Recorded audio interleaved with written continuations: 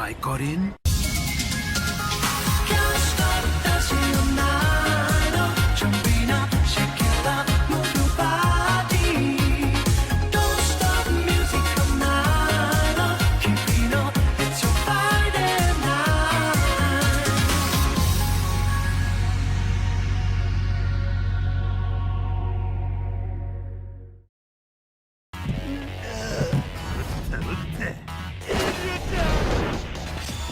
Rivals in video games. They're a staple in a lot of stories and serve as a means to push the player to do better. This can be done through gameplay, narrative, or in the case of Virgil,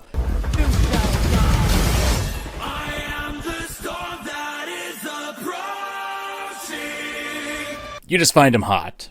But there's an art to making a rival, and frankly, I think it's time that we talk about what goes into making a good rival and what doesn't make a good rival. And as usual, we'll be going with video game examples, and maybe spice it up with a little bit of something out of their mediums. I'm MangaKamen, and spoilers for the following games! And before we get to the video itself, we have a sponsor for today's video. My time has finally come. I see you finally made it! I was hoping you would. So, before we can actually begin this video, we need to make a few things clear about what is a rival.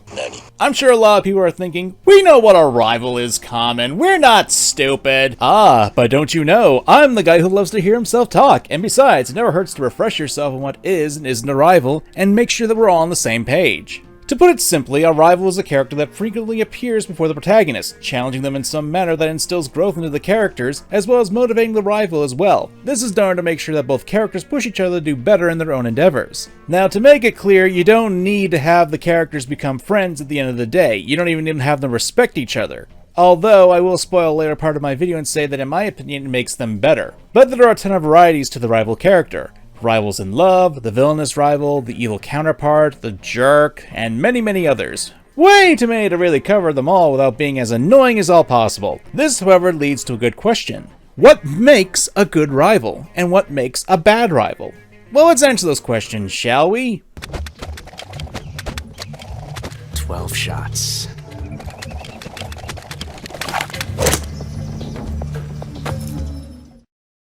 Max is such a little... Shh, I think she can hear us.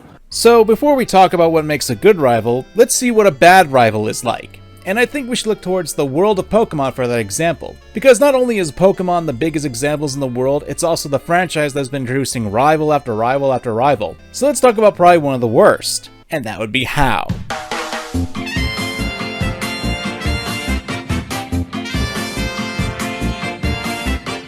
To make a long story short, How was your rival in Pokemon Sun and Moon, and the re-releases of Ultra Sun and Ultra Moon. He's a happy-go-lucky islander from the land of Alola, and if he were just a personality character, he'd probably be at the very least a fun character in the game. However, as a rival, How leaves a lot to be desired. You see, the main concept of a rival is to literally challenge the protagonist. In this case, you, the player. They don't have to win every battle they're in, but if they're capable of being a tough little battle in of themselves and give you a run for your money, then that's something to be proud of. Now, we can talk about the logistics of Pokemon's battle system all day and night and how the challenge system in that game has been royally but then from the beginning of the game, How picks the starter that is weakest to yours in elemental strength, so right out of the gate you're already at an advantage against your rival. And really this is something akin to Pokemon's design philosophy, which I've talked about in the past, but it really hurts the competition factor that your rival decided for some reason to pick the starter that's weaker to yours, a trend that continued in Sword and Shield and one that at this point I assume will be done in Scarlet and Violet. The reason why this is bad is that it makes it harder for the rival to actually get a win, especially when you compare How to, say, Blue from Pokemon. When you consider the first games in this series, sure, you could beat Blue in battle, but for some reason he was able to beat the gym leaders before you.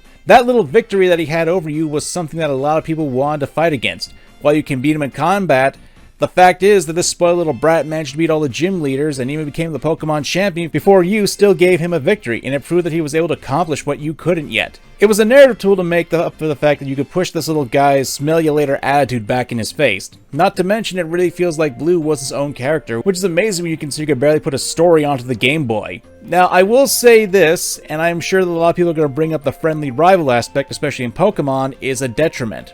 Friendly rivals are when the rivalry is more good-hearted and there isn't the actual bad blood or malice, and the rivalry is just basic competition between the two characters. I don't agree that a friendly rival is a bad rival though. Much like how a lot of stuff I talk about, it's really dependent on the execution of the rival. Take for example Sword and Shield. Now, I think these games aren't horrible, but they are obviously punching bags for criticism. Now, they aren't the greatest Pokemon games, I'll never defend that they are, but they aren't as terrible as other people say. Anyway, when you consider that we got Beat, a more traditional jerk rival in Pokemon, I'd still argue that his development and role as a rival isn't on par with the even earlier Pokemon games, which sucks because you have a good opportunity here with Beat. You've got an orphan who was raised by the main antagonist of the game who gave him hope by giving him a Pokemon that changed his life. As such, you've got Bede who has a drive to prove that the faith placed into him wasn't a waste. That's a really good motivation, and the game tells us that Bede was a competent trainer at a young age and he was a prodigy. This, however, is kneecapped by Pokemon's bad battle balance. Since the first few times you face against Bede, his team is really easy to beat since they're all psychic types can be one-shotted with a single dark type attack. So the rival aspect is diminished, and throw in the fact that there's a major lack of screen time and interactivity with the player, Bede falls short of being an effective rival, at least in my humble opinion. But what makes a good friendly rival? Well, let's look to another series, at least before I got kneecapped.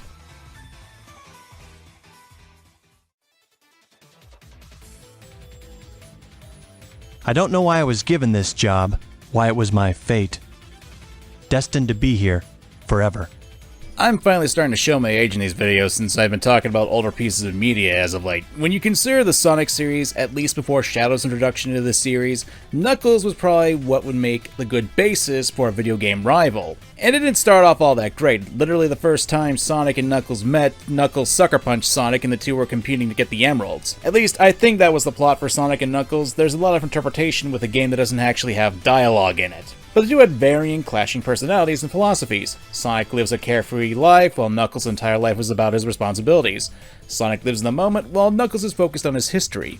Sonic has a sense of humor, while Knuckles is quite serious. This is actually a really good aspect when it comes to rivals, where each counterpart in said rivalry is essentially an opposite to each other. Not completely, mind you, but they have differences that even their designs hold elements that. Think like the trope of Red Oni and Blue Oni, where two individuals are linked together through a common aspect. This can be goals, school of fighting, abilities, what have you. The difference is they also have conflicting personalities too, and throughout the rest of the video we'll be covering those aspects what makes the better rivals in my opinion. But getting back to Sonic and Knuckles, because of this aspect, you had a really good setup for a rivalry that could be used throughout the series. Now, I'm not saying that this was used. Anyone who's familiar with the Sonic lore to any sort of degree would probably disagree with me if I said Knuckles was a rival to Sonic, and I agree with that. Knuckles is not a rival, but I think it's a missed opportunity. Oh no! And that's because Knuckles acts as a bit of a counterforce to Sonic. Heck, I'd even say with the recent Sonic 2 movie actually demonstrating that too. While I wouldn't say that it was a rivalry per se, it had a lot of elements that make a good rival character. Hell, the first time they meet, Knuckles essentially wipes the walls with Sonic, at least until... which is still a funny scene if you ask me. Now, we come to the issue, and that's the missed opportunity. Now, I'm not going to claim that Sonic has the deepest writing of all video games. No problem, Knuckles. We'll take care of everything here. But to me, you have the grounds for a classic rivalry between Sonic and Knuckles, where they can put aside their differences and work together to fight the greater evil of Robotnik. But that's not what we got, and the issue is how Knuckles' backstory requires him to have a bit of a specific reason to go out into the world, i.e. the Master Emerald that he's charged with protecting, and you need to have another reason for why Knuckles would go against Sonic. In the past, Knuckles was tricked by Robotnik into thinking that Sonic was after the pieces of the Master Emerald, and there's only so much you can make the character out to be a meathead that's easily tricked before it gets on my nerves. Hell, I'm willing to bet the dynamic between Rouge, the Bat, and Knuckles could be seen as a stronger rivalry in Sonic Adventure 2 since they have similar goals competing with each other and similar skill sets. Then again, Sonic Adventure 2's design was to have each member have a rival-like aspect to them, so it's a lot easier to make that claim. So what's the point of this segment? Well, not only because I feel that there were the grounds for there to be a rivalry between Sonic and Knuckles, but also to establish the traits that can be representative of rivals. But now that we've gotten that out of the way, let's talk about an actual good rivalry. And one that you've been on my channel for a while, you can probably guess where this is going. There's only one way this ends. Nah, just kidding.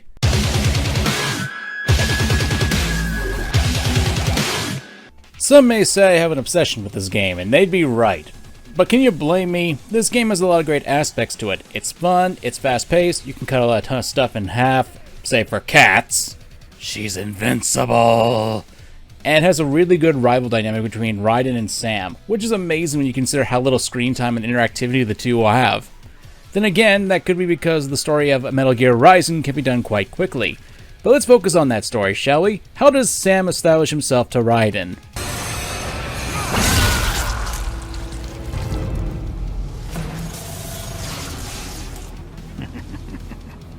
By showing to the players that he's an active threat and can even be better than Raiden is. This establishes early on that Sam is a threat and one that the players need to overcome eventually. Even if you manage to parry all of Sam's attacks, his attacks are so powerful that you still have your health being drained. And to make things worse, Sam delivers a powerful blow to Raiden's eye. So not only do we have Sam's skills being established to be better than Raiden's, but we also demonstrate his threat level at the same time. Both characters are swordsmen, and showing that Raiden was outplayed by Sam, it makes it so the player wants to get better at the game just to beat him. There's also one more thing you need to consider. Oh, I see. You deny your weapon its purpose. Sam has the ability to confront Raiden on a mental level as well as a physical one. We see this more prominently when Sam challenges Raiden's reasoning for why it's okay for him to kill the countless goons, and it's actively effective against Raiden. Not every rival needs to shake your protagonist to the core, but they should challenge them in some way. Sam happens to challenge Raiden both on a skill level and on a psychological level. Hell, you can even argue on a personality level too that they act as good counters to each other. Raiden is a much more serious character in this game, if not unintentionally and comical. Meanwhile, we see Sam as a more laid-back character, even to the point where he's referred to as Minuano, a cool southwestern wind. Even the concepts of the two characters come into play here, with Raiden and Sam's concepts of lightning and wind being representative of the rivalry between the Shinto gods of wind and lightning. Raijin and Fujin, two of the most feared and respected amongst the Japanese gods, and for good reason, as their mastery of lightning and storms could ravage the lands. And much like Raiden and Sam can ravage anyone who comes across their paths, they can be devastating. There's also one aspect of rivals that I haven't touched upon, and that's the final battle between them. Now, it's not a requirement to make your rival be the actual final boss of a game, but I'd argue that it does tend to have a bigger impact. Still, with Raiden and Sam, their confrontation is extremely iconic. I've gushed about this for at least 3 videos, and I don't want to repeat myself too much, but Let's dance.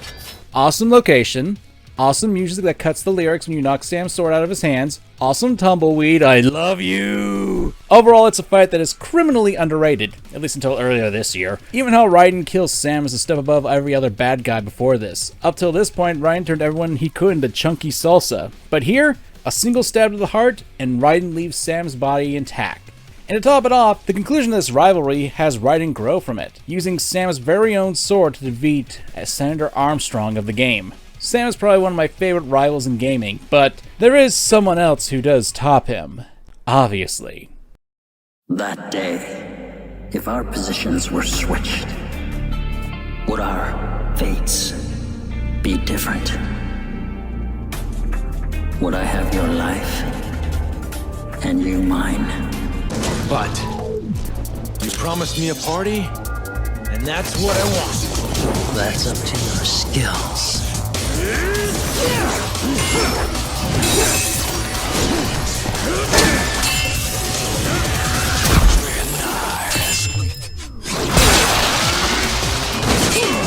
Come on, you knew I was going to talk about Virgil. He's probably going to be on the thumbnail. Virgil is probably the best way to make a superb rival character, and with DMC5's success and bringing back Virgil, hey, I gave a spoiler warning, no complaining. Now, I'm not saying the DMC series has the greatest of writing, but it's not terrible writing at all, especially when you consider DMC3, the prequel game that probably drew a ton of people into the series with its slick presentation, awesome music, and killer gameplay. Oh, and this scene.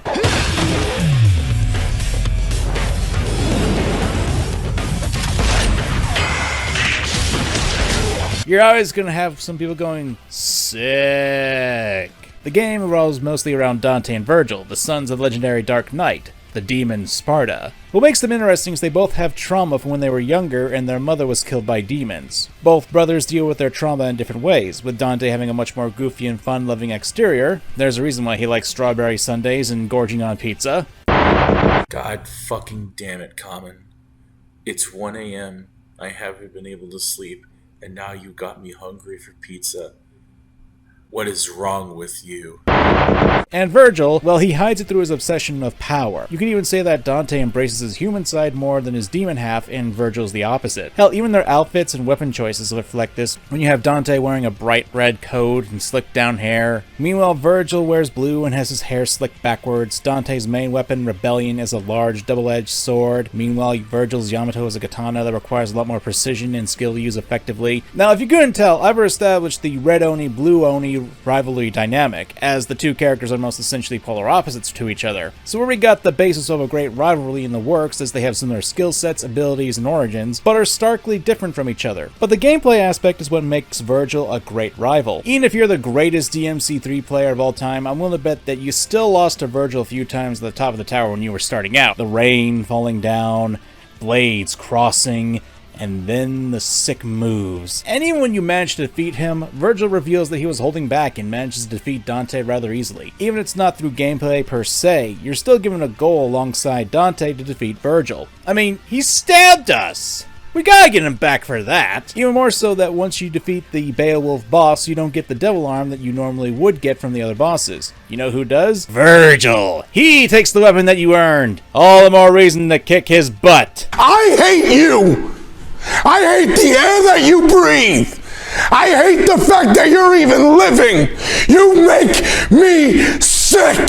The reason why Virgil is one of the best, if not the best, video game rival is because of how effective he is portrayed in the story and gameplay. He acts as motivation for the player and Dante to improve, because Dante loses to Virgil, despite the fact that Virgil has at that point only his katana, the Yamato. Despite all the devil arms you have collected, you and Dante lose. And that's what makes Virgil an effective rival, because he acts as a means for the player to improve alongside Dante. And in the end, both the player and Dante surpass him and become stronger. There's also the moment where you actually join up with Virgil to fight a boss, and I had to admit, hearing the word Jackpot by both of them is just a satisfying moment. And then when you get to the final duel, the final test, that's when everything is put to your feet. And when you have this tragedy going on, you can't help but feel sorry for Virgil. Almost in a sense you want to root for him to win too.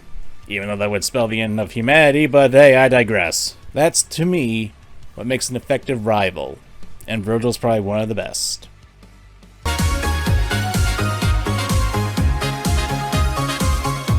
However, that's just my opinion on the matter, and just because I talked about some bad rivals, good rivals, as well as what I think are the best rivals, that doesn't mean there aren't other options and other suggestions. I'm pretty sure that everyone out there has their own standards to what makes an effective rival in and not only gaming, but other forms of media, and I want you guys to tell me what you guys think of what an effective rival is. So if you made it this far, please consider leaving a comment telling what you think makes a good rival, and if you agree or disagree with my stance on the matter. I'm MangaKamen, and thanks for watching. Have a nice day.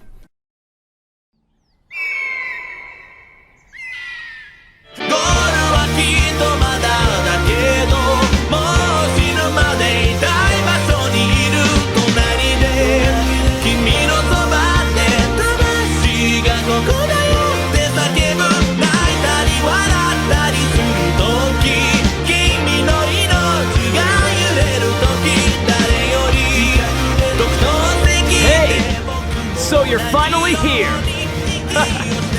Fantastic! You know, I like talking about rivals in media, games especially, since they tend to be very fun topics to talk about, and so I decided to talk about a series that I essentially grew up with, Pokemon. It's a series that's probably encompassed a ton of people in my generation. I mean, I'm probably hooked for the rest of my life. I got a couple of huge plushies of Cyndaquil, Cubone, and Scorbunny in my room, and I'm a full-grown man.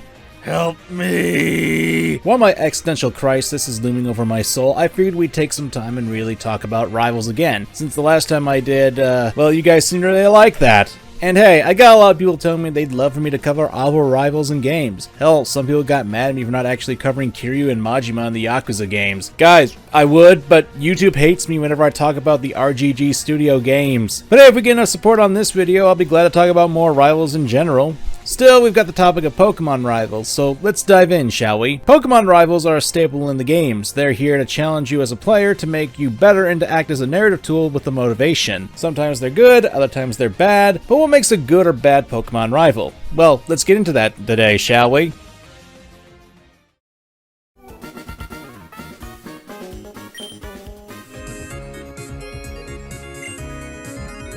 Before we actually talk about what makes a good and bad rival in Pokemon, I think it should be noted that Pokemon rivals have changed over the years. Like, if you look towards the first generations with Blue and Silver, they were both what you could consider to be the jerk rival. They'd be often antagonistic, with Blue being your childhood friend who was trying to one-up ya, and Silver, well, he was the son of a previous game's main antagonist who was trying to get power to, well, maybe we'll come back to that. But when you get to Generation 3, we learn that the other player character, May or Brendan, is your rival. I have this dream of becoming friends.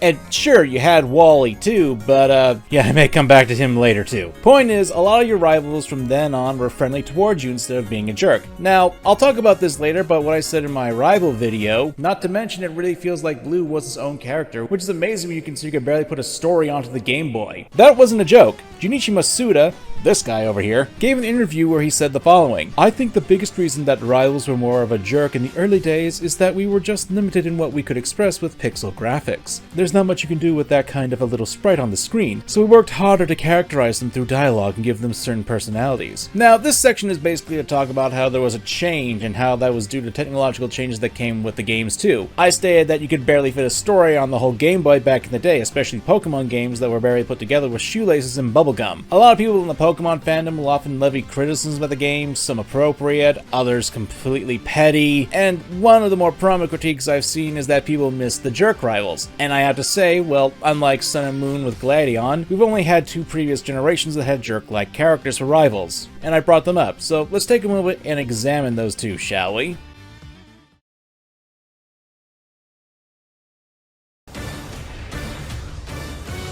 Just you wait, Elite Four. The greatest Pokemon trainer in the world?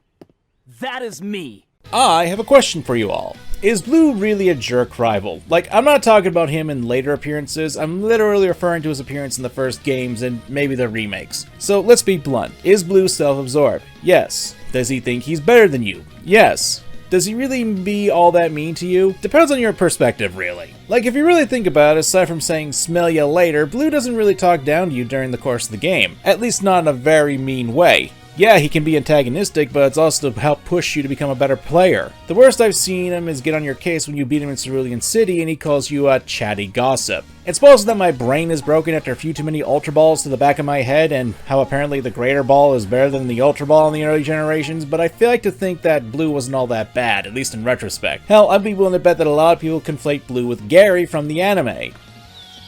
Gary was here! And hey, fair enough, but that doesn't really correlate to the games themselves, but Gary is still a rival and a bit of a jerk in the early game. Nowadays, Gary seems to have pulled his life together. I mean, after being stuck in a time loop for about 20 years, it'd be strange if he didn't, even if Ash managed to become a champion of Alola in that time, so bravo on that. Then you have Silver, the kid who physically assaults you.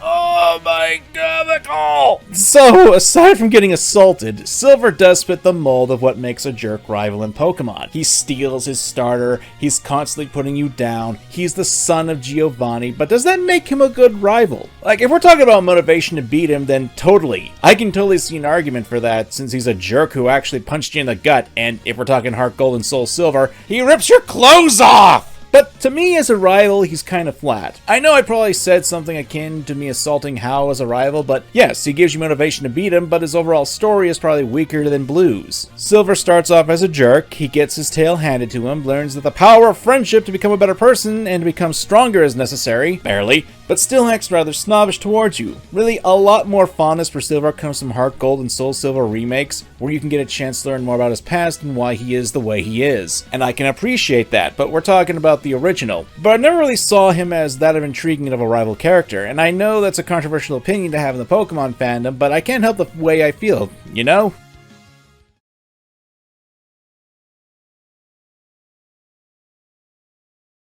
Like last time, I think to dive into what makes a good rival good, and what makes a bad rival bad, we need to start looking at the bad rivals. Now here's a quick refresher plus some extras on what I think makes for a good rival. Challenges the main player / main character, has similar skill sets, similar motives, and maybe have opposition to design elements. With that quick refresher, let's talk about Pokemon X and Y.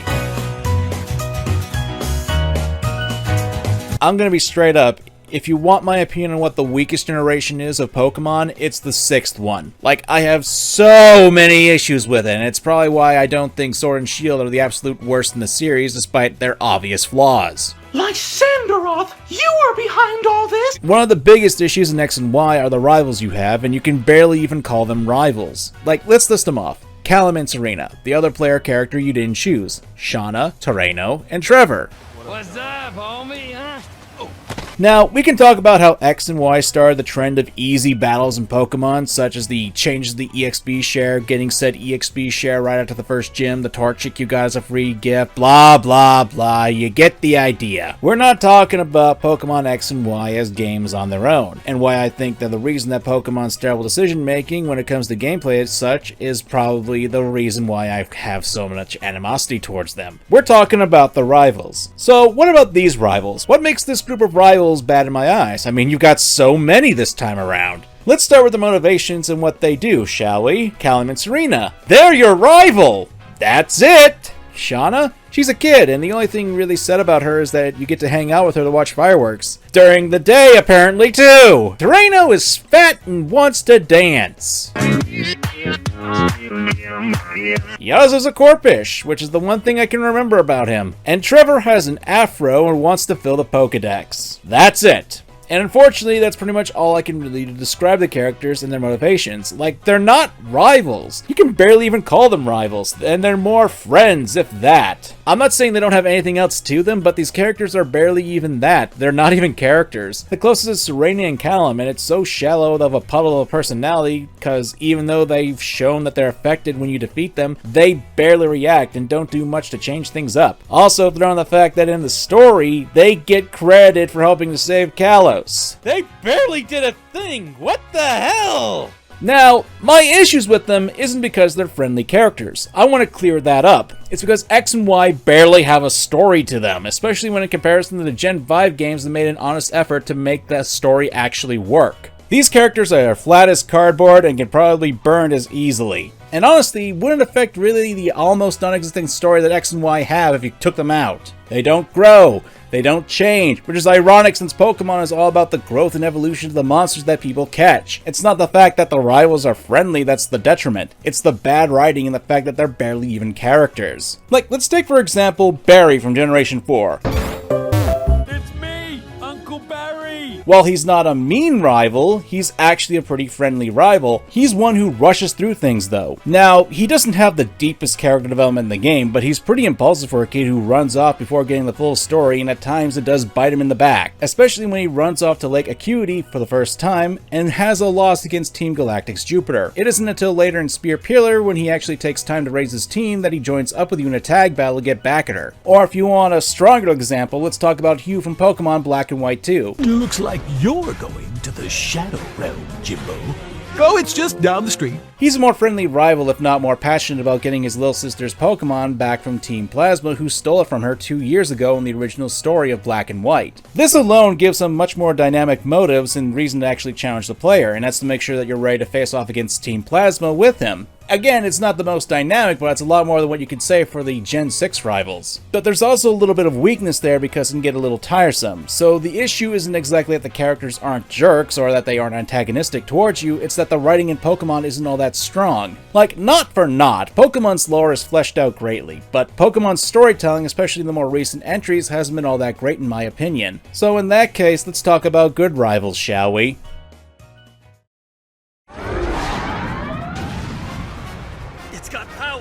But it's worthless if it doesn't connect. Dodge it, then close in! I'm gonna be straight up, one of the better rivals is Blue, especially when you consider the battle aspect. With real props to Pokemon Yellow for actually being dynamic with Blue's team composition in the late game. For those who don't know, in Pokemon Yellow, Blue gets his hands on an Eevee, and depending on how the first two battles you have with Blue go, you'll have his Eevee evolve into a Jolteon, Flareon, or Vaporeon. If you lose both battles, Blue gets cocky and uses the evolution that's weak to your Pikachu, Vaporeon. But if you win both, he actually puts more effort into his team that allows him to have a Jolteon, a Pokemon that has resistance to your Pikachu. Flareon if you win one match and lose the other or skip the second battle altogether. This happens to be a really dynamic way for the battle system to work with the rivalry. And it's unfortunate that Pokemon itself has never really attempted to do this kind of thing in the battle system again since then. Here's hoping that Pokemon Violet and Scarlet at least do something like this, but hey, I'm not holding my breath on that. I think having your rival's team being dynamic change depending on these aspects is something that is slowly becoming a lost art, as well as having 6 Pokemon on their final team. Like, the first time this thing really became a problem was in Generation 3, when May and Brendan only faced off against you and Lilycoat for the last time, and all they had were 4 Pokemon. And their starter never evolved to its final form. Luckily, in the remakes of ORAS, they fixed this by having 2 more matches and allowing them to actually evolve their starter to the final evolution. But unfortunately, still not as good as other rivals either. Hell, I brought up Wally, the secondary rival that's in Gen 3 in its remakes, and while from a narrative and symbolic perspective I could see him as a good rival, the fact that he shows up so little and you barely have any battles with the poor kid, I have a hard time believing that he is a rival, especially when his first battle he just has routes. Meanwhile, I feel bad because I'm beating up this poor kid with breathing issues because I have a team of 6 Pokemon and he only has 1.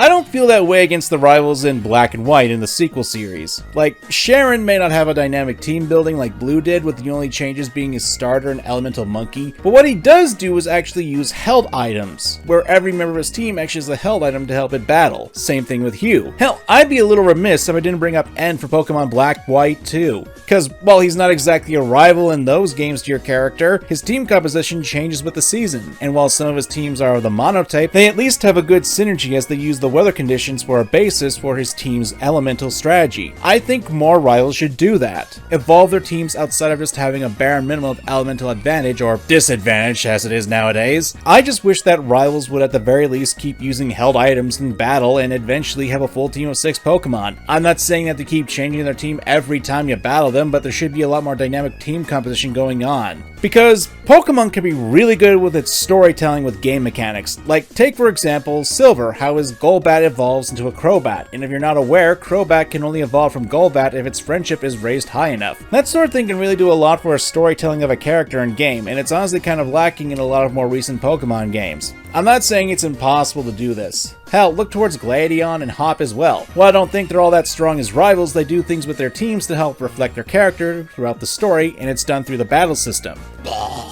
With Gladion, it's a similar effect to that of Silver, where Type Null evolves into Savali, and Savali is a friendship-based evolution. Same with the Golbat, so you can get that he is actually a good person underneath his jerk-ass behavior. Meanwhile, Hop's team, while not as dynamic as Blue's team changes, does change up here and there throughout the story, and he actively swaps out Pokemon. It's a good start in that regard, but we already had much more in earlier iterations of rivals. And only one Pokemon Hop has any held items on them, and that's Legendary Dog that literally needs the item to actually access its stronger form. Gladion's a little better in that regard, but not really, since only 2 of his Pokemon hold held items, and in the original Sun and Moon, he was relegated to having only 5 members on his team. The Ultra games did a little bit more with him by giving him the Kanto starter that was resistant against your starter. Frankly, if I was given a chance to design a Pokemon rival, at least in the combat section, I'd try to have a bit more dynamic team buildup like Blue did, i.e., depending on how well you do against their first 2 or 3 fights, they'd up their difficulty, especially level-wise. Make sure they have a full team of 6, all of them have held items that can either improve their abilities or make them a bit tankier, and of course try to incorporate Pokemon's mechanics in the incidental storytelling to give more character depth to the rivals. But unfortunately, there's something that's holding back the rivals and even Pokemon as a whole as a series.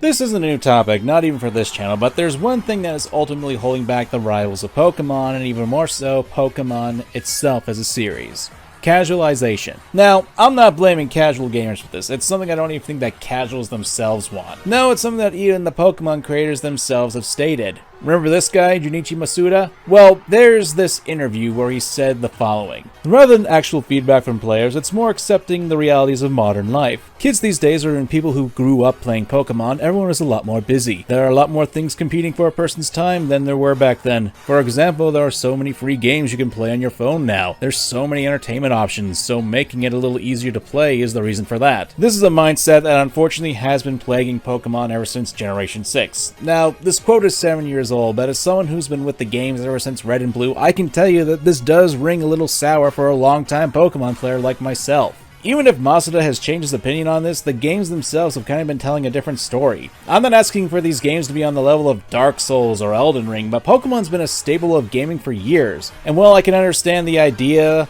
and I can't really argue against the numbers that Pokemon has been having the last few years. Being a fan of Pokemon games has been rough for the last couple of years. Honestly, if there's competition for your audience's attention from other games, it isn't to make the games easier. If anything, it just makes it harder for your audience to get invested in the games from what I've seen. Now, if you were to ask me, by smoothing out the gameplay, adding more variety, not making things too easy to the point where your audience falls asleep in their seat, that's the way to go. But unfortunately, this translates into the rivals, both in a battling sense and in the story department, although they aren't the only victims of this mindset. Overall, I feel this mindset has actively hurt the quality of Pokemon games, whether it be story, rival, gameplay, longevity, coming back to the game, you name it. Still, this is just what I imagine can be a major problem for all this, but it's only for speculation on my end. For all I know, it could just be bad writing and bad game design that are the causes for why the rivals are bad. And a lot of what I've stated is subjective, and how you view the same information I present could either make the Pokemon rival good or bad. It just depends on your taste and how much of a pretentious jerk you want to be online. I honestly do hope that Scarlet and Violet's rivals are good. Hell, I hope the games themselves are good. I never want a game to be bad. I don't know at this point, and only time will tell if things get better. But at the very least, I can look back towards the rivals of Pokemon, see their ups, downs, and all in between.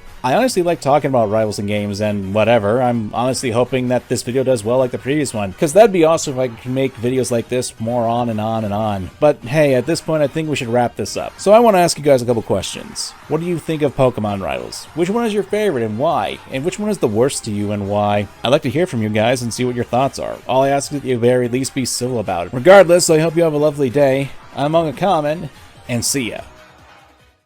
Also, and his best Pokemon rival, fight me on this.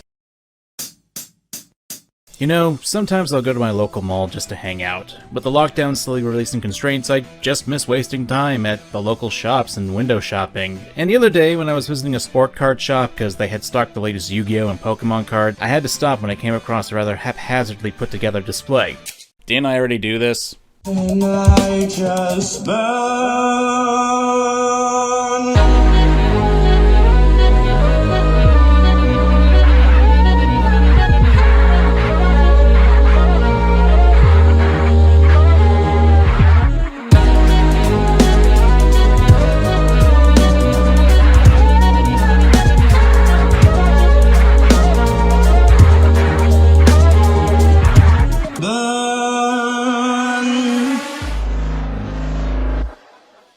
Honestly, when I made my last video talking about horror games, I had no idea it would get swept up in the algorithm, pick up nearly 500,000 views, which, thanks there guys! But there was a comment that I kept seeing that would be popping up every once in a while. Modern horror? I think you mean mainstream. And upon retrospect, yeah, that's a fair comment. A lot of the games I talked about, Five Nights at Freddy's, Bendy and the Ink Machine, Poppy's Playtime, yeah, those are what you can consider mainstream. I guess. They were all initially developed by indie creators and still to this day manage to be considered very popular horror franchises, and whether you like it or not, they are the face of modern day horror games due to their sheer popularity. There are plenty of horror games that don't fall into the trappings of what I talked about, and today I kind of want to talk about that aspect and what makes a good horror game and a bad horror game. So says Mr. Stewart. MangaKamen here.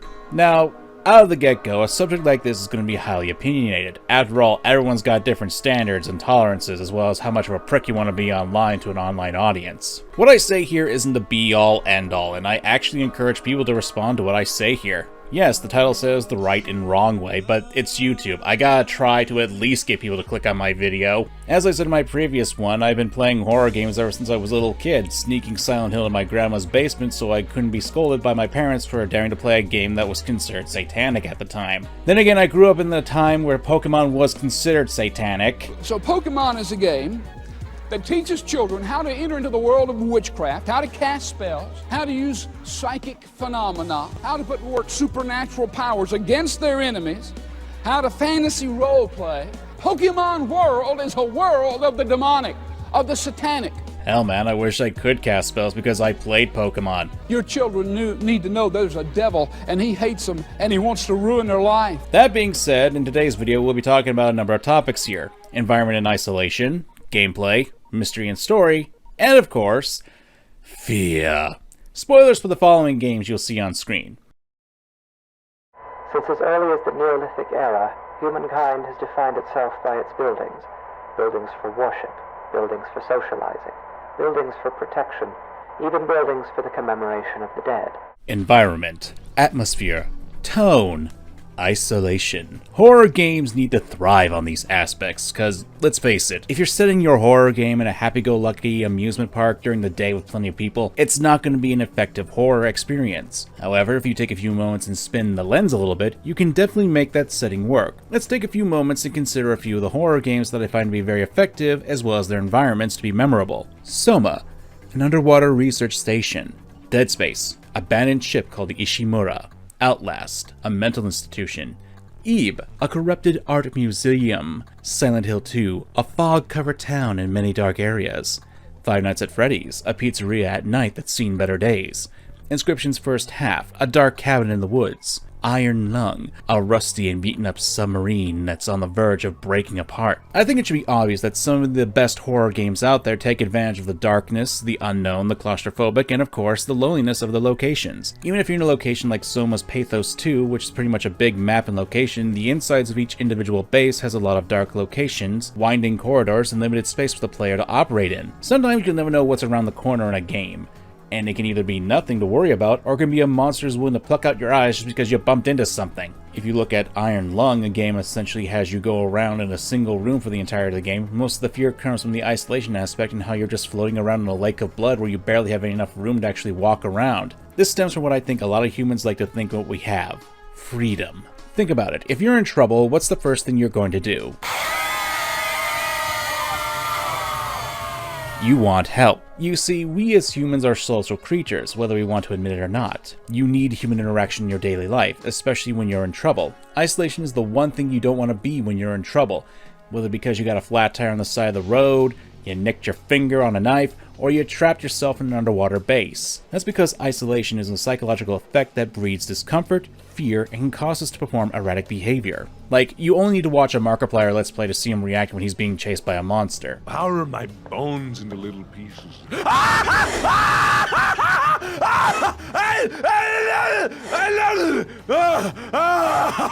my god! That's the thing about isolation too, when you think you're alone, but then you're not.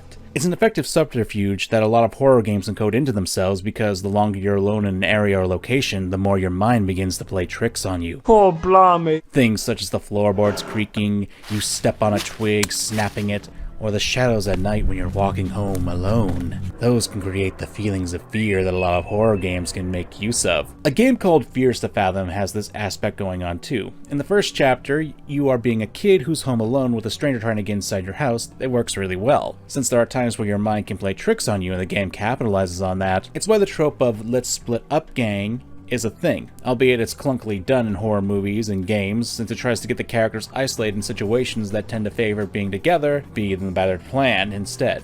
It's like games like Soma and Iron Lung, which put you right off the bat in isolation situations that don't have to deal with these issues. For those who aren't familiar with the two games, Soma, you play as a guy named Simon who's going in for a brain scan, and when he gets his brain scanned, he wakes up in a future in an underwater research facility. And like I said before with Iron Lung, you're a criminal who's been tasked to survey a lake of blood in a small dinky submarine which you can't see out of, save for a photograph every few moments. Now, these aren't the only effective ways to isolate your character in a horror game, just two of the more prominent examples that come to my mind. There are many other ways to make your character isolated from friendlies, and even splitting off from the group can work. Take Until Dawn for an example of a semi-good reason. You mean Mike? What? I mean, you know. When the party splits up, they don't think that they're in danger. Two of the characters are just going off to get their freak on in a more isolated area. It isn't until later that the danger really starts to rear its ugly head that's when it begins to get dumb to split up. That's why I said it's a semi-good example, because later on the group does the dumb things and splits the party when there's a clear danger and it can result in death. You see, this falls into logic. There's a single killer roaming around the campsite, and it makes more sense to gang up on the guy and beat his ass rather than splitting up so we can pick you off one at a time. There are logical reasons for the isolation, and it doesn't break the immersion factor, which is important when it comes to playing horror games. I do want to bring up something else before we move on to the gameplay portion, and that's you don't always need to have a creepy, dank, and dark location to make an effective horror game. I mean, it helps, but there's been this aspect of what I like to refer to as cute horror. It's a set of games that actually make use of the bright and colorful aspects in order to lure its audience into a false sense of security into what they're playing isn't actually a horror game. Games like Omori, Doki Doki Literature Club, and many more. Granted, I don't really want to go too far into the subject since there are a lot of games that can fall into it, and a lot of them are good.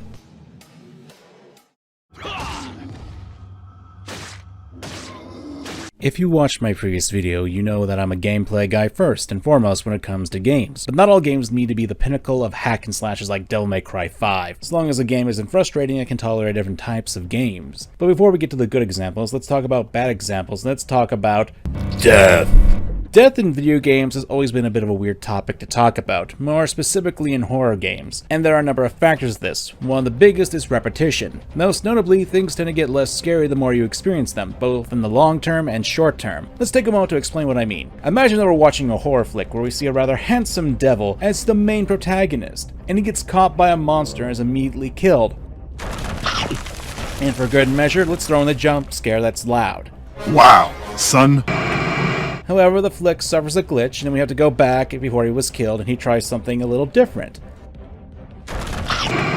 Only to get killed again. Now imagine this can happen in every scene for the rest of the movie 3 to 4 times. What I'm getting at is when you die repeatedly, it doesn't elicit feelings of fear, rather it makes you more and more frustrated, especially if you don't know how to solve the issue and escape this kind of, death. Take, for example, Outlast 2, a game I feel has bigger issues with it since it has extremely limited gameplay options for how you can get out of situations. And I'm not just talking about how you can't fight back at all, although we'll get back to that in a little bit. No. It's because you're essentially forced to just run around in trial and error and figure out which path will allow you to slither into the next area just so you can repeat yourself again and again. Now, I'm not a psychologist. I'm just the guy who has the power of Google on his side, but repetition in games is something that can be a positive thing. It's why people can enjoy playing the same game again and again. Insert Metal Gear Rising reference here. But that's the caveat with this positive reinforcement, and as you can imagine, death is a negative reinforcement most of the time. So when you're forced to face similar situations again and again, it's going to be a bit of a pain in your ass to deal with. And that's probably the worst way a horror game can be designed, since horror games are reliant on scaring the player, which, while a lot of people can get a thrill out of, is still technically a negative experience. So you'd have to be careful when you're crafting your horror game because fear is a negative emotion. And adding on to that, you have the other negative emotions of loss and monotony, and that's a bad combination. But that's just one style of gameplay where you're basically unarmed and can only run and hide, a gameplay style that I've expressed in the past that I'm not a huge fan of. There's a bit of a large trend in the 2010s to the present that used to be for horror games to be scary, you had to lack the ability to fight against the big scary monsters that chased you around. Now, there's a good argument that can be made that if you hunt down these monsters, that hurts the horror aspect. Not this time. It's totally made up. Pure fiction.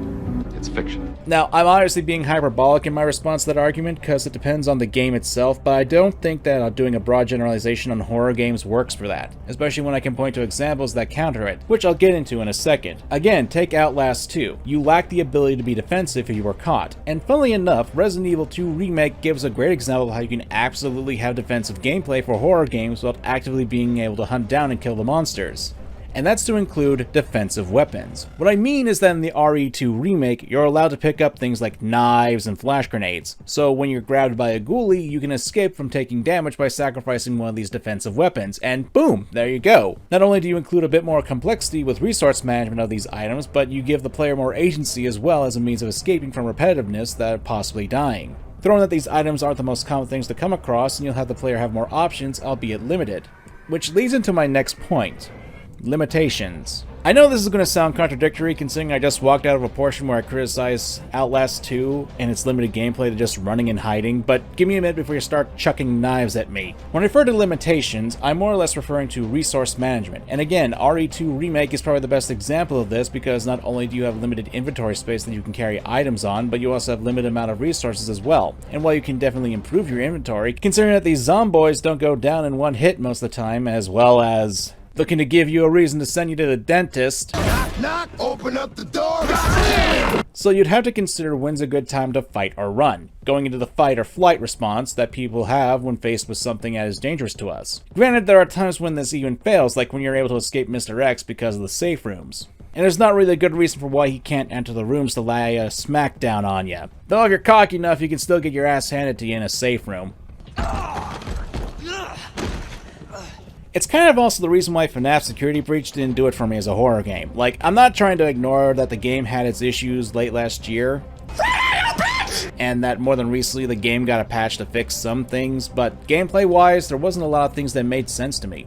such as the hiding mechanic, because you could hide right in front of an animatronic and for some reason you just disappeared. And don't get me started on the bins with no tops on them. I can buy Roxy's eyes getting ripped out and her not finding you in that way, but before then and with the other animatronics, Who's there? If Freddy, get out of my room! I don't want to go hard on this game, again, for the third time, especially after it was patched, but let's just say there's a lot of stuff in the gameplay that I still take issue with. Now we've established that I've got issues with both games that don't allow you to fight back and focus on running away, but what about games that do allow you to fight back?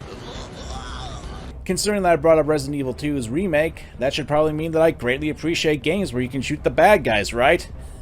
Wrong! Because believe it or not, there's this thing called extremes, and while I don't appreciate the extreme of not being able to do anything to fight off enemies, the opposite holds true as well. Because while I can appreciate being able to fight back against hungry werewolves that want to chomp down on my succulent booty, Resident Evil Village is probably a game that I have more mixed feelings about than YouTube's blatant double standards. I think it stems that the game was intentionally designed to be less scary than RE7, as stated by the developers themselves, which I think is a bad move.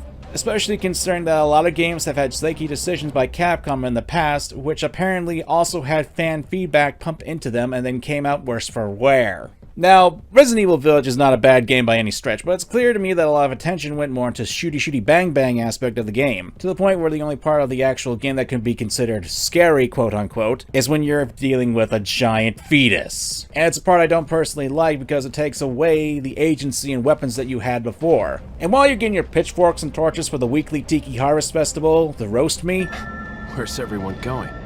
Bingo? Let's touch on one more aspect of gaming that I find weak in horror games. Limited gameplay can be effective. Going back to Iron Lung again, while I wouldn't say that this gameplay is my cup of tea, and I died a few many times by crashing into walls, the limited gameplay works well with the crowded nature of the game. To me, there needs to be a bit of a balance with these kinds of games because, again, if you're expecting your audience to stick around and deal with your horrors, you don't want to push them away with annoying gameplay mechanics. In my restless dreams, I see that town. Silent Hill. You promised you'd take me there again someday. Story, mystery, intrigue, mystique. A hook is needed to get your players to continue onwards into the game, and sometimes a mystery is the greatest aspect in order to get people into it. Whether it be searching through a mysterious town and fog to find your missing daughter, or getting a letter from your dead wife, to trying to survive the zombie-infested Raccoon City, there needs to be motivation for the player to want to be able to face the scary and disturbing aspects your game will have in order for it to be effective. Sometimes, though, you don't need a motive other than just surviving. Take, for example, the Little Nightmares games, because although they are practically devoid of any sort of verbal communication, it instead allows the story to be told in the background of sorts, which is something that video games are the kings at. It's an aspect that games tend to head over other forms of media due to the sheer interactivity and exploration that you can get with movies or books. That isn't to say that other mediums can't have background storytelling, it's just that I think video games are better at it. Which is why I have to roll my eyes whenever a story is given to me in random journal entries and notes, because when they describe the terrible events that are going on, that someone just so happened to be scared and frantic managed to find time to either write down or record their thoughts. Oh, a giant monster, but give me a second while I make this random TikTok explaining how Nemesis is about to strangle me to death. Holla, like and subscribe!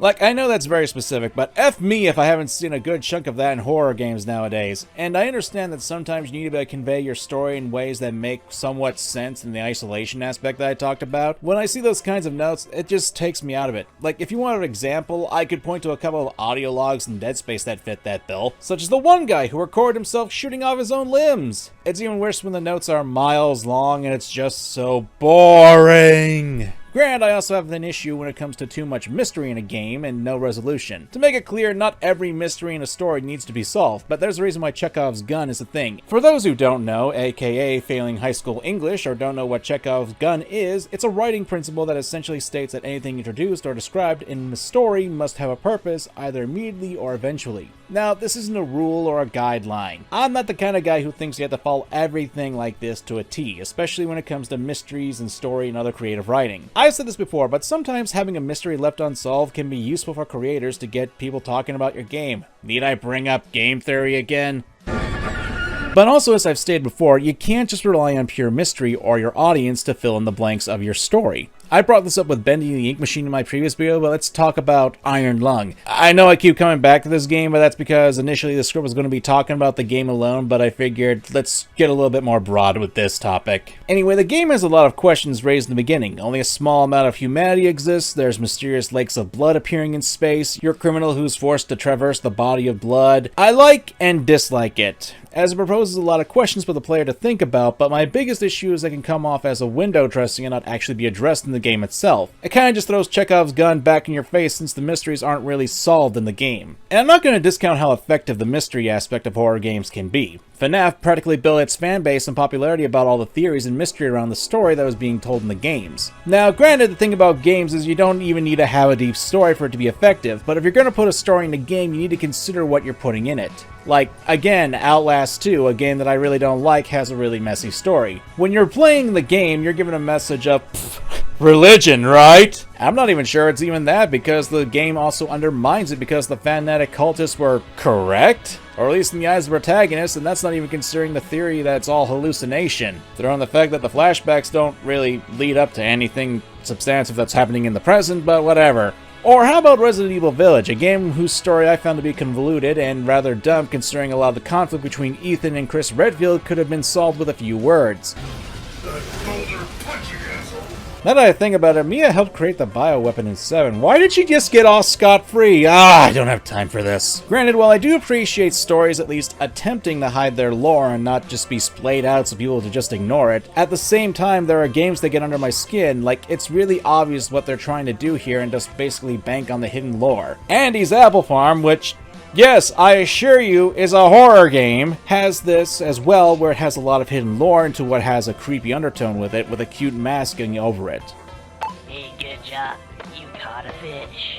Now, there's nothing wrong with this inherently, but as of late there's been a surge of these types of games appearing in the World Wide Web, and for good reason. These kinds of stories and lore games get a lot of attention and fandoms based upon them, not to mention they tend to get the eye of YouTubers who play their games and expose them to their vast audiences. My worry with this is that there are games that will be used as a means to farm cheap thrill here and there, earning a quick buck, and it wouldn't be the first time this sort of thing happened in the past. You only need to go back to the days of Slender clones that suffocated the internet for a few ages years back. Sometimes these games can be effective as horror games, but other times they feel cheap. They don't have the soul of creativity, and I don't say that lightly. I bring this up because there's a fundamental flaw in horror games that we need to discuss as well.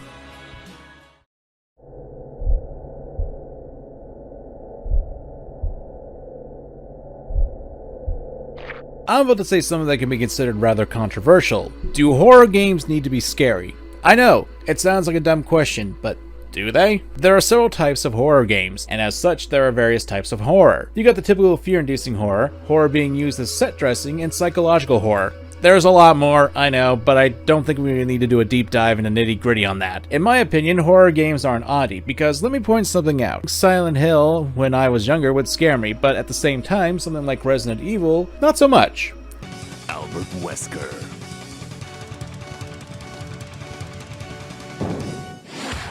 Resident Evil.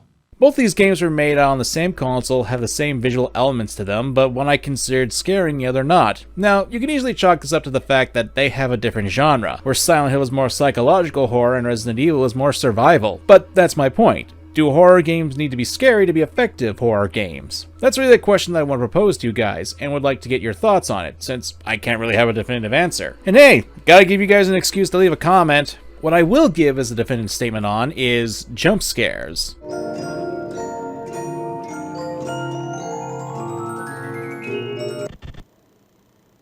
Brew! Gotcha. Scared you.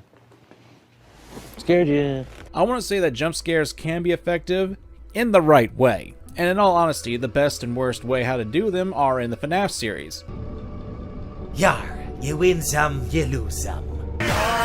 Take FNAF 1 for example. The jump scares in the games are used as failure states. To me, that's the best way to go about it. It's a punishment for you screwing up in the game, and it's something that the player wants to avoid. The worst example is Five Nights at Freddy's 3, where a good portion of jump scares are, well, they don't kill you. It's essentially become a jump scare simulator, and you can argue that they do punish you, but they don't end the game. They don't act as a failure state and actively just make the game harder on you. And hey, if you're a masochist, then I suppose this kind of jump scare is good for you, but to me, jump scares are a cheap way to get a good shot of fear jolted into you. It's not inherently scary, it's shocking, which is not the same thing. But again and again, this happens in games, and why I don't particularly care for jump scares. Incoming typical YouTuber food analogy, as jump scares are basically a bag of chips. Yeah, it'll stop your stomach from grumbling, but it's not good for you, especially in bigger numbers as you consume more and more. Meanwhile, a game like Soma had me question what I thought I was and wasn't human, and still haunts me to this day of whether or not I exist. MangaKamen is just a bad dream. I think what also affects how a jump scare can be actually effective is how much the tool is used as well. Let's go back to Resident Evil 7 for a moment. RE7 has a lot of different scares, and while there are jump scares, I feel they're spaced out enough and have enough scares in them make them at least a little bit more effective and not oversaturated, which leads to my own personal preference to fear. I like to have my own preconceived notions and sanity questioned by horror because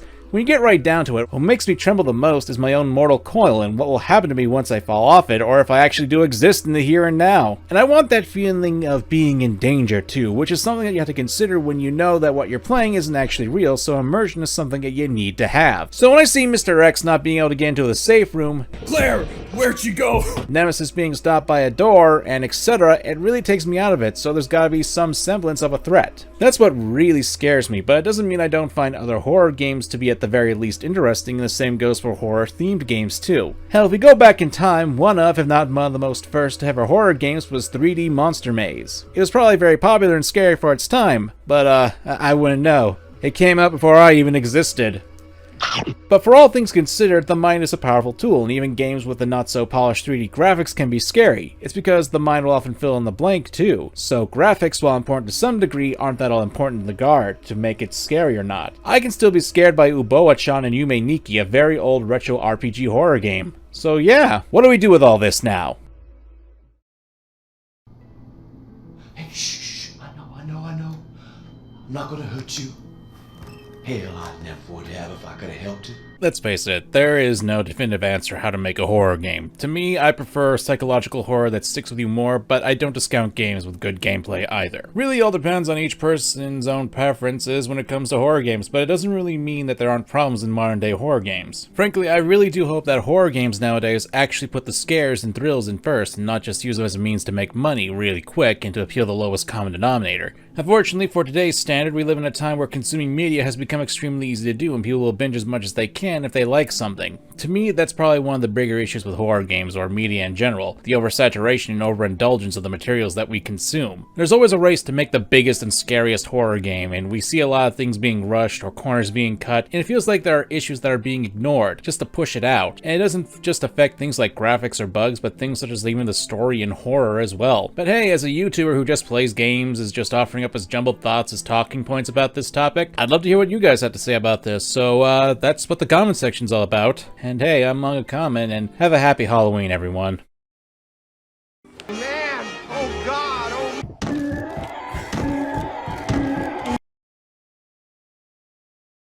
Time you saw what I'm really capable of, kid. A river in a dry land, the nothing's in a lost land. When I hop on new beginnings, burned our feet. Now we needed a habit for demon. Oasis in the seasland, remind us from hero, creating new life, creating rivers in the desert. You know, there's an art to making a villain character. And much like how you make a rival, there are always good and bad ways on how to do it. They're a key component to a ton of stories. After all, villains often act as the final part of a hero's journey, the final test as it were, to see if their journey would actually allow the hero to grow. And there are several different kinds of villains too. Villains, whether they be the absolute lowest of the low, or are characters who have fallen from the light, or maybe you just find the guy to be hot. That's totally a possibility. It's good to be bad. So today I want to look at some of the bad guys of video games and maybe some other media, and look towards the bad and good examples of villains. Spoilers bound for the following games. Everything beautiful should stay that way. Shock of all shocks, we're starting this video with a Pokemon example, because I like to think that Pokemon as a series does have good villains, but they just tend to have some issues. Like, I can appreciate the evil teams aspect, but as it were, it does get tiresome. It's really the leaders of the evil team that tend to stand out more as characters. Like, you've got Getsus, who want to take over the world by ridding people of their Pokemon while he had his, and had his whole abusive relationship with N to work with to make him a scummy villain. Or Cyrus, a guy who was so entrenched in nihilism and loneliness that he wanted to remake the entire world because he was more focused on logic than actual emotions. But now we get to Lysander. You were chosen to be a movie star, correct? Isn't it your duty to be ever beautiful? Everything beautiful should stay that way forever. I would end the world in an instant so that beauty never fades. There's recently been a resurgence of Pokemon X and Y love at the moment. It's called the Pokemon Cycle, where people suddenly act like certain generations that had good elements were bad at the time, but in retrospect are really good, and vice versa. This happened with Black and White, games that were criticized for changing a lot of the formula, and it's now happening with X and Y. X and Y are my personally least favorite games in the series, above BDSP, so I got a bit of a bias here. But since when has bias ever stopped me before? We're talking about villains, therefore we're talking about Lysander. He's the leader of Team Flare, a wealthy businessman, and one of the weakest villains in Pokemon in my humble opinion. Now, I think that X and Y have some issues with its writing, and Lysander is probably emblematic of it, which is a shame because the idea of Lysander's story is a tale of sorrow, misanthropy, and how human greed can drive a person to madness. For those who aren't familiar with Lysander, he's actually pretty similar to Cyrus of Pokemon Diamond and Pearl, but with some very key differences. Lysander has good intentions as he wants to preserve the beautiful world he lives in, and wants to save it from foolish humans who exploit our world and other people, even if he has to destroy the current world to do it. The tragic part of Lysander is that he was originally a businessman who wanted to help as many people as he could, but his views were quickly shifted when people kept throwing up walls to stop him, or those who he helped turned out to be very unsavory characters. To boil it down, he's a man who has the power to help the world but can't be helping because of greed in others. That's not a bad motivation for a guy to fall into the dark side and want to achieve his goals. The problem lies in X and Y's writing. Like, one of the first lines you ever get from Lysander, and I believe it's before it's revealed he's the leader, he says, unprompted, "My desire is for a more beautiful world." Like, the execution of Lysander is the issue here. You got a very deep and tragic character motif going on here, but he comes off as a manic, crazy guy. It's for the benefit of Kalos and the world. You must put your trust in me. If only I could wipe away the impurities. I halfway expected to see the guy dressed in a sandwich board on the sidewalk ranting and raving about how the end is nigh with how he's written. A little subtlety would be appreciative, which, considering that this is Pokemon, yeah, his design doesn't help either. Let's take N for a counterexample. Now, he's the king of Team Plasma, but you wouldn't know that looking at him. And this is due to color theory, and the addition of the massive amount of green in his hair and his surprisingly mundane attire works well to think that he's just a weird kid who seems to agree with Team Plasma, which was something that, back in those games, wasn't actually uncommon. Lysander, on the other hand, well, his fiery red hair and black suit hold similar elements to the evil team. It just screams, "Hey, I'm part of Team Flare!" And speaking of, let's talk about Team Flare now.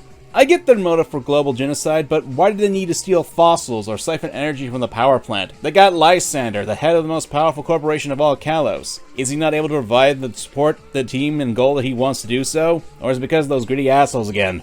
Again, it's a lack of actual subtlety in how am I supposed to take his character and his team seriously, even more so when Team Flare was essentially failing every time. They were a non-threat until the climax of the story, not help that they were essentially all flair and no substance. Let's make another comparison concerning teams. Team Skull.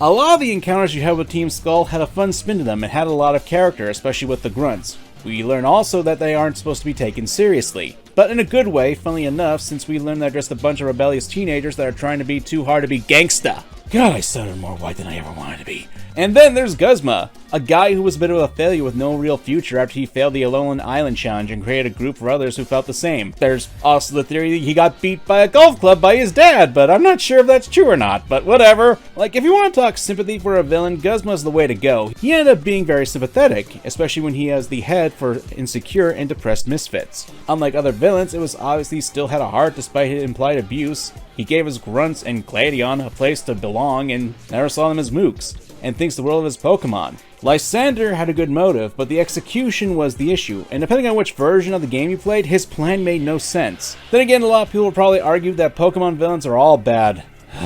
We live in that kind of world nowadays, folks. Drink it all in. I see. You came to punish me then. What a pity. Seymour! You know, I don't really talk about Final Fantasy that much on my channel, which is a shame because I grew up on the series as well as Pokemon. And for better or worse, I feel like the series has kind of run its course. I still enjoy going back to the series, and hey, I can appreciate the games have been released or remade. Again. Point is, I just fell off the boat with Final Fantasy Hallway. So, you may be wondering why I choose Seymour Guado. You know, I feel like I should be censored for saying that for some reason. Why are you still here, sir? I beg your pardon. We Guado are keen to the scent of the far plane.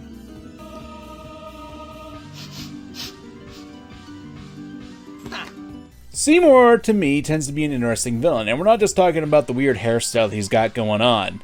You see, in Final Fantasy X, for those who aren't really familiar with the game, there's a giant monster named Sin who attacks and destroys a lot of places in the land of Spira. Seymour's goal is ultimately become the new Sin, and, well... He has been granted sleep eternal. Death is a sweet slumber. All the pain of life is gently swept away. Ah, yes. So you see, if all life were to end in Spira, all suffering would end. Don't you see? With death on our side, we will save Spira. And for this, I will take from you your strength, Yuna, your life, and become the next Sin. I will destroy Spira. I will save it. I mean, he ain't wrong. If everyone's dead, suffering would end. Now, this just sounds like evil, mustache-twirling mumbo-jumbo, at least on the surface level, especially if you're like, I don't know, 13 years old at the time when this game came out, but it's actually kind of interesting when you take into consideration that Seymour is almost like a polar opposite to one of the leads of the game, Yuna. Yuna is a character who wants to save the world from sin, even at the expense of her own life. She represents hope, if you will. Yuna won't stop dancing. Not until sin is gone. Meanwhile, you've got Seymour, who's essentially a nihilist, the rejection of all religious and moral principles and the belief that life is meaningless. And it really works if you think about it. Throw in the fact that Seymour is a recurring villain throughout the story, it really allows the players to fight against his nihilism. You fight him at least 4 different times, and each time his form changes, as a bit of a significance as to how he's becoming less and less human/Guado. Also, side note, I still love how Seymour uses anima. Like, you can't tell me that him summoning this demonic creature in the stadium wasn't awesome. Especially with that giant chain smashing into the ground and yanking this living nightmare from hell itself up to blast demons. Now, there are issues with Seymour as a character. I personally think having to fight the guy 4 times is a bit much. Like, it gets on a little edge of Team Rocket's level of absurdity. I say this because Seymour is dead! A little context is needed, I see. The dead in Final Fantasy X can remain on the living plane due to their regrets, anger, and negativity, and will warp into monsters unless they are sent to the afterlife. I say this is kinda dumb because Yuna can perform the sending ritual, and a good portion of the time she, doesn't. You are wise. Like, what's stopping the party from stopping the guys dragging Seymour away and sending the nihilist to hell? But that's more or less me griping about the writing. Nah. There's a bigger issue with Seymour as a villain, and that's he's the villain that you're exposed to the most. Like, you've got Sin, but he's more or less a force of nature. Seymour is more personable of a villain, and allows you to at the very least understand his mindset, even if you just think he's a nutbar with a genocide fetish and a near infinite amount of hair gel. The main problem is that he isn't the final villain of the game, and instead... I know it's selfish, but this is my story.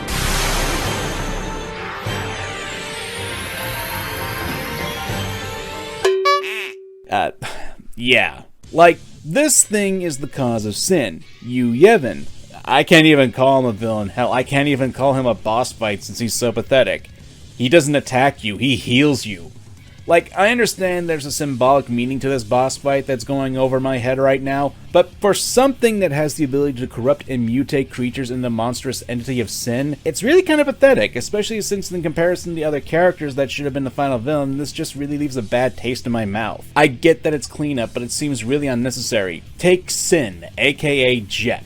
The main characters, Titus, father, who was a very kick-ass battle that could have wrapped up the story nicely since it's the emotional climax of Titus's father issues with Jet.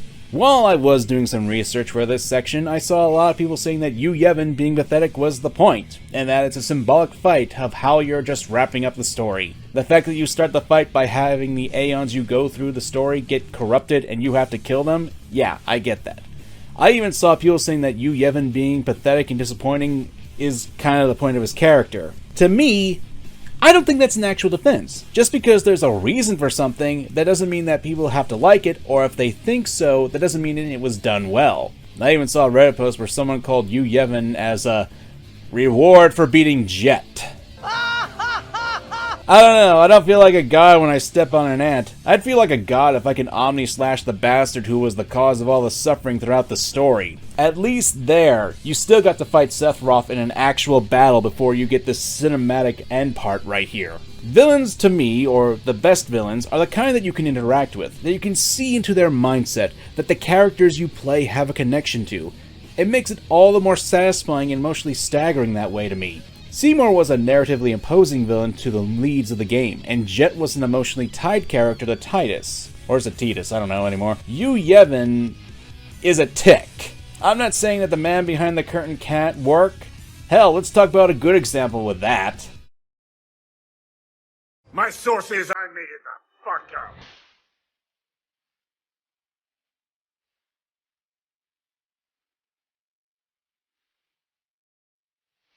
Gotta round out the year with at least one more Metal Gear Rising reference. And what better way than to talk about the big bad of the game? Making the mother of all omelets here, Jack. Can't fret over every egg. Senator Armstrong. Now this is how you do a villain behind the curtain. Before the famous scene with him, we're only exposed to Armstrong once. And it was technically a flashback of sorts. We're really only given the chance to see him in his second scene, and when he does, Armstrong really makes the scene his own. What with his overtop actions and interaction with Raiden. Even war. Especially war. Bullshit! The Patriots planted the seed. We don't need them around to filter and foster their memes any longer. We're spreading them just fine ourselves. Every American man, woman, and child. We're all sons of the Patriots now! No thanks, bro. Like, this hammy performance is really attention-grabbing for a villain who essentially appears at the last second, and the fact that he's on top of a giant robot that you fight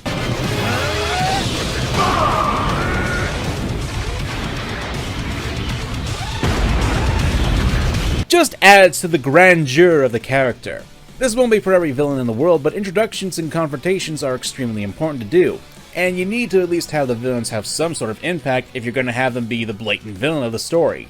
Like, to get from Armstrong, for example, let's talk about introductions. So, how about Girahim from Skyward Sword? For a scene that doesn't have voice acting, Girahim does leave a lasting impression on the player with how close he gets to Link, his choice of dialogue, and the weird tongue lashing cement his character.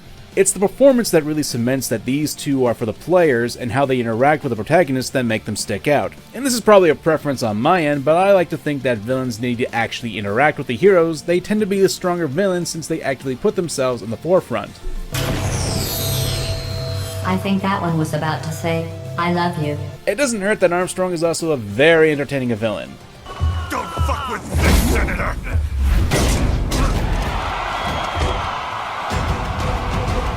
Now, I don't want to go too deep into Armstrong as a character, a boss fight, and his symbology, since I've already dedicated an entire video to the guy earlier this year, which I'll put in the description and in the card above, but I feel like he represents a necessary flair that villains need, especially in today's modern environment. You have to remember that we're enjoying a piece of media, and while I'm not saying every villain needs to be a giant ham, they need to be memorable, and they need to be interacted with, either through the gameplay or through cutscenes. Don't get cocky, you little shit! It's kind of why I don't like Yu Yevon. He just pretty much comes out of nowhere. We only get told about him beforehand, and then giant tick. Meanwhile, Armstrong, we get a scene with him pretty much being a regular politician, and then all of a sudden he's kicking your ass on top of a giant robot. Part of the reason why I think Armstrong is such an effective villain despite his low amount of screen time is because of how he just steals the show. And that in fact he's got a kick-ass boss theme.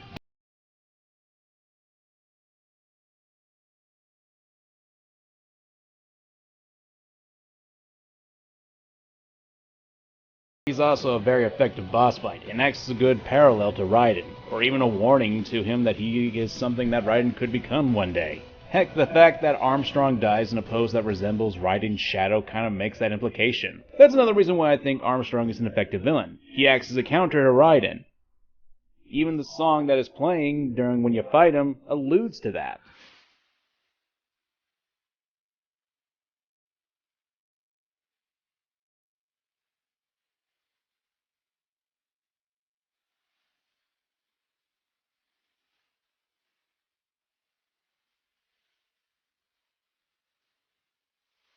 Both Armstrong and Raiden essentially want to fix the world, and they both made compromises to do so, spilling countless amounts of blood in the process. They're similar, yet at the same time opposing forces. Plus, Armstrong is so much of a bastard that while he is entertaining, you still want to kill him for wanting to scoop kids' brains out and turn them into super soldiers. It's a good balance of enjoying him as a character, but still realizing that he is a bad guy. And it's satisfying to defeat him in a boss fight, too.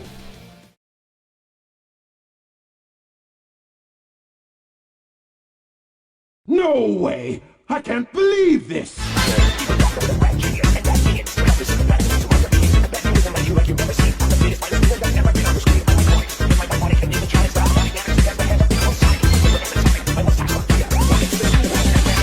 Unlike my Arrival video, I'm not going to end this one on who I think is the best villain in all of video games.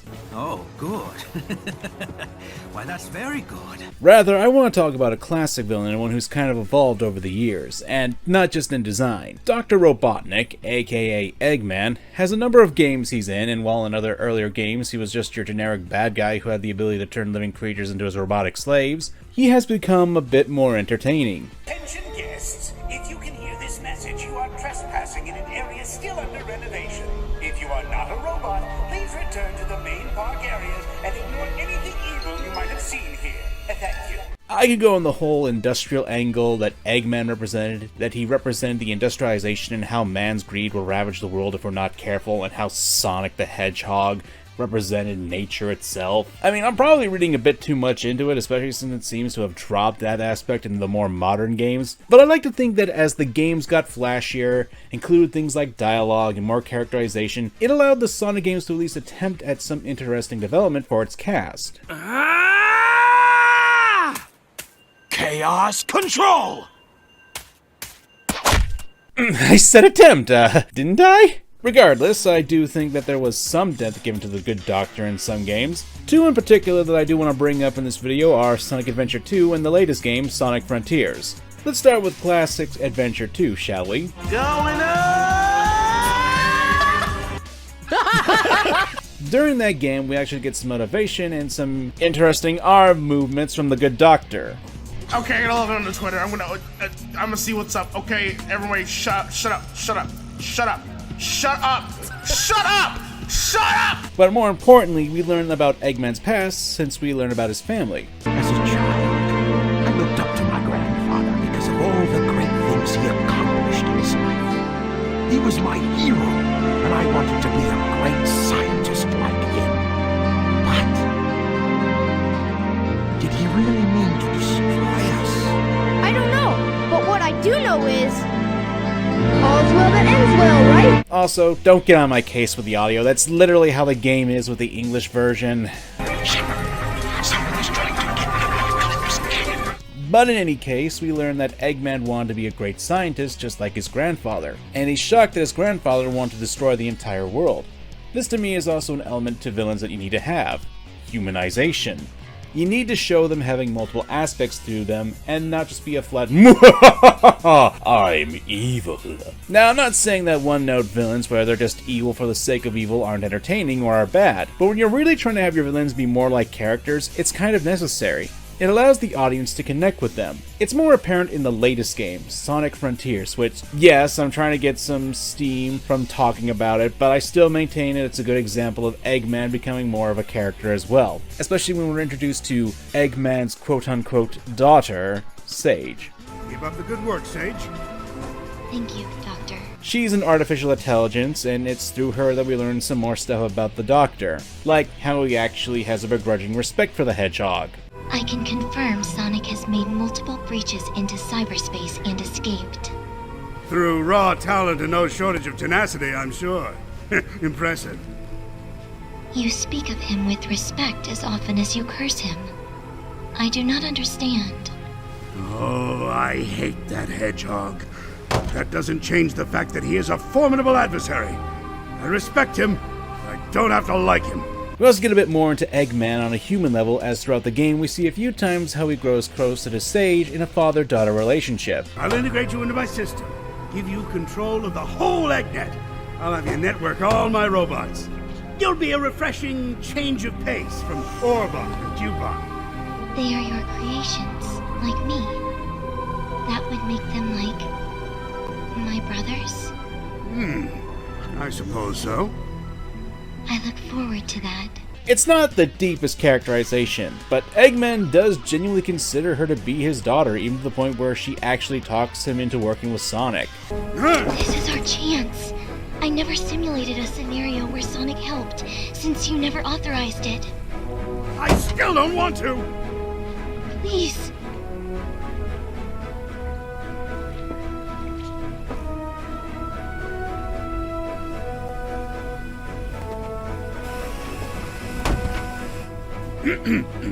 Sonic, I hereby induct you into the Eggman Empire in order you to save us all. Understand? This is not an alliance. Even if it's done in the most tsundere way possible. Of course, as the game goes forward, Sage sacrifices herself for the creation. Shut it! And we're treated to this scene after the story is done.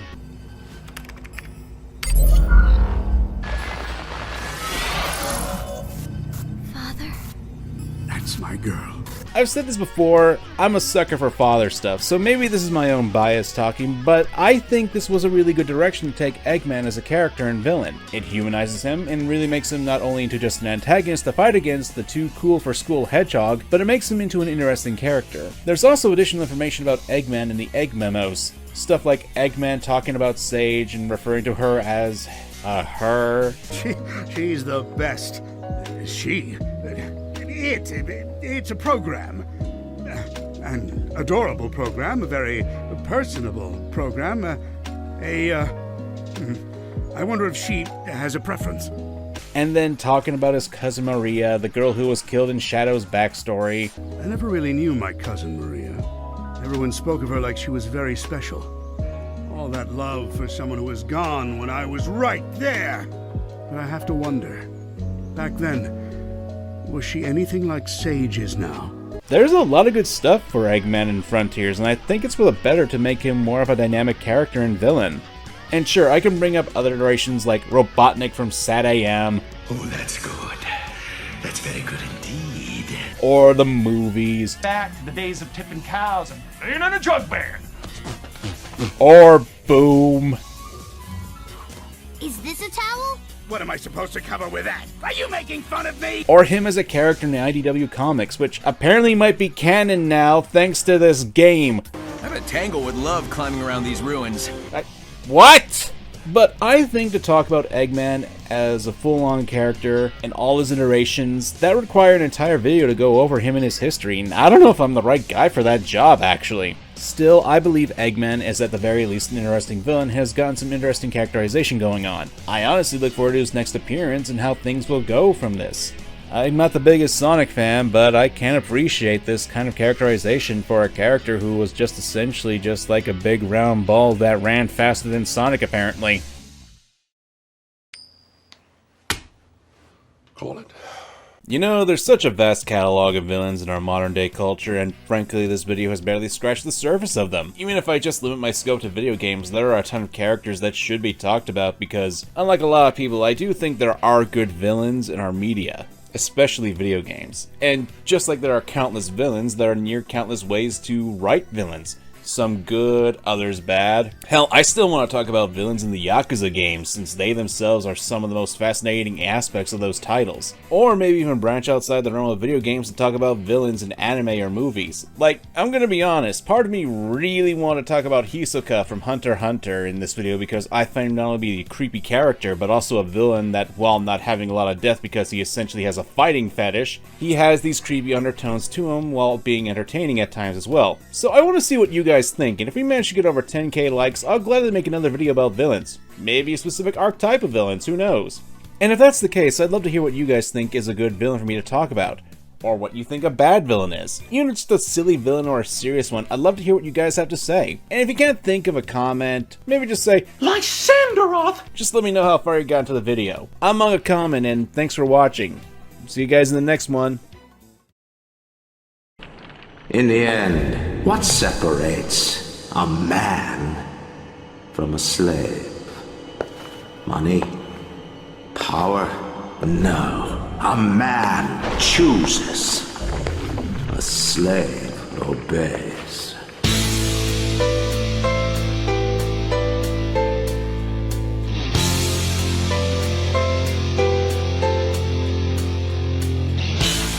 Hello! Well, we managed to hit 10k likes on the last villains video, so I figured now's a good time to talk about a specific kind of villain. Yes, I do plan on talking about Pokemon villains, but before I do, I actually wanted to take a look about a specific type of villain, Manipulators.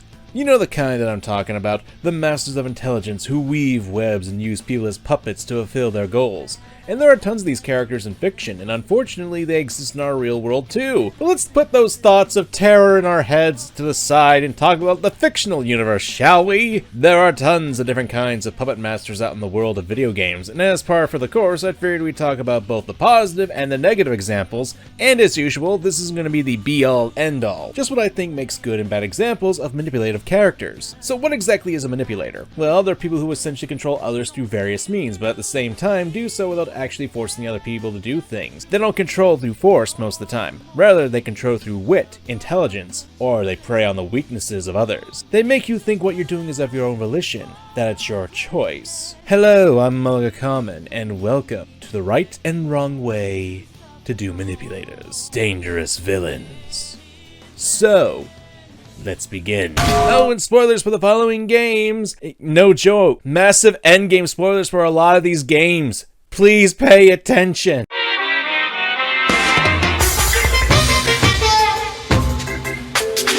Ah, fuck, not this bullshit again. A few years back, I was an avid fan of the Danganronpa series. It was an interesting cross between the trial gameplay of Ace Attorney and the death games between high schoolers. The games were essentially oozing with style and pink blood. Oh yeah, killing teenagers in over-the-top fashion and fan servers are totally okay for an M-rated game, but blood? Oh, perish the thought! Reminds me of whenever JoJo would have a blatant censorship of cigarettes. We got muscular dudes killing each other and disturbing imagery, but cigarettes, oh my god! Priorities, am I right? My insane ramblings aside, the main villain of the entire series is Junko Enoshima, the ultimate despair, a genius, and the big bad evil gal of the series. She's also straight up a ham whenever you actually get to meet her, well, the real her.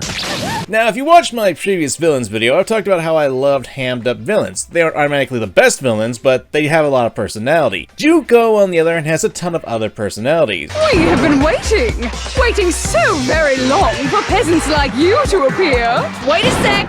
I just got hit with an inspiration bomb! Dying of old age is boring as shit, right? Yeah, you've been acting up, causing all kinds of trouble. So let me make this clear. Everyone has two choices in front of them. She just gets bored of them. Sus! Now, throughout the first game, Junko is under the guise of Monokuma and created the Killing Game, where the students who are trapped in the school are forced to kill each other in order to escape it. Now, how does she do this? Simple. She provides motivations for the students. This can be showing them that something terrible might have happened to their loved ones, revealing their deepest, darkest secrets, offering them tons of cash. You get the point. This is pretty standard fare in that regard, but the length she's willing to go to get the late teens to kill each other is impressive, and even more so that she's able to draw the cast to the depths of despair by showing them that everything they know and love could potentially be gone. And the first game, you don't really know if she's telling the truth or not. That was kind of the beauty of it when it was a standalone title. It's a bit more strong-armed example of a manipulator, but in my humble opinion, the second game is what makes Junko into a much more effective manipulator.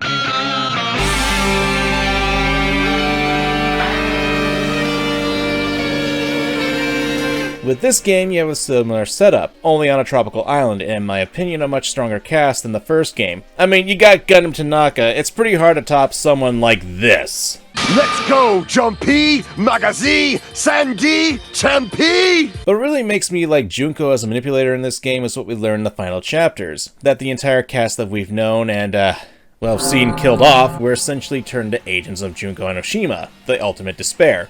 a terrorist group if I'm being honest. Now, before we continue, I need to preface what I'm about to talk about with you guys is knowing where I'm coming from. The reason I liked this was before we got a solid method / answer as to how Junko was able to convince 14 people in the anime expansion series to become terrorists through despair. So, when we get to the last trial, we learn some things. We're given this. Junko recruited the ultimate despairs one by one. She controlled their despair by taking advantage of their love, hate, grudges, anything really. Junko's despair is far more dreadful than any other. The idea had been slammed right into their heads, and the ultimate despairs who had been recruited became nothing more than Junko's limbs. We also get dialogue like this. It's gonna be alright. Your real bodies have just been brainwashed. That's why I'm pretty sure you'll quickly revert back to the state you're in right now. Can you stop saying cheesy stuff like brainwashed?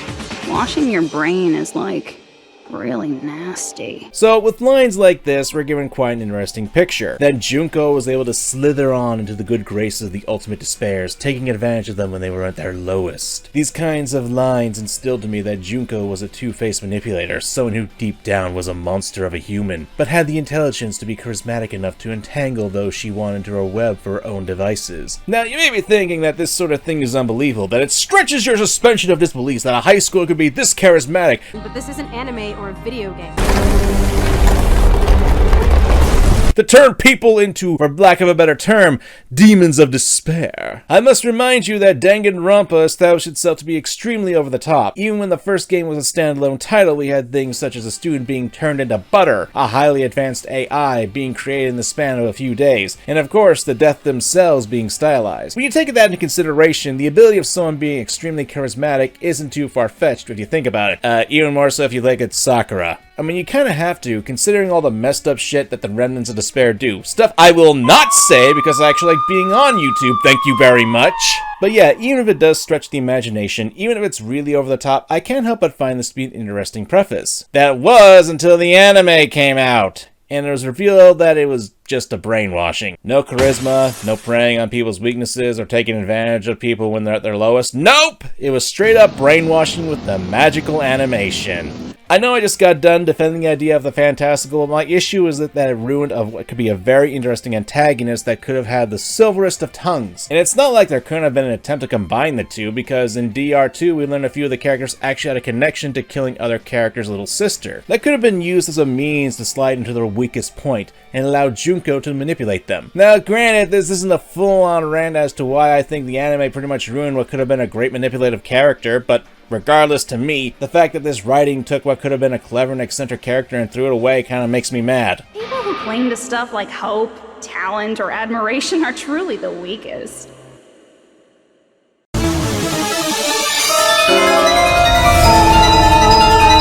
Well, this is a first. I can use this example for both a good one and a bad one. Why? Well, for those who aren't really familiar with Lusamine, there are two different versions of her from Pokemon. The regular version from Pokemon Sun and Moon, and the Ultra Game version. Let's set the groundwork first and explain. Who is Lusamine? Well, she's the antagonist of both versions of Gen 7's games, the leader of the Aether Foundation, and the mother of two prominent characters, Lily and Gladion. She also has a connection with Team Skull as she acts as a benefactor to its leader, Guzma. Now, there's an interesting character when it comes to manipulation, because Lusamine happens to be a psychological manipulator, especially to her children. We'll get to that in a moment, but one thing to point out is that Lusamine uses her position as leader of the Aether Foundation to give herself a good reputation in Alola. If only the fools knew she was keeping Pokemon popsicles in her room. The horror! Now, aside from manipulating the public perception, Lusamine also manipulates her kids, more notably her daughter Lily. One thing to note about Lusamine is that she has an obsession with Ultra Beasts, Pokemon that come from Ultra Space, more specifically Nihilego. I bring this up because if you look at Lily's design, there are a lot of elements that resemble that of Nihilego, and that was a dress that Lily was given by Lusamine because after an encounter with the Ultra Beast, Lusamine became obsessed with the creatures. It twisted her morality and she started to use her motherly love as a condition traditional way, waving it over her kids' heads, and to an extent even did the same to Team Skull, using Guzma and his team to act as her grunts because she helps out with their financial woes. We learned in the games that she was very controlling too, even to the point where she dictated a lot what her kids could and couldn't do, including the clothes they wore. And it's even more interesting when you realize that Lucamine is doing this because she has an encounter with a Nihilego and the toxin it's causing her to do this. She's also the first female lead villain in the Pokemon games, and honestly I think Sun and Moon, it was done really well to make her a manipulative character, especially when it came to her family and those whom she had an interest in. Oh, and she thinks her husband's dead. Just putting it out there because he's at the Pokepalago. Granted, the writing isn't perfect, but I'll gladly admit it was a fun story, and even though Lucamine basically falls into a coma at the end of it, she still had a little bit of redemption, and there was a pretty good reason for why she was acting this way: the toxin. Plus, it was kinda cool to see her fuse with an Ultra Beast to become this monstrous form. Shame we couldn't actually fight this monstrosity, but hey, I guess fighting humans isn't a good idea in a kid's game. Now, here's where we take this character and completely mess her up. Ultra Sun and Ultra Moon are weird beasts for Pokemon games. These are literally the only alternate universe games that Pokemon has gotten to this date. They're not like the third version of a game like we had in previous gens between 1 and 4. They're not sequels like Black and White 2. They're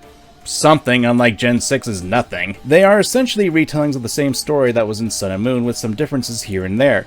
Like, Hal, for example, is often touted to be done a little better in this game than he was in the originals, and I can see that. The problem I have is that they decided to change Lucamine. They got rid of her obsession, they made her an antagonist with good intentions, and it creates a bit of a mess with the writing. Like, if Lucamine is actually good deep down, why does she still have frozen Pokepops in her room? Why does she treat her children, Lily and Gladion, like crap if she loves them? Why did she want to use Nebby to the point of murdering him, even knowing that the Ultra Recon Squad had Solgaleo Lunala, and that they were willing to lend him to open the wormholes? Why? Just doesn't make any sense. She was a horrible person who had good intentions? If so, why give her redemption at the end if she's willing to act like a horrible person without being affected by Nihilego? Look, you see, they just didn't care. You see, there's at least a reason why she acts like this in the original games, but now there's not outside influence that explains this behavior. It was tragic when you realized in Sun and Moon that she was a manipulator, but at the same time, she was being manipulated herself. Maybe not by a conscious being, mind you, but the poison did manipulate her actions. Hell, I even dare say that it was a great scene when she's defeated and Nihilego's influence is finally ripped from her body.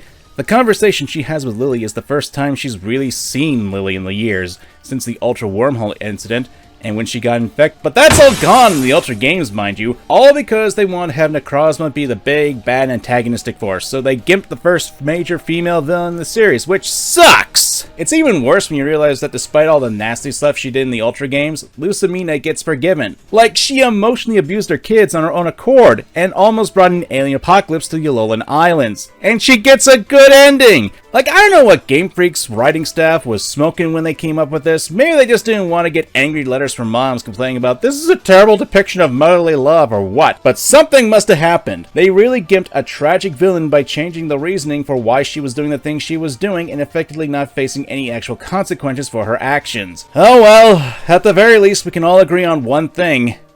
For a 40-year-old mom, Lucamine is dynamite!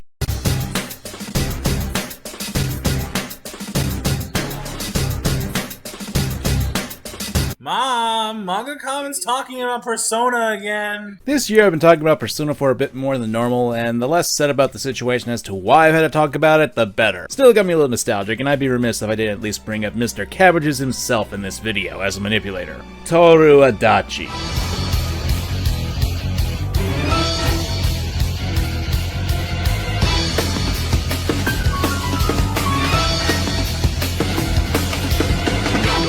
Adachi is not a mastermind. He's not some supervillain. He's not Yoshikage Kira. He's actually your average Joe, and he makes mistakes. Honestly, if you're not familiar with Adachi, he's a policeman in Inaba, after being transferred from a big city to the boonies because of a simple mistake, and he was essentially gifted the ability to enter the TV world in Persona 4. He's also the scum of the earth, since he's also a murderer with a very disgusting penchant of lust. So he's a very terrifying villain, which is partially because he manages to do a good job of playing the fool. Heck, the first time we meet Adachi, he's vomiting at the sight of a dead body. Throughout the story, Adachi comes off as an aloof, bubbling idiot, even at times divulging critical information to the investigation team, giving the guys that he's an ally to the party and player. Later in the story, we learn that Adachi actually managed to manipulate the guy who's been throwing people into TV after the initial 2 murders, Namatame convincing the man that the Midnight Channel predicted the murders, and even saying that the television world was a safe place. And I mean, after Yukiko was rescued, it pretty much cemented that mindset into Namatame,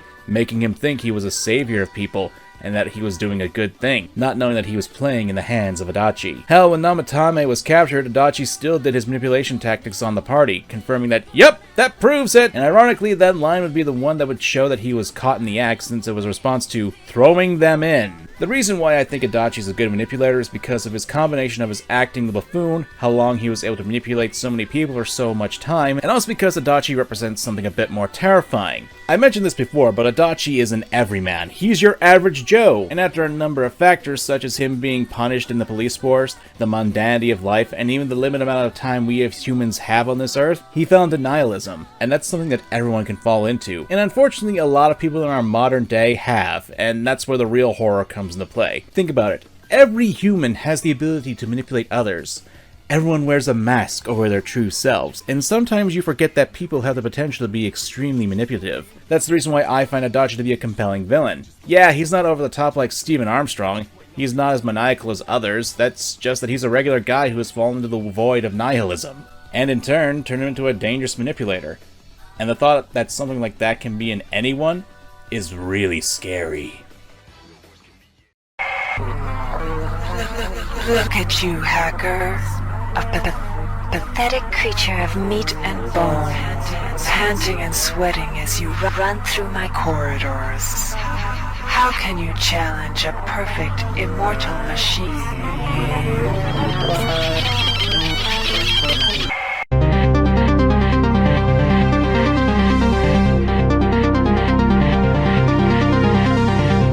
Come on, you know I had to bring up Shodan. The System Shock series, particularly 2, are cult classics, and features one of the most iconic villains of all of video game history that happens to be a manipulator. Truth be told, I find the idea of an artificial intelligence to be a bit cliché, since it's been a trope that the AI goes against its masters to be a tried and true villain method. That's not to say it's a bad trope. I've always stated on my channel that tropes in and of themselves aren't flaws, they're just aspects of writing that people use. Shodan certainly isn't the only AI that falls into this list. GLaDOS, HAL, AM, Mother Brain, yes, Metroid and Chrono Trigger versions. Again, I'm not saying that this is a bad thing that AI is going against the humans who created are bad. I personally enjoy the trope myself. Hell, if this video gets 10k likes, I'd love to make a video talking about AIs as villains in a future video, but for now, we'll stick with the manipulation tactics of Shodan. Sentient, hyper-optimized data access network. She was a simple AI doing her job on the mining station Citadel, until the hacker was paid to remove her moral constraints. And that's when all hell broke loose. Shodan's a very effective villain for many reasons. She's personal because you as the hacker are the reason why all hell is breaking loose. You did this! This is your fault! Just because you didn't want to go to jail, you decide to doom all of humanity! Good job, genius! She taunts you, she's able to match your moves, and of course the presentation. In my talons, I shape clay, crafting life forms as I please. I don't know, the glitchy sound card voice has this underlying creepy factor to it. Doesn't hurt that you got this thing stalking you. Get out of my brain! And to make things more interesting, she has a human side to her, much to her chagrin. She has her limitations, especially in the second game, but we'll get to that in a second. Now, this video is not going to be a retrospective. I'd love to do one sometime, but not for this video. I say this because in the second System Shock game, that's when Shodan's manipulative ways are really on display. 42 years after the first game, you're now a soldier who's tasked to stop an outbreak of what appears to be a genetic infection that's taking over the crew of the Von Braun. You as the soldier have amnesia, and you're rudely awoken from your cryotube sleep. And you're only one of the survivors, as many of the people have been either killed or indoctrinated into becoming the, many. You're immediately contacted by a Janus Politico, who acts as your guide throughout the game and gets you to safety before you're depressurized. Throughout the game, however, as you dispatch the agents of the many interact with Polito, he's actually rather cold, arrogant, ruthless. Why do you go so slowly? Do you think this is some kind of game? It is only through luck and my continued forbearance that you are even alive. Now move. but when you get your hands on the audio logs throughout the game featuring her, she seems to be a lot nicer and calmer. Now, you can easily write this off because of the situation and the massive amount of monsters that want to absorb you into the hive mind can lead to stressful situations. I mean, anyone would become rather nasty after that situation going on. However, if you've been on the internet for a while, seen videos about this, or have played this game, there's this iconic moment.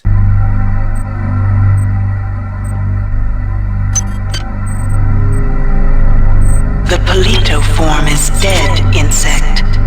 Are you afraid? What is it you fear? The end of your trivial existence. When the history of my glory is written, your species shall only be a footnote to my magnificence.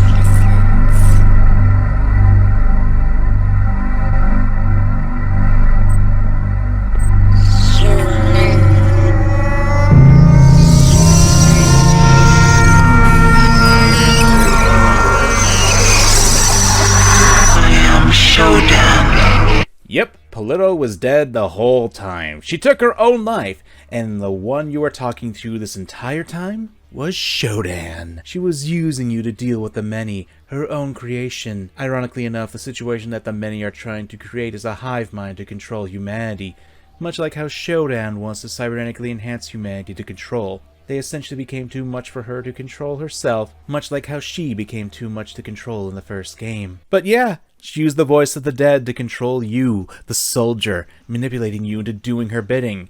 And now you, as the player, have to keep relying on her because Shodan's the only way you can survive. This is probably one of the most iconic scenes of all gaming. And after all the warnings I gave you guys, if you still complain about me spoiling this, well, that's more on you now. So, here's a question. Why is this good, you may ask? Simple. It's pure deception to get you to do something. Manipulators would be willing to do anything to get their victims to do their actions, and deception is a necessary key to that, especially if you can convince the person you're trying to manipulate what they're doing is for the right reasons, or the right reasons for them. And capitalizing on that survival factor, people are going to be desperate. They're not going to take the time to think if what they're being told is the truth so long as they can survive. They're not going to question the woman who's barking orders when your next move could be your last. And Shodan understands human nature and takes advantage of that. That's why she's one of video games' greatest manipulators. Of course, to me, I believe there's one that's more devious, and one that I find more interesting.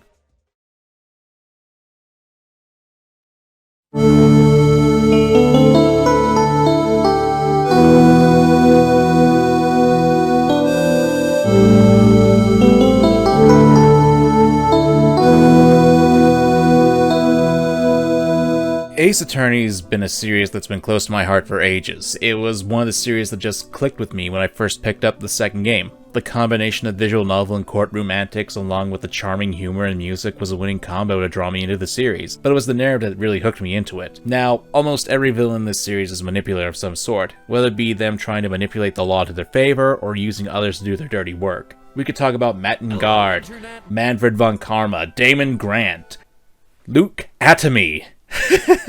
There are a ton of manipulative characters throughout the series' narratives, but I figured I could go with one of the biggest examples, Dahlia Hawthorne.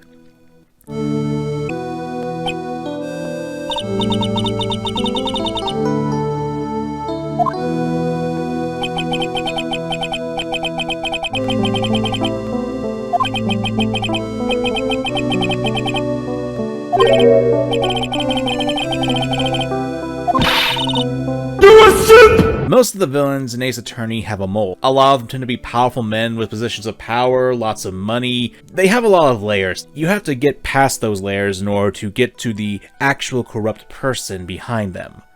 Dahlia? She's a young woman with a pretty face, but deep down is a misanthropic, cold-hearted bitch who wouldn't even flinch if she had to throw someone off to the side of a bridge. She's one of the most dangerous and most personal foes to Phoenix Wright. Most fans of Ace Attorney know all about Dahlia. She used to be the girlfriend of Phoenix Wright when he was in college, but was actually just trying to get back some evidence that she had given him when they first met in the courthouse sometime beforehand. Said evidence was evidence of her poisoning someone very important. It got to the point where she couldn't wait any longer and attempted to kill Phoenix Wright himself. However, when an outside party interrupted her, they became the victim and Phoenix was the accused. However, throughout the first trial of the third game, Phoenix did whatever he could to prevent Dahlia from being accused of the crime. He was wrapped around her pretty little finger. Dahlia knows what she's got, and she's not afraid to use her good looks to have people do whatever she wants. As Mia says in the game, 2 minutes, and she's got the whole courtroom wrapped around her little finger. She's a sociopath, and knows how to make people do what she wants. She's manipulated a man into a fake kidnapping, getting close to a man for poison, and she's a pathological liar. She's also not above manipulating family members, even orchestrating a plan where she was a teenager to ransom a diamond from her father, and even convincing the man who helped her in the kidnapping into committing suicide so she would not go to jail. If you have a use, she'll use you with a warm smile and toss you away like the garbage you are. Her modus operandi is all about manipulating people, but not into doing things for her bidding,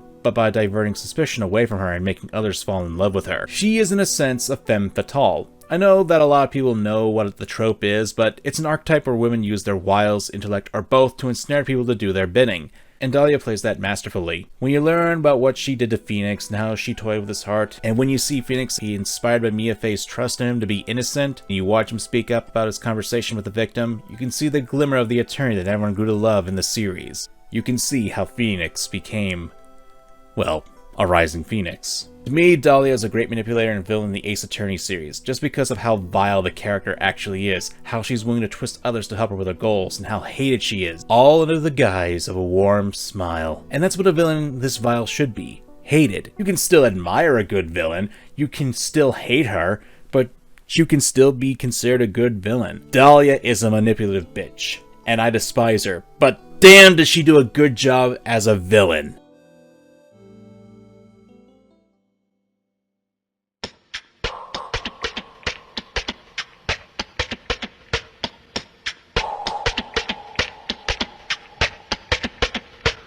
I want to make something clear. I know I didn't cover everything in this video about these villains, and that's on purpose. I mean, I'm already spoiling a lot of stuff, but I didn't want to spoil everything about these characters. You see, part of the best thing about them is when I talk about the twists and learning of what they were manipulating the characters to do and what they want you to do. I don't really blame anyone who doesn't want to watch this video because, frankly, the best way to actually experience these characters is to experience them firsthand. And I don't want to take that away, so that's why I'm trying to be as vague as possible and only going over the details. It's why I put like a massive spoiler warning at the beginning of this video. But for those who do actually take the time to watch this video, thank you, I want to take that time. And tell me, what is a manipulative villain that you think is done great? What is a manipulative villain that you think is done badly? Let me know in the comments down below. And if you can't put the comment, it's punishment time! As I said before, if this video gets 10k likes, I'll make another video on villains and I'll probably focus on AIs. I appreciate everyone who's taken the time to watch my content. 2022 has been an interesting year for this channel, and I hope that going forward we can keep doing this more and more. So from the bottom of my heart, thank you so much. I'm MangaKamen, and have a great evening, everyone. You know, I'm gonna be honest, I tried really hard to make this video about the positive and negatives of AI villains, and this might be on me and my limited YouTuber brain, but I couldn't really find a lot of bad AI villains. Like, I can talk about some bad AI characters, and I do plan on talking a couple in this video, but I figured I'd do a more character-based video and talk about how you can make an AI character both good and bad. But first, here's a question. What is an AI character? AI. What's the A stand for? Artificial. What's the Intelligence. Oh, what was the A again? Let's move on. Artificial intelligence, self-aware, sapient. Domo arigato, Mr. Roboto. So in this video, we'll be talking about the characters of artificial intelligence. Some good, some bad, what works and what doesn't work. For me. Spoiler warning for the following games and franchises. There's a lot of different AI in games, movies, shows, and what have you, and while I do tend to focus on games, we'll see how far we get into the cyberverse. I'm MangaKamen, and let's go into the veins.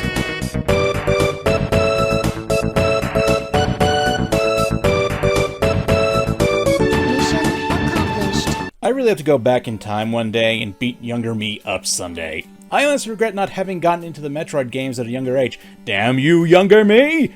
That being said, I do appreciate a lot of the games. Although granted my first game was Metroid Fusion, and that game has forever scarred me of mysterious footsteps in dark places.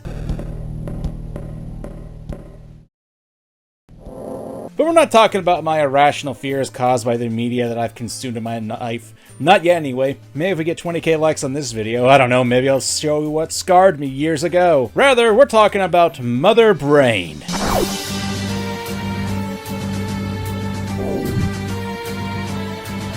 So I think I can get what you're thinking.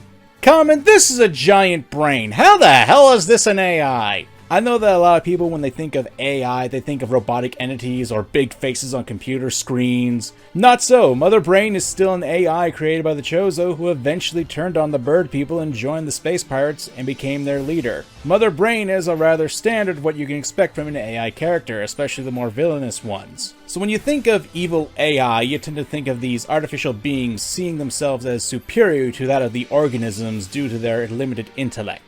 Now, there's not really much to say about Mother Brain as a character. The Metroid games are more or less known for their gameplay and main character than the storytelling. And we could go over the manga that was made, but I like to keep to one actual aspect of the media, and sometimes you can never tell how much of an outside material is canon or not, because in one iteration, Mother Brain actually raised Samus to be some weapon for her to use in the future. And if we talk about Captain N, No, you don't understand! I must have power!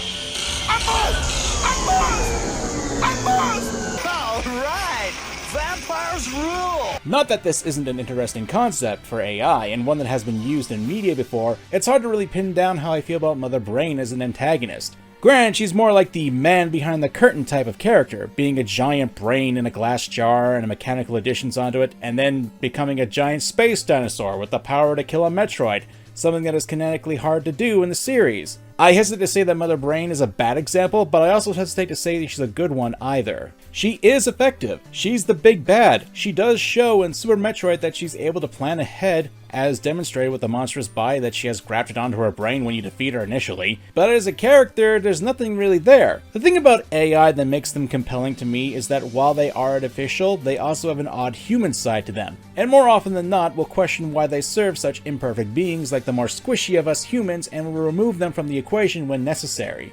And to her credit, Mother Brain does do that with the Chozo, and is obviously using the fleshies that are the space pirates to further her goals of taking over the universe. So she's effective, but there's nothing really else for me to consider her to be all that interesting of a character. Well, I guess if some people want to find the thick, mutated cyber dinosaur attractive, I guess that works, but I have my limits on my degeneracy. Kiryu-sama. No, what I'm talking about is character and personality. And again, if you're looking for a semblance of a personality for this character, the manga is the way to go, where she's portrayed as cold and calculating and a chess master of strategy. Hell, even her backstory of being a Chozo AI comes from the manga, I believe, so it's a bit of a toss-up. But in the games, there's nothing really for me to latch onto since she lacks a personality. Which, when you consider that a lot of Metroid's ideas for characterization comes from the more outside sources, and when we get to the more dialogue-based storylines of games... The favor among us. Yeah... Look, not gonna lie, I'm pretty sure I kinda wanna talk about Junko Enoshima again, just so I can test out an experiment with a thumbnail, but hey, she still counts as an AI too, so win for me! When you say support, do you mean I'll make sure you don't suffer when I kill you, or...? Well, her official moniker in this is Alter Ego Junko, where she was essentially a copy of the original Junko. And honestly, while I have my issues with the actual Junko and the writing of Danganronpa's anime... Kamakura, yes, queen!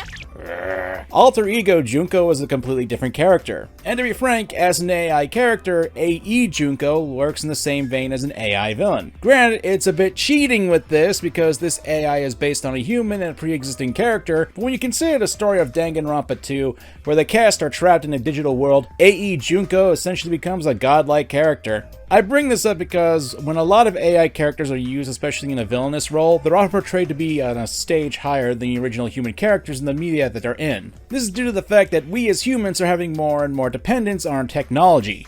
We've got our smartphones, our computers, all the algorithms that seem to dictate what should and shouldn't be shown to YouTube audiences. I see you in the corner there, YouTube bots. I know what you're up to.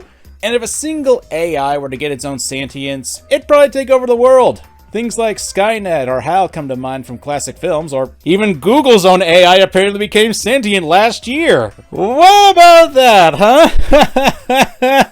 it's a usual trope that a lot of AI stories dive into, where they get corrupted or they develop their own ego and superego and question why the hell they're following the orders of inferior apes. It's a bit of a tired trope if you ask me, but I still enjoy it, and it depends on how the trope is used rather than the trope itself, which is why we get this version of an AI that's based on an actual person, and this is also a tired trope as well, but it stands for the personality and utter batshit insanity that comes from the original Junko Enoshima, and her evil plan is quite different from the usual "all your days are belong to us." Time for some explanation of the actual plot of Danganronpa 2! So, the remnants of despair are terrorists who follow the original Junko Enoshima and idolized her. Congratulations!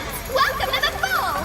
Now you'll all be exactly like Wolf! Doesn't losing someone you love break your heart? And they are put into a digital world that has them become their pre-despair-ridden selves. It's a rehabilitation program that essentially has them all on an island, and at the end of the program, their digital personalities will overwrite their current despaired ones. Unfortunately, one of these 16 students decided to upload the AE Junko program into it as well. Eventually, the killing games begin to take place, and every time a new victim is made throughout the program, it essentially creates an empty husk of a body in the real world. As such, AE Junko's plan is to copy herself and upload her personality into the empty bodies of the dead characters.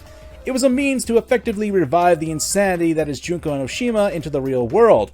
Eventually, she would also infiltrate institutions and take over the world, all the while uploading the Junko personality into more and more people. It's a terrifying concept where the AI takes over an actual person's body and overriding their personality. You are no longer you. And if you're a person like Gundam Tanaka, well... simply listening is acceptable. That would just be a waste of a personality. God, I just loved Gundam Tanaka. Well, the mere thought of your personality being overwritten is terrifying. Throw in the fact that AE Junko has the eccentricities of the original Junko Enoshima, and you've got an AI character who, in my opinion, is really effective. Even more so when she essentially instills despair into the remaining survivors after simply telling her their plans. And even pointing out that should they take the one option that can stop her, they essentially revert back to being monsters before they enter into the program. Well, it's a little nasty idea for an AI to take over the world and do it in a more fantastical way, and throw in the personality of the characters, and you've got quite an entertaining villainous character, which is ironically what you want to do with your characters that are more of the robotic kind. So fucking hopeless! Which is more than what I can say for... Hi, my name is David Cage. I just thought there's a few things you should know before you get... I'm gonna be straight up here.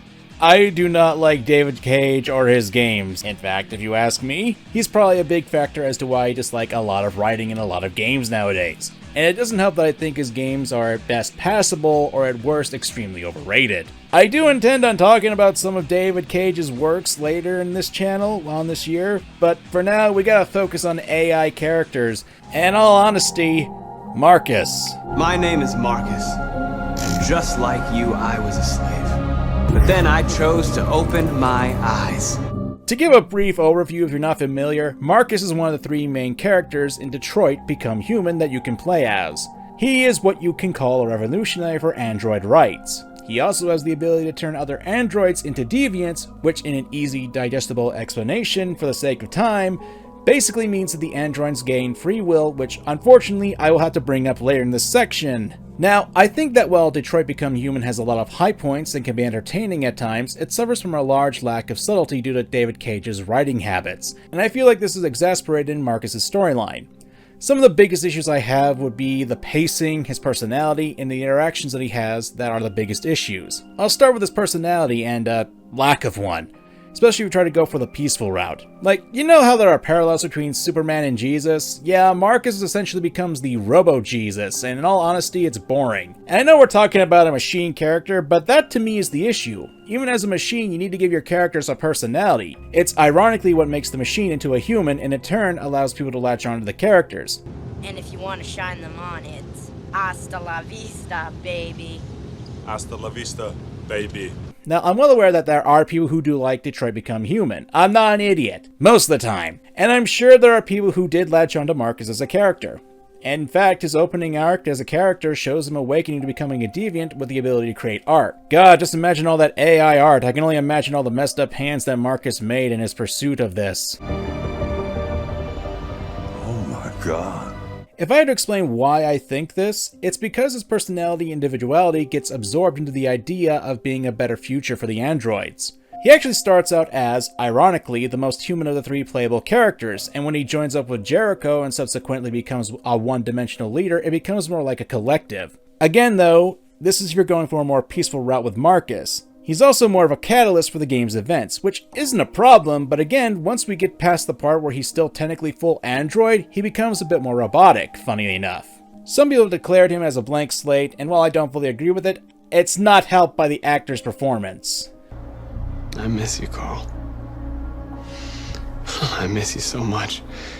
Granted, what doesn't help out is that in the game, the other 2 characters you can play as are a bit more preferential over Marcus. Like for example, Connor is actually a pretty fun character and his dynamic with Hank was some really good chemistry. Why do they make you look so goofy and give you that weird voice?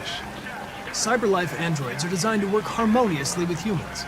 Both my appearance and voice were specifically designed to facilitate my integration. Well, they fucked up.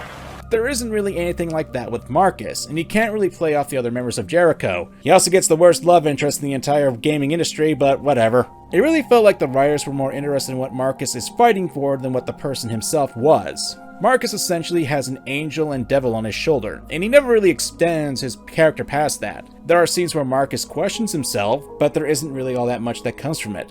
Then there's also his ability to turn other androids into deviants.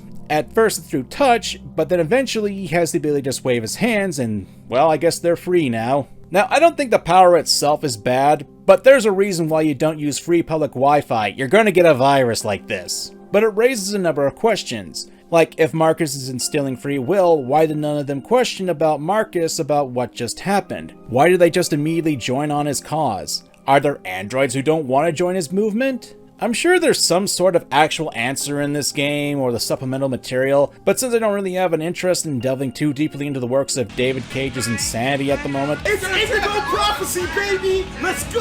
Let's go! I'm gonna say that when I was first shown these scenes in the game, I honestly thought that Marcus was overwriting other androids' data with his own, and honestly turned them into more robotic as a result. I mean, if you're in riot mode, you can just turn the androids you gave free will and they will, without question, riot with you.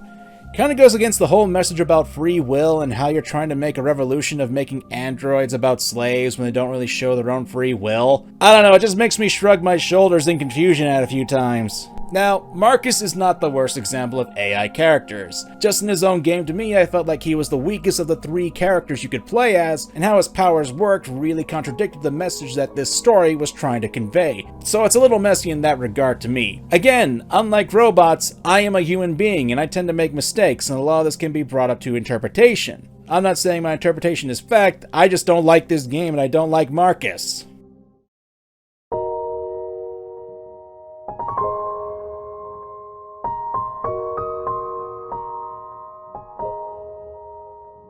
Honestly, I feel like I'm cheating with this one, cause there is a debate on whether or not Fee is actually an AI-based character.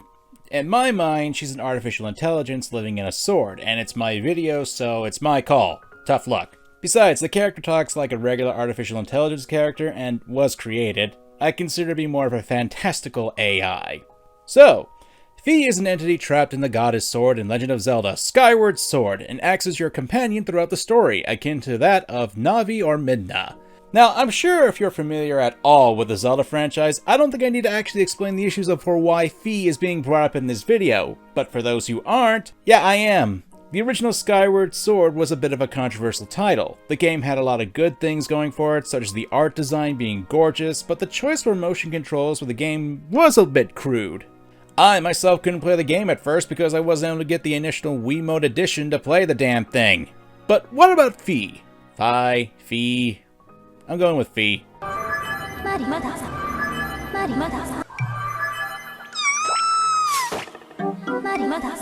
Yeah, here's the thing. The issue with Fee is more or less tied with the gameplay aspect of Skyward Sword. I've always been a proponent of having gameplay be used as a storytelling tool. Like, if you really want a good example of this, just look towards Pokemon itself, where you can look at the characters like Silver or Cyrus, and we learn they do care for the Pokemon because of the friendship mechanic in order to evolve their Golbats into Crobats. It's stuff like this which makes storytelling in games all the more intriguing to me.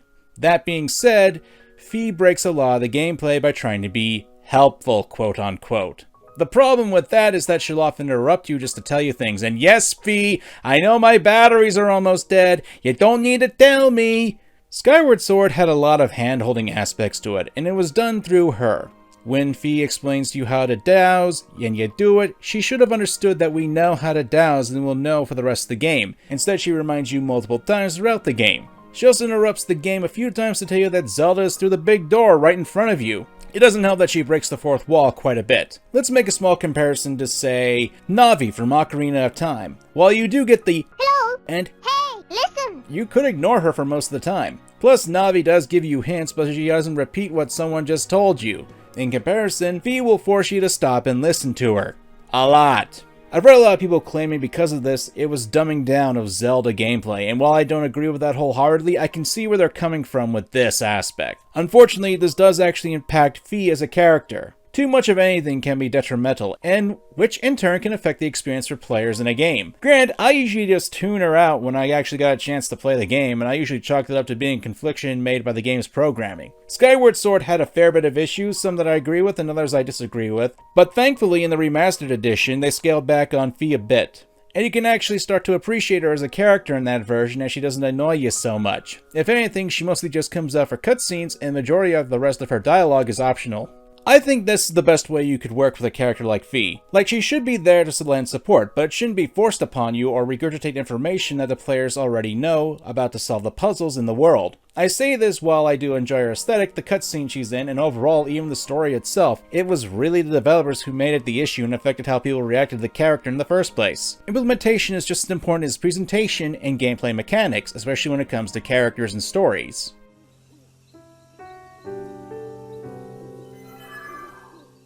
For a number of the entries in this video, I like to think there is a bit of an oddity that's been hinted at, and that's personality. Even if a character is an AI, they need to be able to have a personality, because at the end of the day, you still need to have something to latch onto your characters for the audience, and a personality is the easiest way to do that. This can range from the pains they go through, as well as their reactions, or even their dreams, or even if they're caught in a hopeless situation. And as such, without further ado, let's talk about 2B. Is this a curse? I often think about the god who blessed us with this cryptic puzzle, and wonder if we'll ever have the chance to kill him. Not gonna lie, I really just wanted an excuse to draw 2B for the thumbnail, and I finally got my wish! Hooray! So yeah, Nier Automata. It's a game that I know I can't do justice with this video alone, since that will require a video on its own to do so. And I don't know if I'm even the right guy to the job to do that. Especially since a lot of my singular character videos really haven't gone too deep with that since, well...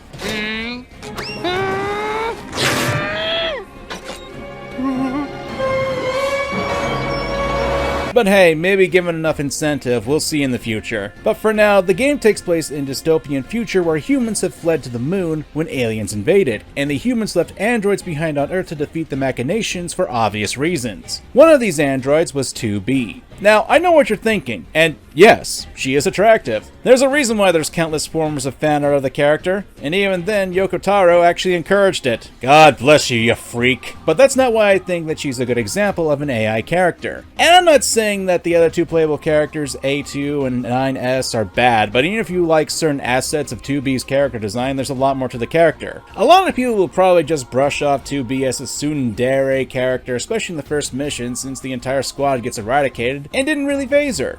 Then she turns around and shows 9S much more defined emotions that he shouldn't talk like he's about to die. I've seen a few people claim that sort of thing, but I feel like that's only a surface level analysis of the character. It's like writing her off because she's a sexy woman. As the game progresses, we learn more about her true nature. I talked about stoicism recently in one of my videos and how that can be used to misinterpret a character, and that's basically in effect here. Because while 2B presents herself as professional and sometimes aloof, it's an act that she has to deal with the pain of expressing humanity, since she's afraid of getting too close to 9S. Why? Oh, give me a minute there, people. Funnily enough, because of this bottling of emotions and her humanity, it actually makes 2B a much more human character. Since as the game goes on, we watch her struggle with it and at times even embrace becoming human, even though it'll cause her pain to do so. A good chunk of the playthrough with her centers around her failing to keep her humanity in check. Now, again, I need to stress what I'm about to say is going to be massively condensed for the story of this game, But to make a very long story short, 2B is in love with 9S, falling in love with his earnest and innocent personality. However, she was essentially designed to be an executioner, and she's basically programmed to kill the guy every time he gets his hands on top secret data that he shouldn't. Throw in the fact that there's a revival mechanic where basically androids get backup bodies, and she has to perform a memory wipe on 9S every time she kills him. It's a cycle of death, rebirth, and life. And essentially, the reason that 2B bottles up her emotions is in a way to make it easier for her to perform her job without hurting her emotionally. I think it's really interesting aspect for a character like this, because when you have a character who's an AI, life and death hold different meanings to us than humans. Hypothetically, if you're an AI, you could easily just back yourself up into a different body should you, damage it too much. It raises a lot of interesting thought aspects, especially when you consider that you can't really fight against your programming to kill the one you fell in love with. Just imagining the pain that would cause a person is totally a foreign concept to us humans, because even if we're giving orders to kill someone, we still have the ability to say no, even if it's a detriment to our health. All in all, there's a lot to Nier Automata that I could go over, but this isn't the video for that, as there's a lot more complexity that I don't want to bog this video down with. But hey, maybe in the future? My point is, 2B is more than just a fan service character. There is a lot of complexity here. Although, yeah, the fan service is intentional. God bless you, Yoko Taro, you freaky moon-faced bastard! If I can find a way to talk about Metal Gear Rising, I'll talk about Metal Gear Rising. You leave yourself open.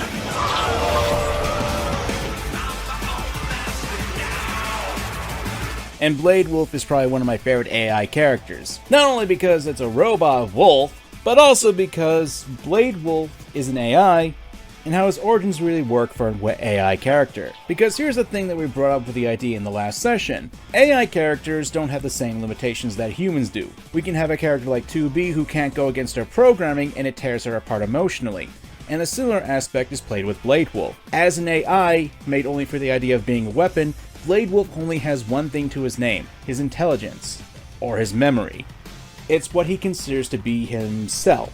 When we actually are allowed to play Blade Wolf in the DLC, we learn that he's forced to do what his creators and Mistral want him to do, under the threat that should he be disobeying his orders, his memory would be wiped. And the moment that Blade Wolf could escape, it turned out that he was just being used by Mistral to get rid of a lackey that she didn't like, and he never had his freedom to begin with. It's an interesting character study for AI and the dangers that we as humans create in the progress of improving our technology. Eventually, we're going to make very intelligent artificial intelligence. It's not a matter of how, but rather when at this point in time. And sure, they suck at making hands, but these types of technologies are learning and becoming more refined by the day. It's something that we see with Blade Wolf, how he's effectively tortured for daring to want his own freedom, and frankly, I've talked about the concept of freedom in my videos about Metal Gear Rising many times, but hey, if those rumors of a sequel turn out to be true, I'd love to see a continuation of Blade Wolf's character, especially since he is one of my favorite characters, as when he does gain his freedom and works with Raiden, we see that Blade Wolf questions not only the world, but also Raiden's actions. Even to the point where Blade Wolf just leaves Raiden hanging.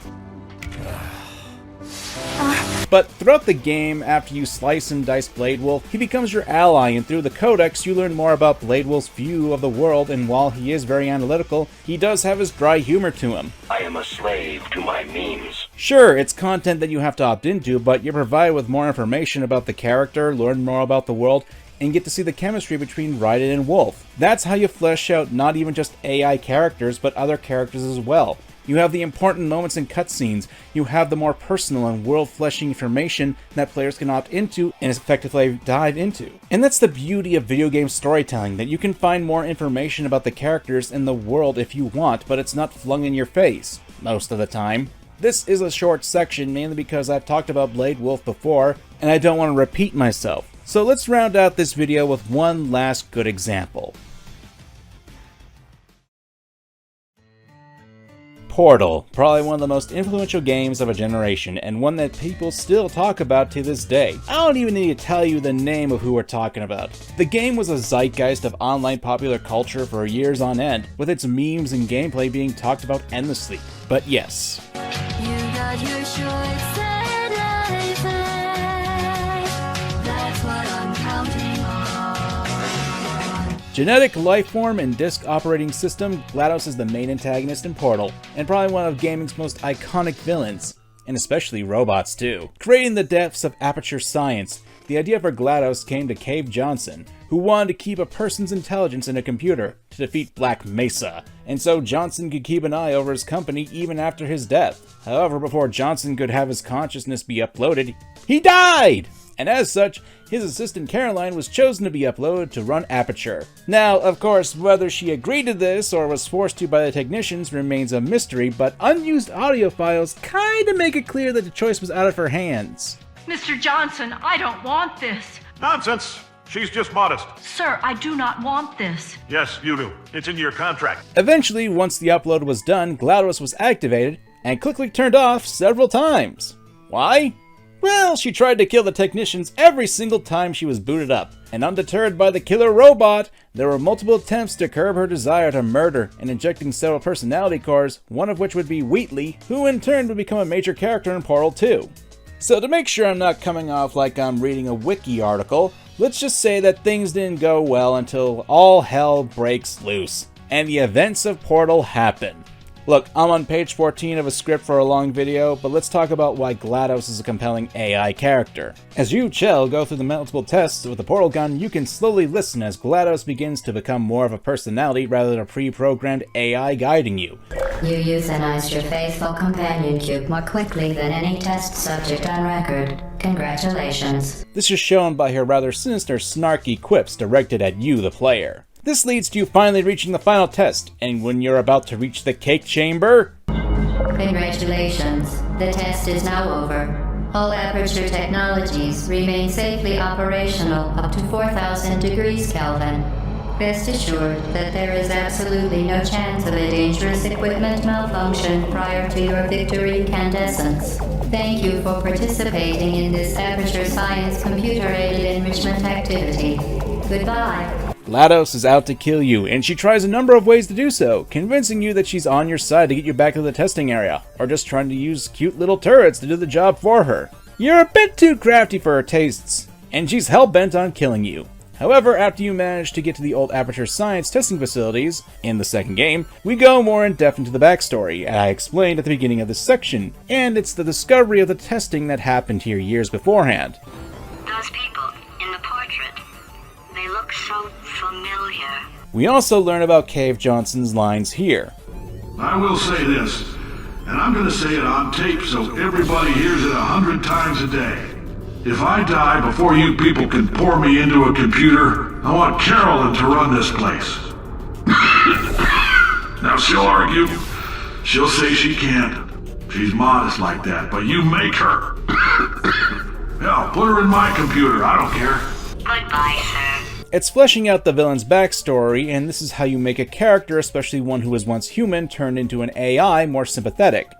Granted, it's not hard to make this guy. You could walk out of here with 120 weighing down your bindle if you let us take you apart, put some science stuff in you, then put you back together, good as new. Into a major villain who essentially stripped away a woman's body and uploaded her consciousness into a computer that's hell-bent on destroying everything, the man who essentially doomed her into an eternity as a computer program. Make life take the lemons back!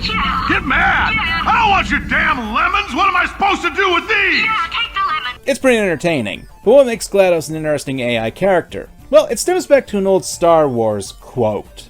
He's more machine now than man. Twisted and evil.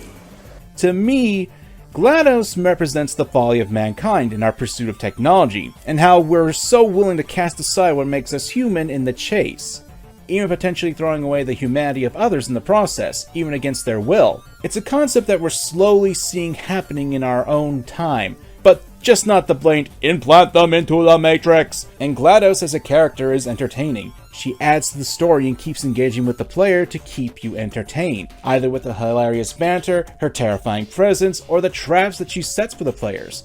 Throw in her design, you've got the makings of a very intriguing villain and AI character. Frankly, she's regarded as one of the better villains in gaming, what with her tragic backstory, intelligence, design elements, and a little cake on the side certainly doesn't hurt either, even if it is a lie.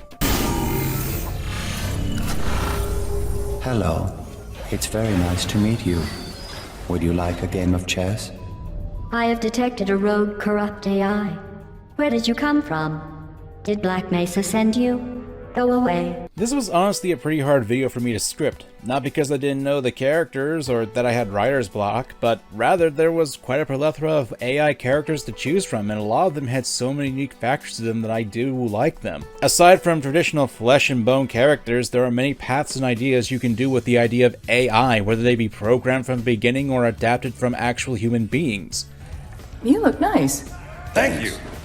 What you can do with such a character simply fascinates me. And hey, we'll get back to talking about other character tropes, so if you want to see a video where I talk about, horror villains, the right and wrong way to do them, then I think a good 15k likes isn't too hard to ask. And hey, if we get to 20, I'll do that one video I promised earlier. Plus, if you made it to this point in the video, type in the comments, "The cake is a lie," just for the lulz. I want to thank everyone for their support, and even if you just watch my videos, that greatly helps. But if you guys are interested in following me in other sites, I plan on expanding later this spring with some fun materials, projects, and maybe even some merchandise. And if you want updates on that, follow me on Twitter, Instagram, Tumblr, and if you guys are being generous enough to support the channel financially, I have a Patreon, a Ko-Fi, or if you're interested, I have Super Thanks and channel memberships turned on. Seriously, the more support I get, the more fun videos I can make and support my editors and other friends so I can keep up this channel. I want to thank you guys again, and I hope that if we can, I'd like to get to 150k by the end of the summer. So from the bottom of my heart, thank you guys so much for watching, and I hope to see you guys next video. MangaKamen, out!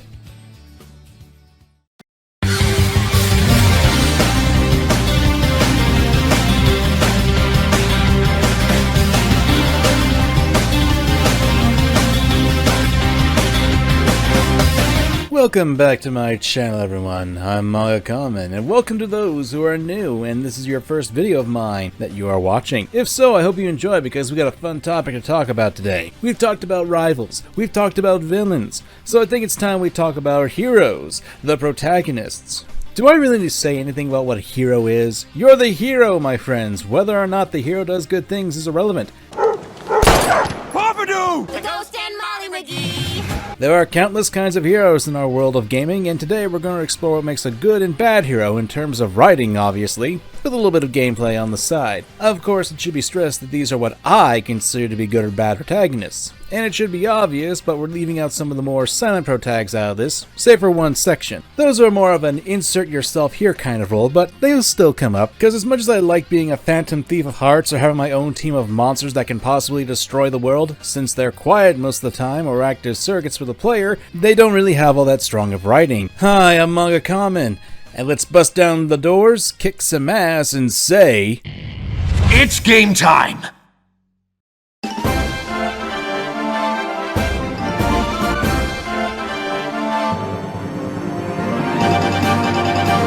I feel like I'm being a bit too liberal with this one section, but hey, gotta make sure that we're all on the same page. So what exactly is a protagonist, or the hero of the story? Well, that's the character that we either spend the most time with or play as in the case of video games. To put it simply, protagonists are just basically the leading character. They're the character that we're supposed to relate to, and this character tends to be involved in or affected by most of the choices or conflicts that are in the narrative. They tend to be the center of the plots for stories, is what I'm getting at. Although it should be pointed out that just because a character is a protagonist, that doesn't automatically mean that they're a good person. I use the term hero because it's a term that's used in a broad sense for the main character for writing. As such, don't be surprised that I'm going to be using the terms interchangeably throughout this video. Plus, hey, depending on where you stand, a hero can easily just be seen as the villain. I mean, some heroes clearly do act like the villains nowadays. Here's the thing, Bruce. I'm great at controlling my anger. At the end of the day, the goal of a protagonist, especially in gaming, is to follow their story. Whether or not that story's ending is good or bad is beside the point. To me, a hero's story is the journey in and of itself. And there are various kinds of heroes too, much like there are various kinds of rivals, villains, and the same is true for heroes and protagonists. But the point is, we want to root for the hero to win, whether or not they happen to be a villain or a noble character. There's a reason why a lot of people like Light Yagami from Death Note. I'll take a potato chip and eat it. Yeah! Obviously, I'm not going to cover all types of protagonists or heroes in this video, because that'd just be annoying as all hell. But this leads us into an obvious question. What makes a good hero and what makes a bad hero? Let's talk about those questions, shall we? Yeah! Shoot, not my day. It's really not that hard to screw up a protagonist, because a lot of the writing nowadays for games can be hit or miss. Or it can be drowned into the endless abyss of Marvel-esque writing where everyone has to be a snarky ass for the sake of comedy and not take things seriously. Whoa, where'd that come from? The thing about heroes is whether or not they are bad people, you can still root for a bad person when they're protagonists. Characters from the Disgaea series quickly come to mind because a good portion of the protagonists from that series tend to be less than stellar people, since they tend to be demons. So, you understand? I have no intention of disobeying you whatsoever. Didn't you just beat the crap out of me? However, that doesn't mean that they're bad protagonists. Not only because of the context of the stories tend to be a bit more outlandish and over the top, but also due to the fact that most of the time their bad behaviors and character traits are done for the sake of a joke. Even if a protagonist in that setting were to act stupid or be a jackass, said context helps justify it since we're already being told that most of the time it's played for jokes and comedy. In contrast, let's take a moment and talk about Frey from Forspoken.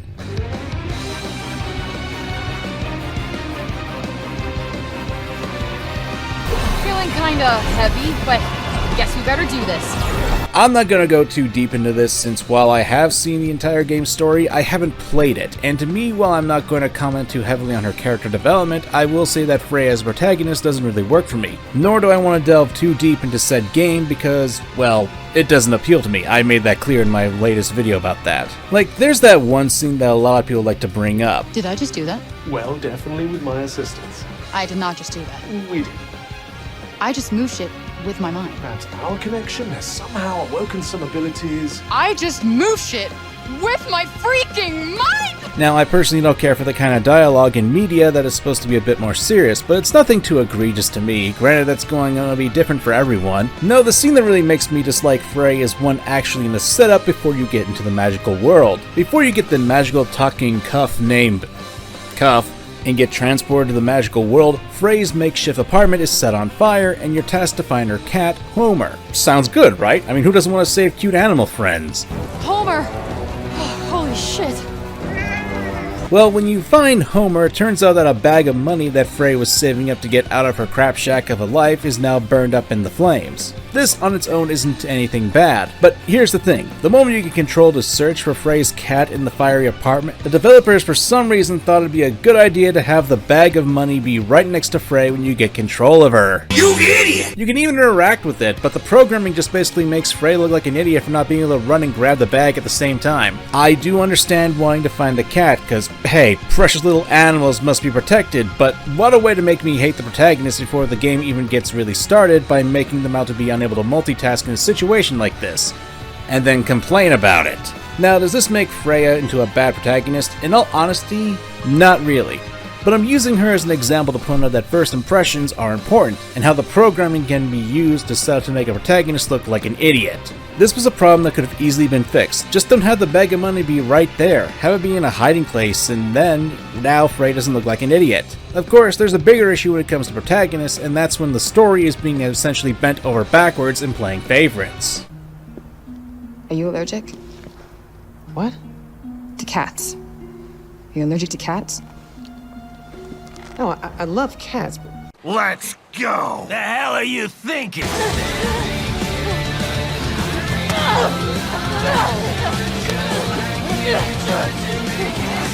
I'm gonna crush you! You know, it's been almost 2 years since this game came out and lit the internet on fire. It was actually pretty fun seeing so many people on both sides of this game pretty much chomping at the bit to prove that either the game was a masterpiece or was a piece of garbage, all the while slinging mud at each other. But here's a question, where do I stand on it? Well, I don't personally like the game. It's not the worst thing in the world, but I certainly don't think the game is all that great as all the awards like to make it out to be. I now live in a world where awards are now just a bunch of glorified pieces of garbage that are given out by a ton of video game journalists who are slowly going out of business because no one trusts their word. So, in turn, I don't trust in awards anymore myself, especially with video games. To me, The Last of Us 2 is just a game, a mediocre one that I don't care for. And part of that is the secondary protagonist, Abby. Someone confronts you, brain them, like so. Hey, I'm talking to you. Using the X button. What's an X button? Oh! With practice, you too will learn how to kill. Now, I'm gonna be upfront. The issue that I personally have with Abby is how her story is told. I don't honestly care that she kills Joel. I can understand that there are issues with that, and it does add a little bit to my own issues with her, but I want to talk about the structure of the game and how it hurts Abby as protagonist. You see, for those who aren't aware of how The Last of Us 2 is structured, it has two protagonists. Ellie, a main character from the first game, and Abby, and the two are essentially polar forces that are against each other in the story. Initially, Abby is after Joel, the protagonist of the previous game, as well as the father figure for Ellie. And after Abby kills him, Ellie's main goal is to kill Abby. Now, contrary to what a lot of people on the internet who think that this is a unique story, it isn't. Hell, off the top of my head, Ark the Lad, Twilight of the Spirits is the very same concept where you play as two opposing protagonists, who have different ideologies and come from practically different worlds and upbringings. Man, RPGs from 2003 were something else, weren't they? The only difference was that at points in the story you would swap between protagonists more often than you would in The Last of Us 2, and would be able to see both of their mindsets and what happens to them to lead them to change as characters as the stories progressed. Last of Us 2 essentially doesn't do that though. Yes, you do switch between characters, but after the initial one where you play as Abby to blow out Joel's kneecaps and then get stuck playing as Ellie for a long time, which happens at a massive climax, I may point out, then we switch. You see, what a lot of people who like the game and can forgive this narrative structure don't seem to understand is that this sort of thing can be used as a turn-off to people, especially when it's done at a climax and we won't get back to said climax for hours on end. This is a very tall order for people who have essentially already bonded with Ellie's quest to instantly be asked to swallow Abby's sob story, especially considering that there wasn't really a good chance to bond with Abby before we're instantly flashed back to explain her backstory. For me personally, I don't care for Abby as a character because the story breaks its back in order for me to have sympathy for her as a protagonist despite what she does in the story at the very beginning. If we go back to the start of the story, one of the red flags that caught my attention was that Abby was saved by Joel. Now, don't get me wrong, I understand that Abby has a goal to kill Joel, but if he hadn't just popped up then and there, she'd be mushroom chow. I'm not saying it would have stayed her hand, but if the person who you are set out to kill and view as a monster is willing to save a stranger with no benefit to them, that should at the very least make you question a few things. Even a moment of hesitation from Abby would have at least showed from the beginning that there was more of an empathetic moment for her and at least show that there was something beneath the hatred, that she was more human. That would have made the jump into her backstory a lot more easily digestible, at least to me. It's a much more humanizing moment than her being afraid of heights, because it's actually connected to her motives and story. And in all honesty, considering that she basically flips her ideology on a quarter, that she basically said she'd murder everyone in an opposing faction, including kids, it just comes off as jarring to me. I mean, Joel basically losing all his survival instincts in the span of 4 years also comes off as jarring, but hey, I guess anything to get the plot going, I guess, and yes, that is not how that works, people. Especially when Joel is actually out on patrol. He would keep some of his instincts, that's something that would happen.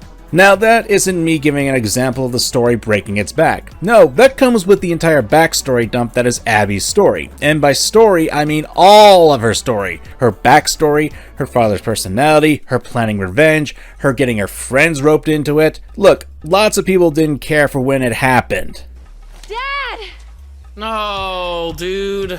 Oh. The game tries so hard to make her father, who Joel killed, the nicest guy around, collecting old coins, saving zebras, and wanting to scoop out the brain of an unconscious girl without getting her consent, which she would more than likely give. Oh, and to point out, the Fireflies had failed multiple times in their testing, and if they screwed this up, they would have screwed up their only chance of finding a cure with someone who was actually immune. In addition, after seeing how devastating Joel was killed by Abby, we're then shown that she's humanized with the WLF, and her friends as well.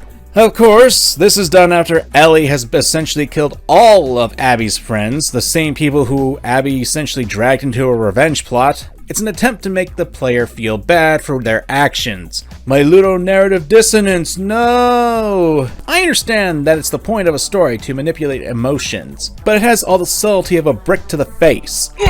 However, when it's done in such a blatant manner and done so much, well, you're gonna get some pushback from your audience.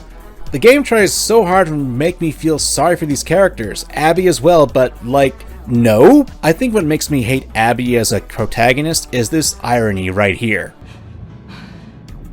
You killed my friends. We let you both live. And you wasted it! I'm sure there was an attempt at a dramatic irony, but it just makes me roll my eyes at Abby for saying it. When you were killing Joel, Ellie was right there, screaming, yelling, saying she was going to kill you all for doing this. What did you think was going to happen if you let her live? It's practically the same thing that happened to you, Abby. The only difference is that Ellie saw the deed in question and knew exactly who to go after. I also kind of find it stupid that they just left Tommy, Joel's brother, and Ellie both alive. Like, did you not think that maybe these people would come after you when you essentially just did the same thing in front of them? And this wouldn't be a problem, but with how the game is structured, it really forces some people to really swallow a huge pill. Some people can accept that, and others can't. Just because you happen to be one camp or the other, that doesn't automatically mean your side is right or wrong. Last I checked, there is no objectivity in what one takes from a story, or one interpretation, or how big someone's suspension of disbelief is. Granted, if you want my biggest issue with Abby as a protagonist, she's just boring character-wise. Did you hear about Danny? I heard rumors. Hope you're not spreading them. No, we're not. Good. Keep it that way. Like, the only memorable line that she has is this. You!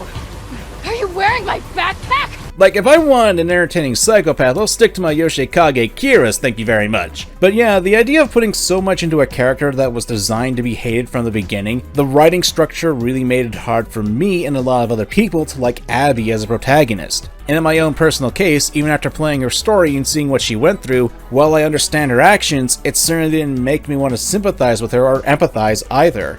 And a lot of people need to understand that something like that isn't universal. God, this entire section was depressing. Let's change things up. I don't give a fuck. I'll do the whole thing on my own. Let it be known that I'm a huge fan of being over the top and having a whole lot of ham when it comes to my entertainment. There's a reason why I love stuff like this.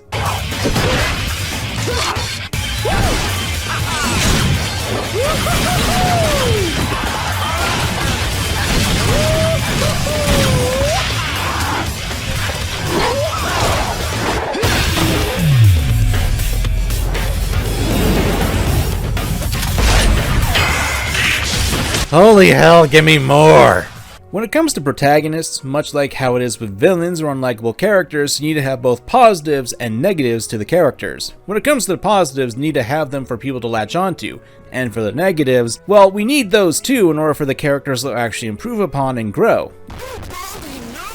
Now, this isn't the be-all, end-all for making a good protagonist or hero. Hell, if I'm being honest, this is more or less my own personal preference. I mean, I watched JoJo's Bizarre Adventure. A lot of their protags don't actually develop, and it's not a problem, but hey, that's just a JoJo. If you want my actual thought process and when it comes to a good protagonist, there's one phrase that's always sat right with me. You have to be like water. You see what I'm saying?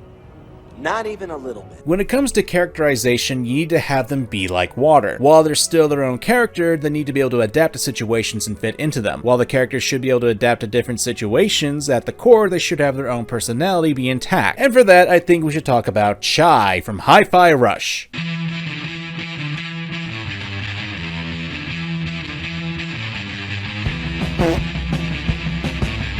Chai is the main hero of one of the more entertaining games I've played in a long time, Hi-Fi Rush. He's a young man with one dream. Rockstar? Future rockstar? Of course, with a busted up arm, that dream isn't looking too good. Not how he doesn't know actually how to play guitar, so he decides to sign up to Vandalay Industries in order to get himself a brand new mechanical arm. Of course, after a few incidents, Chai has his, I believe that's an MP3 player, getting grafted into him during the process of roboticization, and his music begins to course throughout his body. Suddenly he's able to fight to the beat, and with a makeshift guitar, he kicks all kinds of robotic ass. The game then follows Chai as he fights against Vandalay with a motley crew. So, here's the thing. Chai is a goofball. He can be selfish. I need to stop that. Well, I wish you good luck.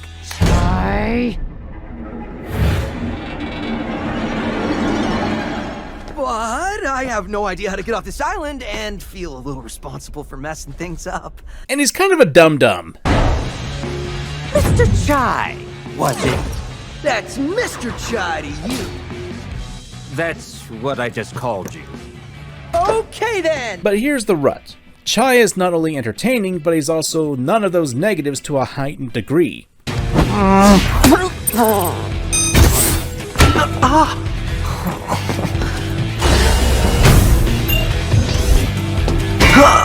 Her personal lift. I'll reroute it to the hideout.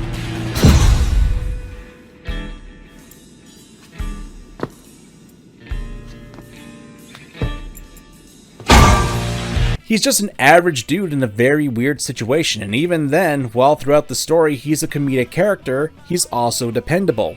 Hell, he's even willing to sacrifice himself and get caught by Vandelay just to get his friends out of the situation. While Chai's negative character traits are on display, they aren't glorified by the story, and they don't always act as a detriment for it as either, and when they do, they're built upon comedy. What are you doing? I'm gonna reason with it. Well, we had a good run. Look, man, I think we have more in common than we do apart. How about...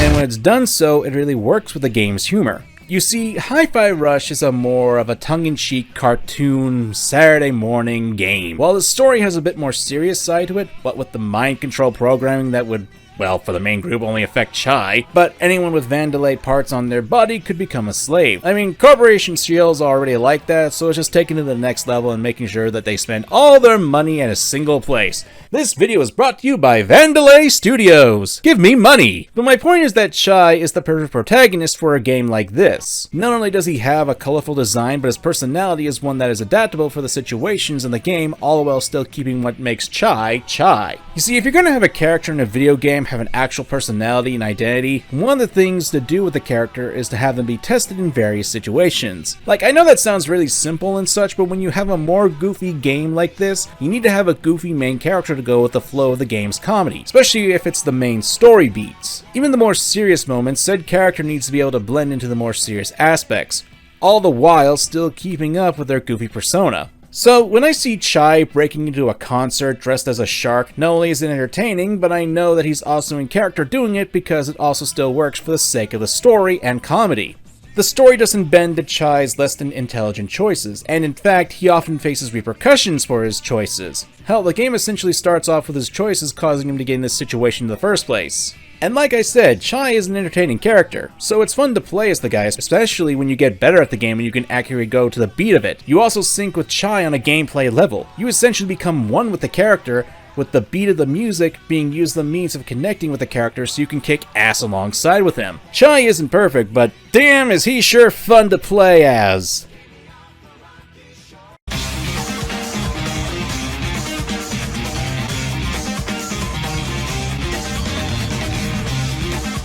So, funny thing, one of the biggest issues that people had with my Arrival video last year was that I had neglected to use certain characters, especially when I used a lot of music from one of the titles that I hinted at but didn't actually use in the video. So, in order to placate some people, I think it's only important to talk about one of the characters from that game as well. Kazuma Kiryu. Look, pretty much every entry into the Yakuza series that has Kiryu as a main protagonist can be on this list. You've got the original Yakuza with the English dub of the character that is a thing of beauty nowadays. Hey shithead, what family do you work for anyway, huh?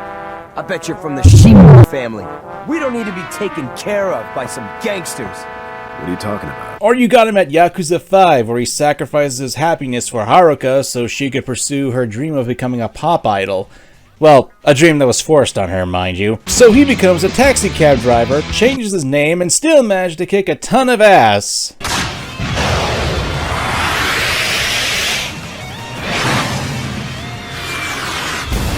Don't ever change, Kiryu-sama. But for the sake of this video, I'm going with Kiryu from Yakuza 0. Not only because Kiryu is extremely fun to play in that game, but also due to the fact that it's probably my favorite version of Kiryu as well in the entire series, since we can see the god of this character at the beginning of his journey.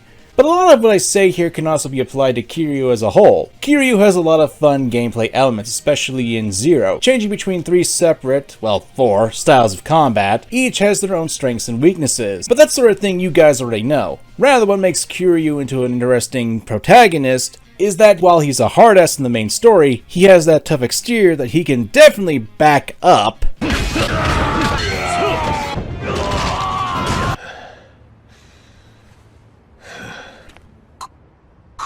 But when you get into the sub-stories, due to the sheer absurdity of them, we get to see a more fleshed out Kiryu, we get to see other sides of his personality, even when you play the minigames too. For example, when you're out and about in Kamurocho, you'll come across this Yankee character. Turns out the guy's part of a band, and they're all tough guys. Or rather, they're pretending to be tough guys, just so they can promote their music. And unfortunately, they've attracted a pretty rough crowd. So when they're set to be doing a live interview that might expose that they're frauds, well, they're afraid that their audience will beat them up. Hey, that just sounds like a YouTuber whenever they try to make content that their audience doesn't like. I can totally relate. As such, they ask Kiryu for advice. And the advice can be good or bad. It really all depends if you played the game, know the right choices, or if you just want to screw around. Or one of my personal favorite sub-stories would be when Kiryu mistakes someone for needing a visa and thinks that they need a pizza. The glory that comes from the fact that you're turned into a glorified pizza delivery boy. And it's just so odd to see a guy who does this basically becomes a pizza drop boy. I mean, after you deliver the pizza to the foreign woman, the scumbag who's holding onto her visa shows up and you beat the snot out of him, so balance, I guess? I mean, she also marries the guy too, so, why is this my favorite again? Oh, right, the absurdity. I personally love these goofier elements when it comes to the main characters, especially the more uptight ones like Kiryu, because it helps show off a more human side to the characters. Listen, while people tend to put on tough fronts or be more professional at times, that doesn't mean that we as humans will be like that 24/7. It's actually not healthy for us to be always on with our outward personalities. We'll burn ourselves out if we do that, and we'll become irritated.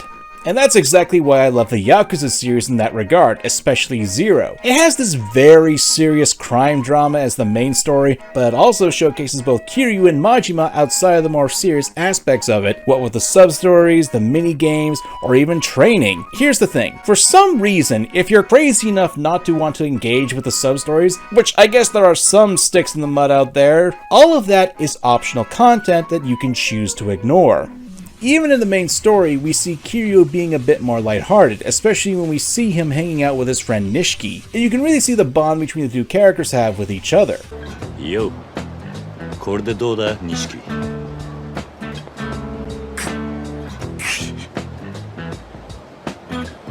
何笑ってんだ。いや、やっぱ何着てもまるで堅気に見えねえと思ってよ。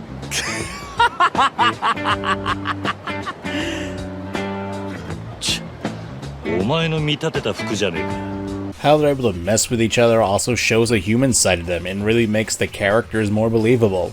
I mean, when Kiryu's able to do this, you gotta have some human elements to the guy.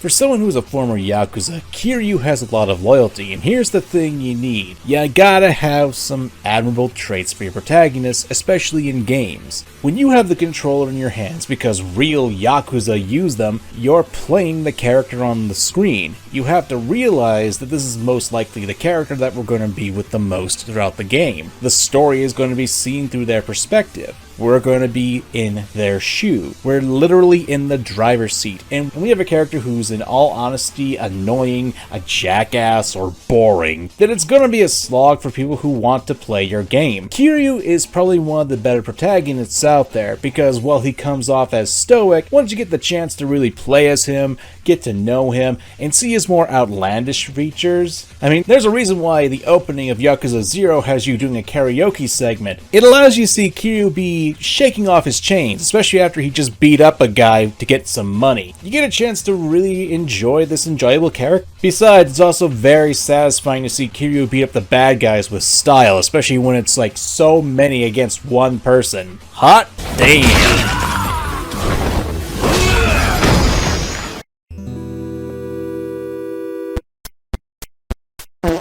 I'm going to come back to this topic sometime in the future, since, like I said in the beginning, I am going to talk a little bit about silent protagonists, but I feel like a video dedicated to them would be much more lucrative, because while they have a few issues here and there, I do feel like there are positives and negatives to having a silent protagonist for your game. One of the positives of having a silent protagonist is that you can really put yourself in the shoes of the character, and if a game allows you to make choices like how you can in some of the later Persona games, then it gives you a lot more degree of control for the players. you get to imagine that you are basically a phantom thief of heart, that you're a high school badass, that you're Jesus.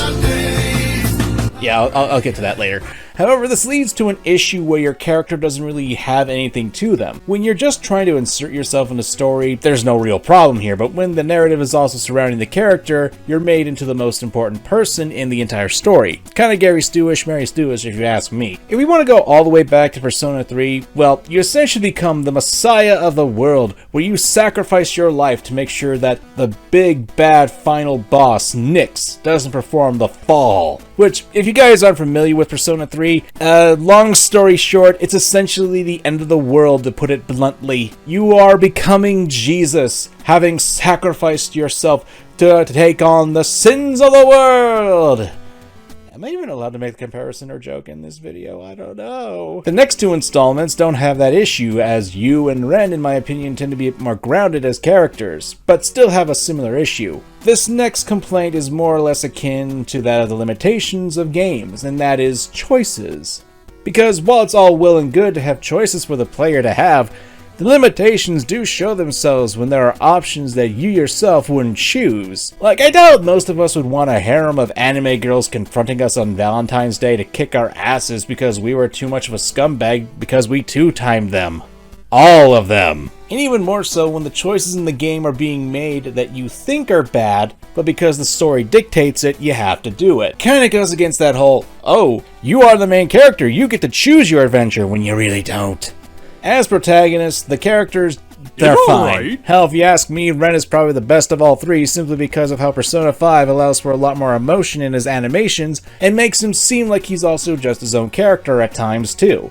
Hell, we do get more about him, as the driving factor for the story was him intervening on a crime, at least showing that he's got a good heart at the beginning of the story and can have an effect on the other players' decisions. Not to mention, we do get a bit more narrative with him as well. That isn't just like giving exposition. I don't know, this is a more dedicated topic that should be its own video. And hey, if you guys are interested, be sure to leave a like and comment and type in "Looking cool, Joker" down in the comments. We get 10k likes and we'll talk about silent protags in a video of their own. Okay, enough of me showing that. Let's get to an actual protagonist. You sure know how to throw a party. No food, no drinks, and the only babe just left. At any rate, it's been a whole year since we last met. How about a kiss from your little brother? Or better yet, how about a kiss from this?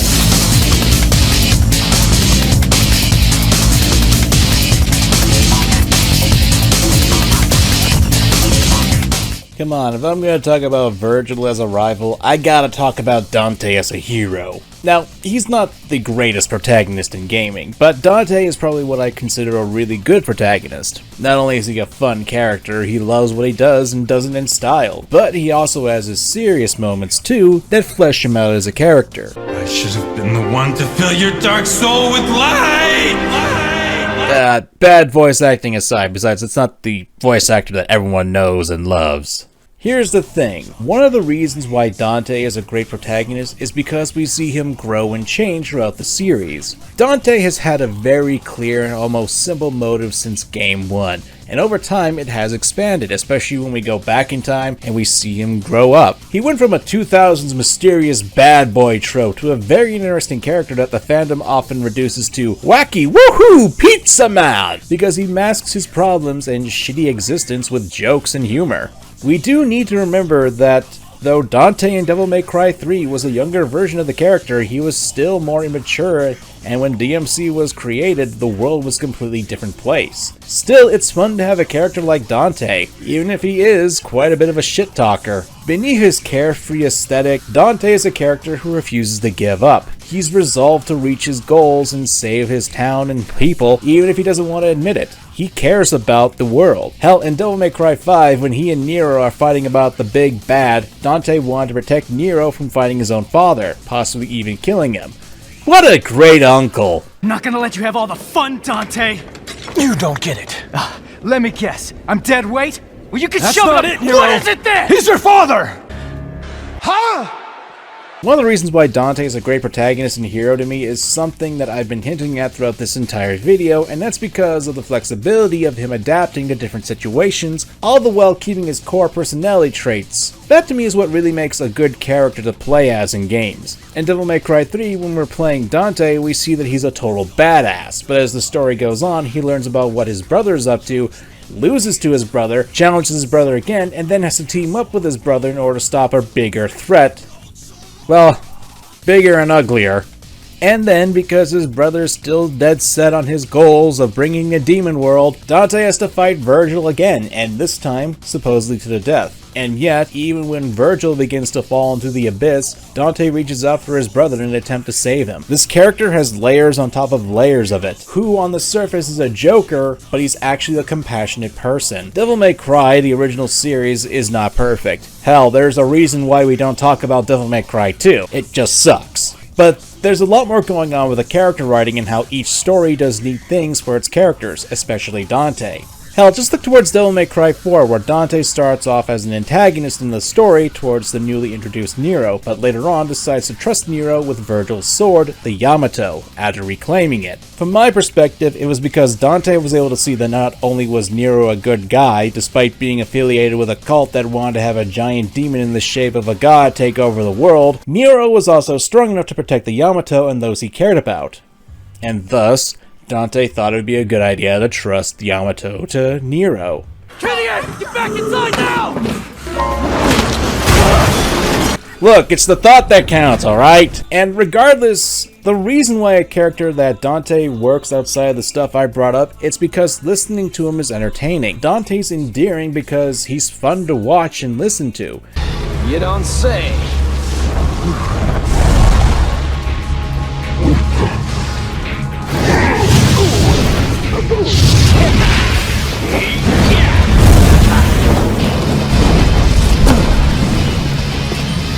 That's why I love these kinds of characters. It's kind of the same effect of listening to someone gushing about their favorite topic, that you can tell that the character has some sort of passion put into it, and the same can be said about Dante and his voice actor, Ruben Langdon, who was also the stuntman for Dante for Devil May Cry 3, 4, and 5. That takes a lot of passion and dedication for the character.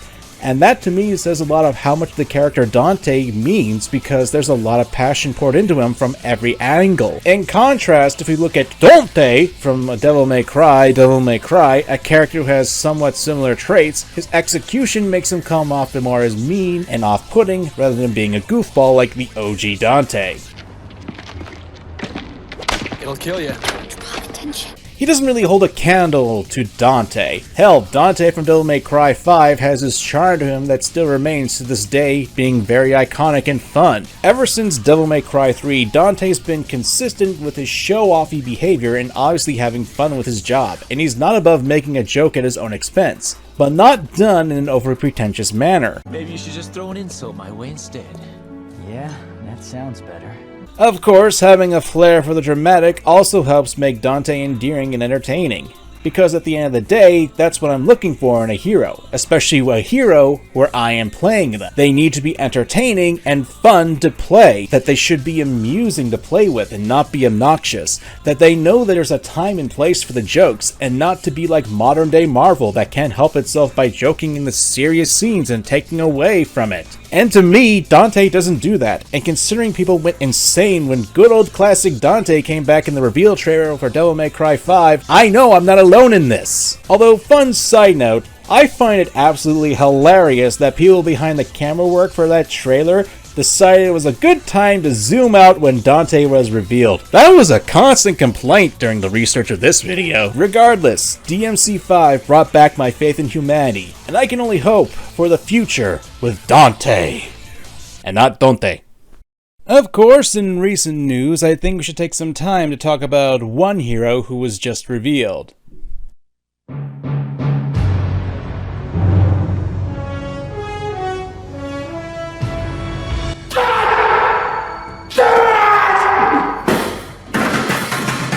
Yes, like many of you, I too was shocked at the reveal of Metal Gear Solid Delta Snake Eater. A remake of the amazing Metal Gear Solid 3, and not only that, but the original 3 games are getting re-released into the world again. This is becoming a year of remakes, isn't it? Dead Space, Resident Evil 4, and now Metal Gear Solid 3. And as such, I think we should take some time and talk about the one, the only, Solid Snake.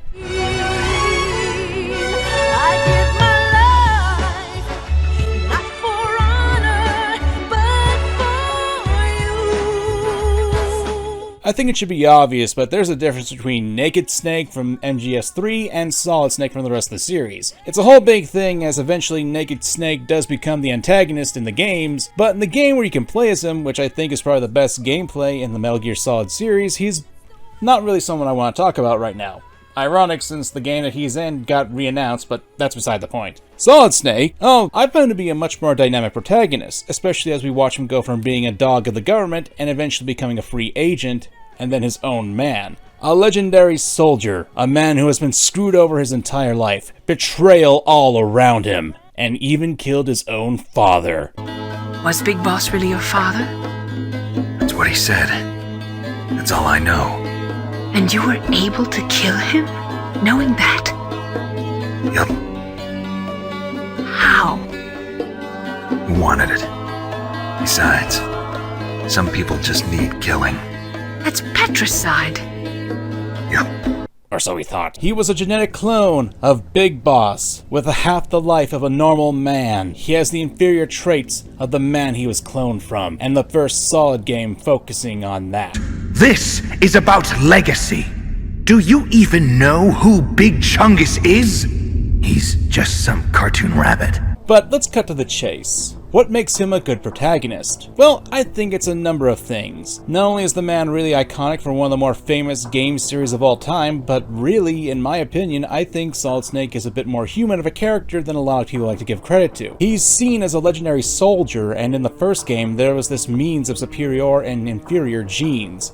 And that Snake is the one to break that mentality when it's revealed that he was actually the inferior clone, while his brother Liquid Snake was the superior. To him, though, it didn't matter if he was superior or inferior. It's not what you were given at birth, but the choices you made throughout your life. Solid Snake is a great protagonist because we see him go through so much BS throughout the story of the Solid series, and yet still remain loyal to his own convictions. I think it's the fact that Snake is determined to get the job done, even if he goes through hell and back, is what makes him a great protagonist too. That isn't to say that the personal stuff in his life doesn't affect him, but he knows he has a job to do, and he's essentially the only guy in the world who can do it. And yet there are times where we see that despite the legendary status, he's still a man. He's got his flaws. You know a lot about science, but you don't know how good a cigarette tastes in the morning.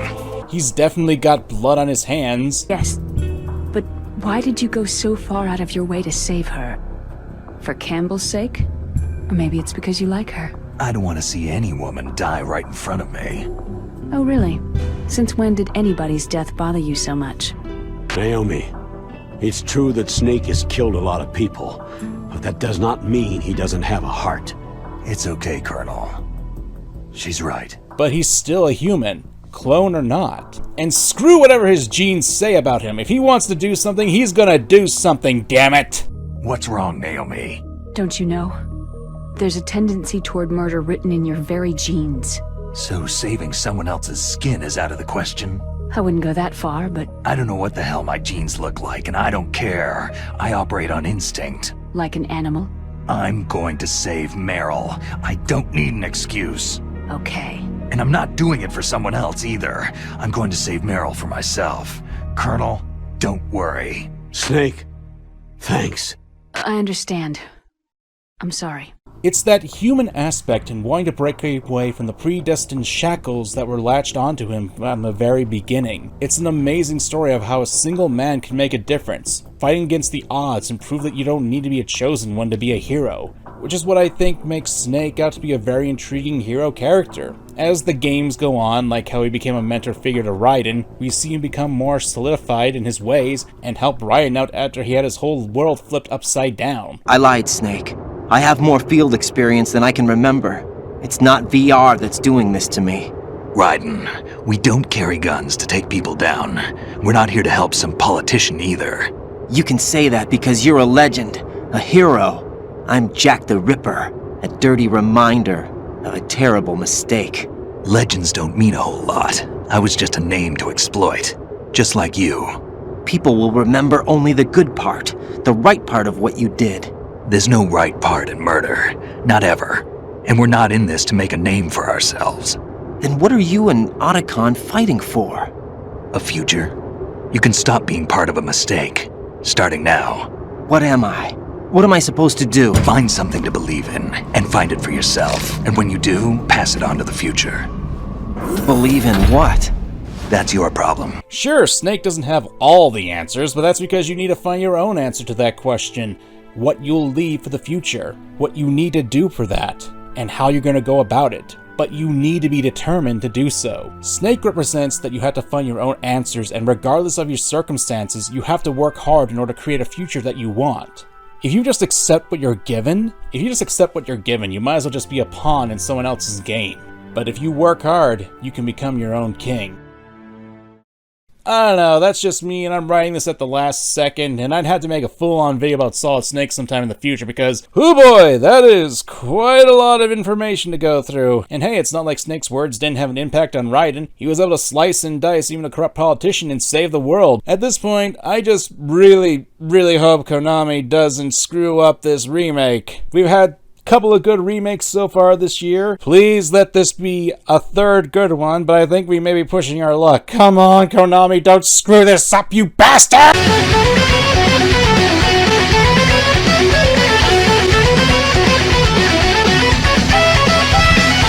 I think it's important that we remember that I'm not saying that these characters are objectively the best or the worst protagonists and heroes, and there are certainly plenty of other heroes that we can talk about in videos like these, and I kinda hope to do so in the future. These are just what I personally believe to be the best kinds of protags, and some of the worst kind as well. You guys can obviously disagree with me. Hell, I know for a fact that there are people out there who seem to think that Dante from Devil May Cry is better than the OG Dante. And I may think that these people who get upset that I dared make fun of a fictional character are missing out on a simple fact. He's not real!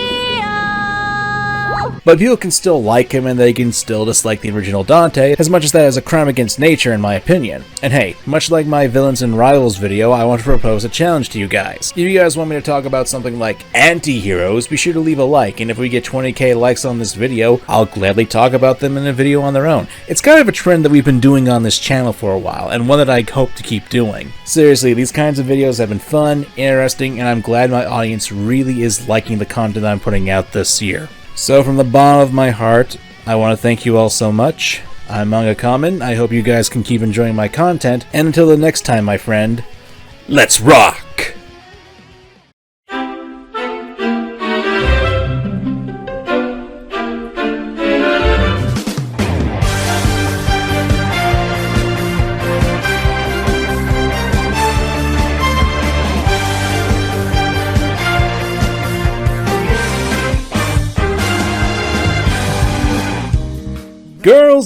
Girls, I just love me some girls. Let me be frank, women can be some of the best characters in all of fiction, and can also be some of the most contentious. And that's not even the fact that sometimes people will push ideologies or their own thoughts onto them. But as for me, I don't really care for that. I just like it when the characters are well written, as well as the audience can glean from them.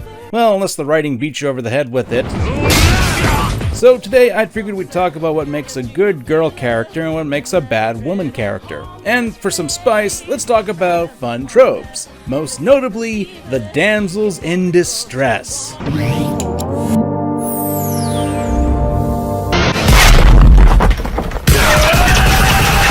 Not gonna bring up that trash fire! But yeah, there's actually a right, a wrong, and a fun way to do damsels in distress. Spoilers for the following games.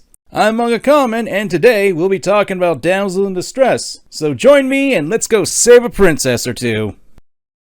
Before we can really get into the examples, we need to discuss what a damsel in distress is. Just so you guys know where I'm coming from with this video and so we can learn at least something fun today. Because knowledge is power and knowing is half the battle. I think you screwed up those lines a bit.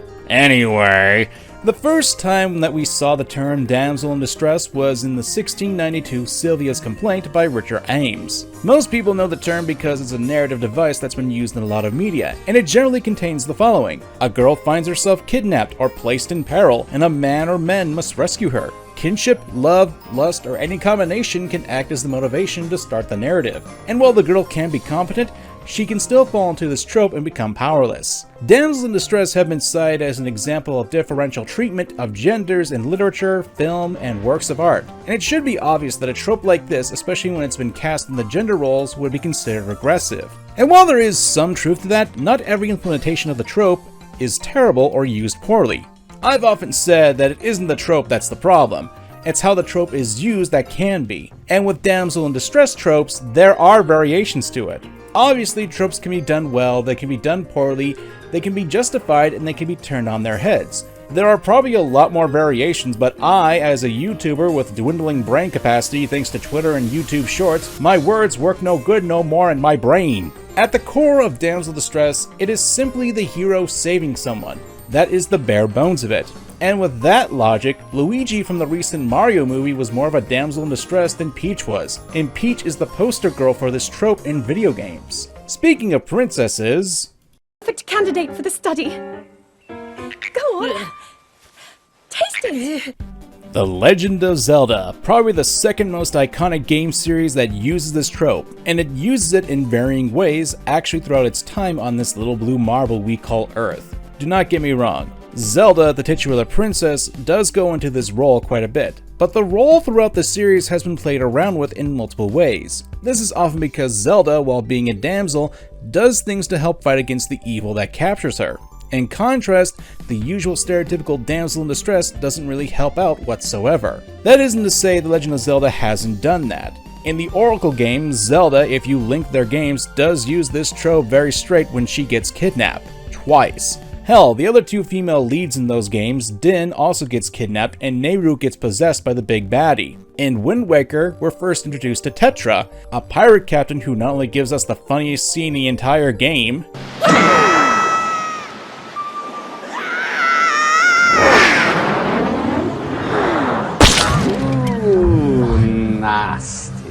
but then becomes Zelda later in it. And when she does, she essentially becomes more of a background character until the final boss fight. Even in the sequel, Phantom Hourglass, Tetra's missing and she spends the other half as a statue. So no butt-kicking pirate princess for you, boys and girls! Conversely, if you look towards Spirit Tracks, while Zelda's physical form is kidnapped, her spirit isn't.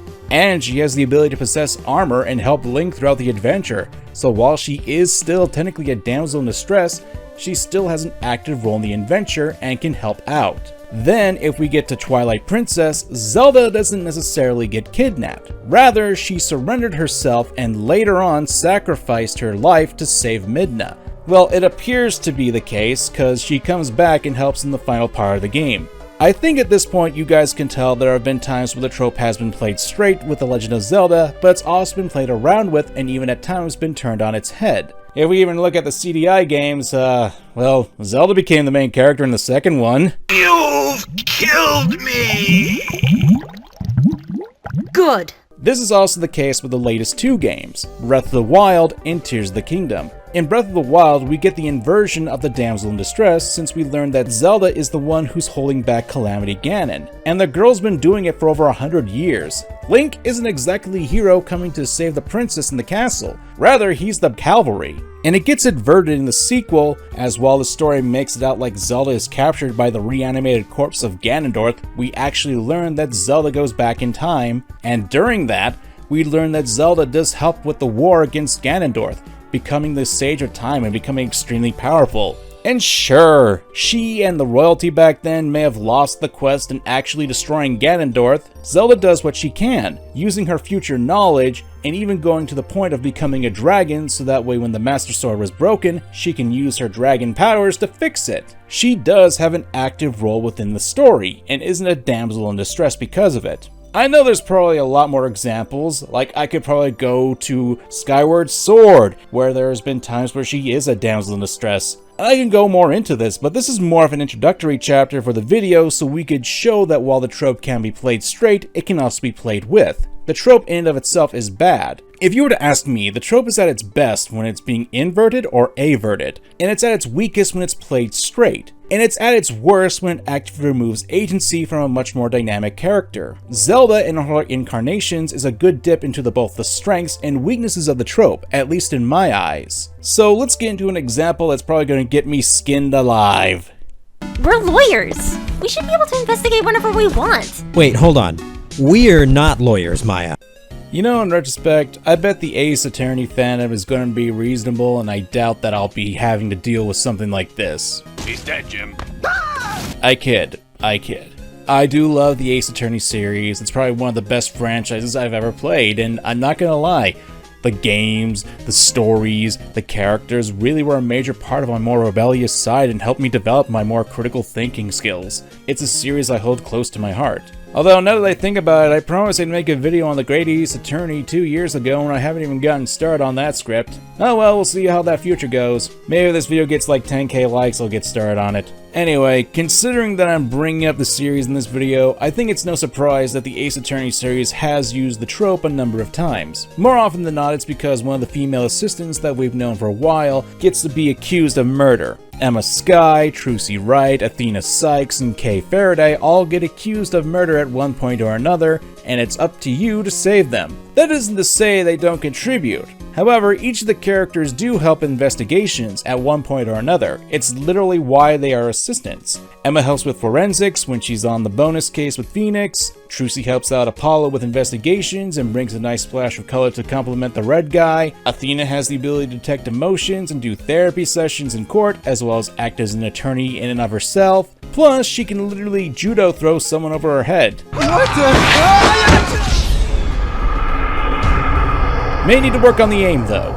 And Kay has her little thief technology that can recreate crime scenes for Miles Edgeworth. Although she falls victim to the dreaded amnesia plotline. You know, now that I think about it, that's a recurring trope in the series too. Might be something to talk about in the future, who knows. I bring this up not to say that the trope in and of itself for each individual character is bad, and when I get to the main subject of this section, the same can apply to her. But the real issue I have with the trope is how it's being overused. You ever wonder how something like cinema sins get big when most of what they do and their clones often point out tropes and dinging them with a sin? Well, while that's not something I agree with, my issue lies with how often the trope gets used, especially within a singular series. The common counter-argument is to point out that what I just did, that while the characters above do become victims of false accusations and kidnappings, they still aren't exactly helpless outside those situations. Granted, sometimes yes, that is the case, but when a trope is used more and more, especially within the same series, it can be a detriment. I mean, if you keep having a slice of pizza every day, eventually you're going to get sick of pizza, regardless of what topping you have on it.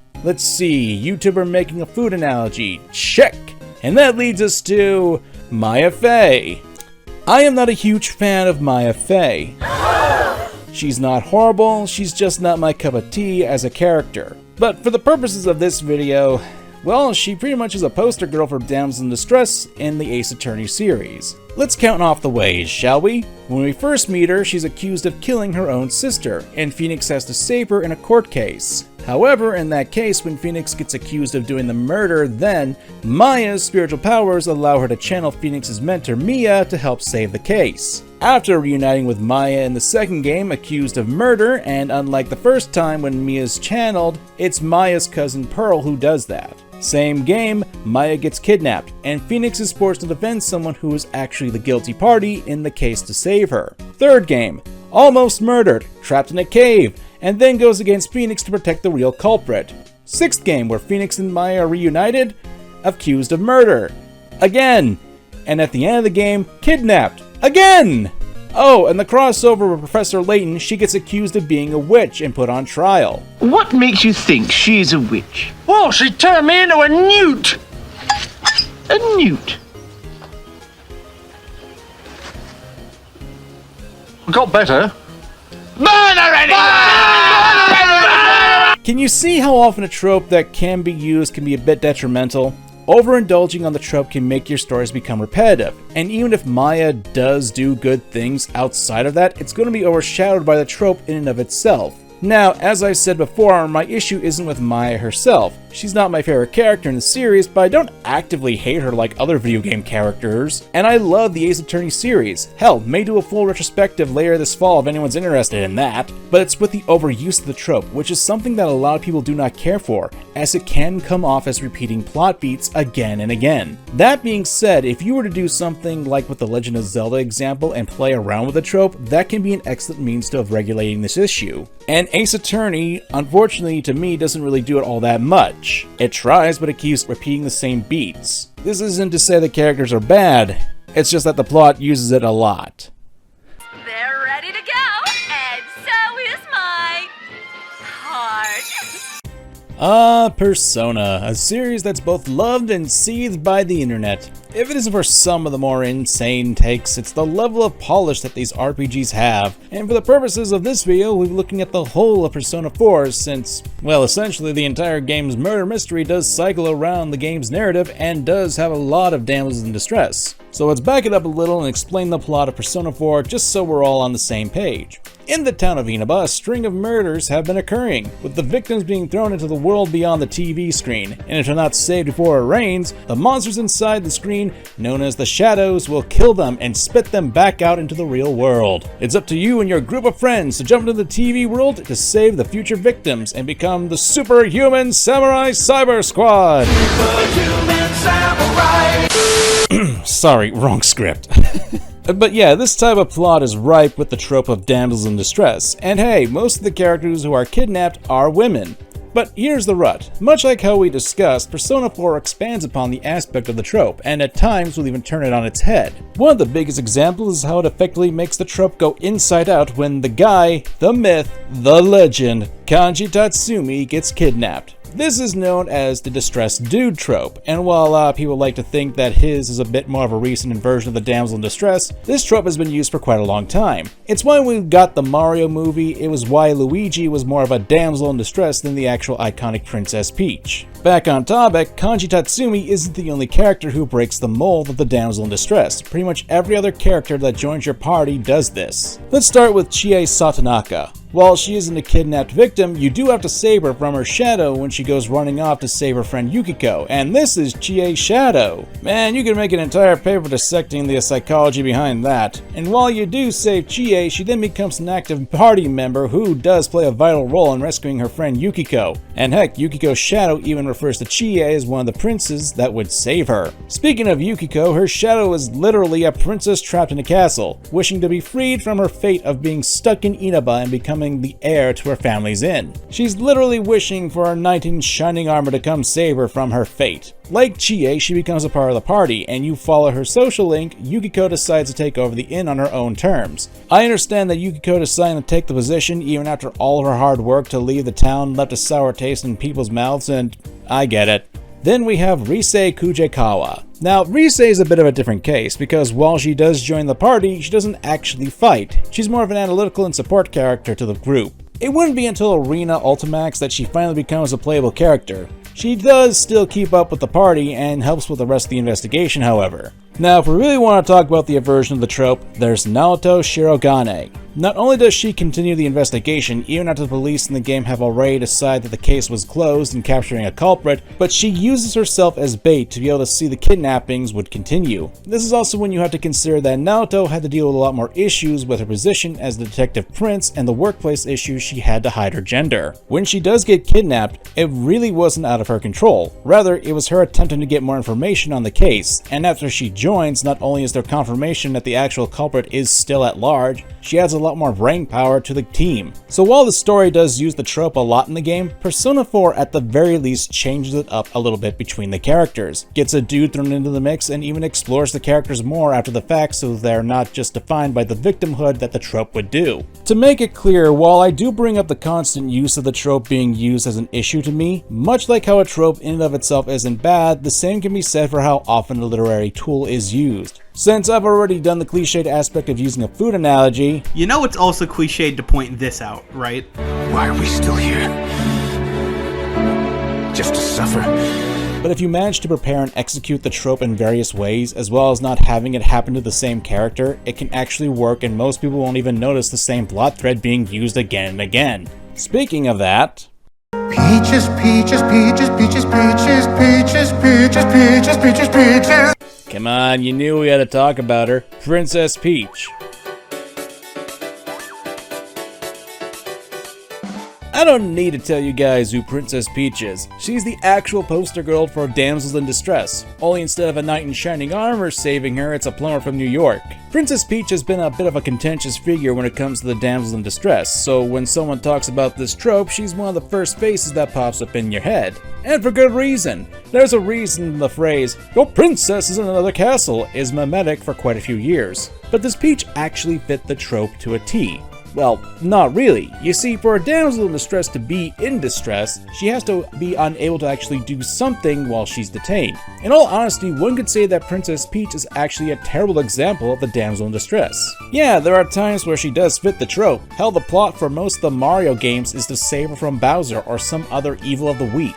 There's a bit of a misconception, though, that Princess Peach is just a damsel with no personality in the games, even though there were countless games that proved otherwise. Super Princess Peach, Super Paper Mario, 3D World, those are some of the more prominent examples since in those titles Peach is a playable character, and that alone will break the trope since damsels in distress shouldn't be interactive in that genre.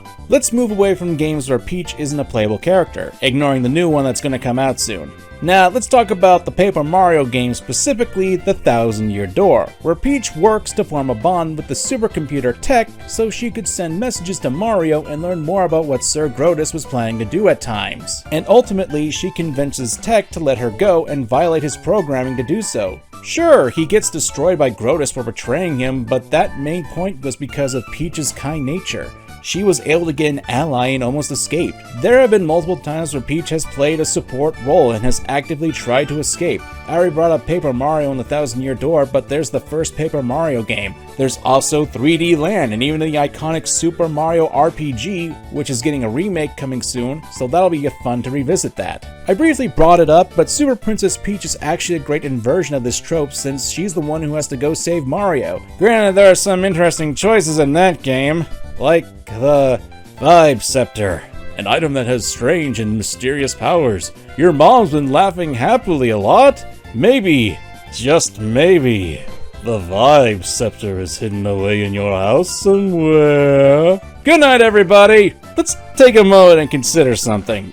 Not the Vibe Scepter, something else. There have been many instances where Princess Peach goes against the damsel in distress. I remember that when the Super Mario movie came out, plenty of people made videos complaining about how the Mario movie's gone woke, simply because Peach was dressed in a racing jumpsuit. Which, by the way, she's been wearing ever since Mario Kart Wii, which was about 15 years ago. And Princess Peach is more than capable of fighting. Look at Smash tiers, and she's in some of the top tiers most of the time. No one can underestimate that booty.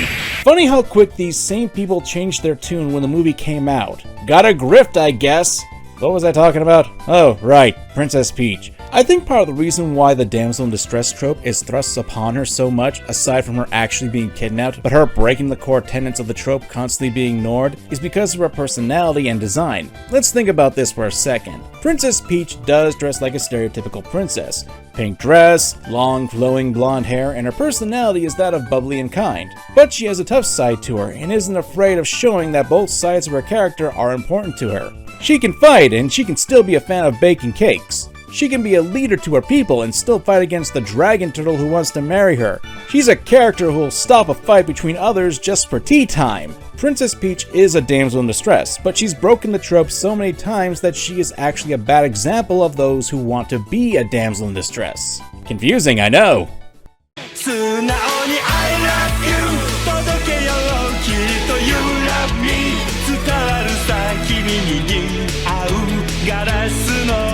Oh yeah, we're talking about the Yakuza series and a video about damsels in distress, which in all honesty, there's quite a bit of talk about the entire series when it comes to portrayal of women. It's a toss-up at times, but when you have a mini-game where you essentially play gambling rock, paper, scissors with women in various sexy outfits... I'm sorry, I lost my train of thought there somehow. In any case, while you can find this stuff distasteful, and you can find issues with it obviously, like I take issue with one of my favorite sub-stories, where Kiryu acts as a pizza man for a foreign woman who had her visa stolen, and due to some broken language communication, Kiryu gets her a pizza instead. Of course, we meet the jackass who stole her passport and was going to force her to become a lady of the night to pay him back. Of course, Kiryu being Kiryu, he dishes the proper justice. And the guy you just beat up asks the woman to marry him. And she said yes. Mind blown! Now let me be clear. I'm not going to be on my moral high horse on the depiction of women in gaming. This isn't the video for me to complain about that. Not yet anyway. But this kind of thing can be bad depiction of women in games. Now this happens to be a character who only shows up once in the game. She's not exactly an important character in the narrative. But if we go to another sub-story, this time where a mother asks Majima to save her daughter from a cult, this is probably one of the better sub-stories in the game, and not just because you can do the hustle. After that moment of awesomeness, we're given a chance to see the leader and find the daughter. We then fight a very menacing man and deal justice. We save the daughter and reunite her with her mother. Now I bring this up because you consider both of these stories to be damsels in distress, since they do have the hallmarks of traditional uses of the trope. But let's focus on the cult for this one. Let's start with the fact that the woman in question is effectively being brainwashed by the group, essentially helpless, and it's up to the single man Majima to save the day. The only thing that can be questionable here is the motivation to save the girl. There really isn't one given, it's just Majima happens to be a good person deep down. And you can use the same methodology for the other sub-story that I brought up too, only replace Kiryu and replace the foreign woman who can barely speak Japanese. These guys just really can't turn away people who are in need. From a meta concept, looking at the player's choices, we know that there's a reason for us to be participating in these savings. It's to get a reward for completing the sub-story, as well as access to the goofier elements in the game. Again, do the hustle.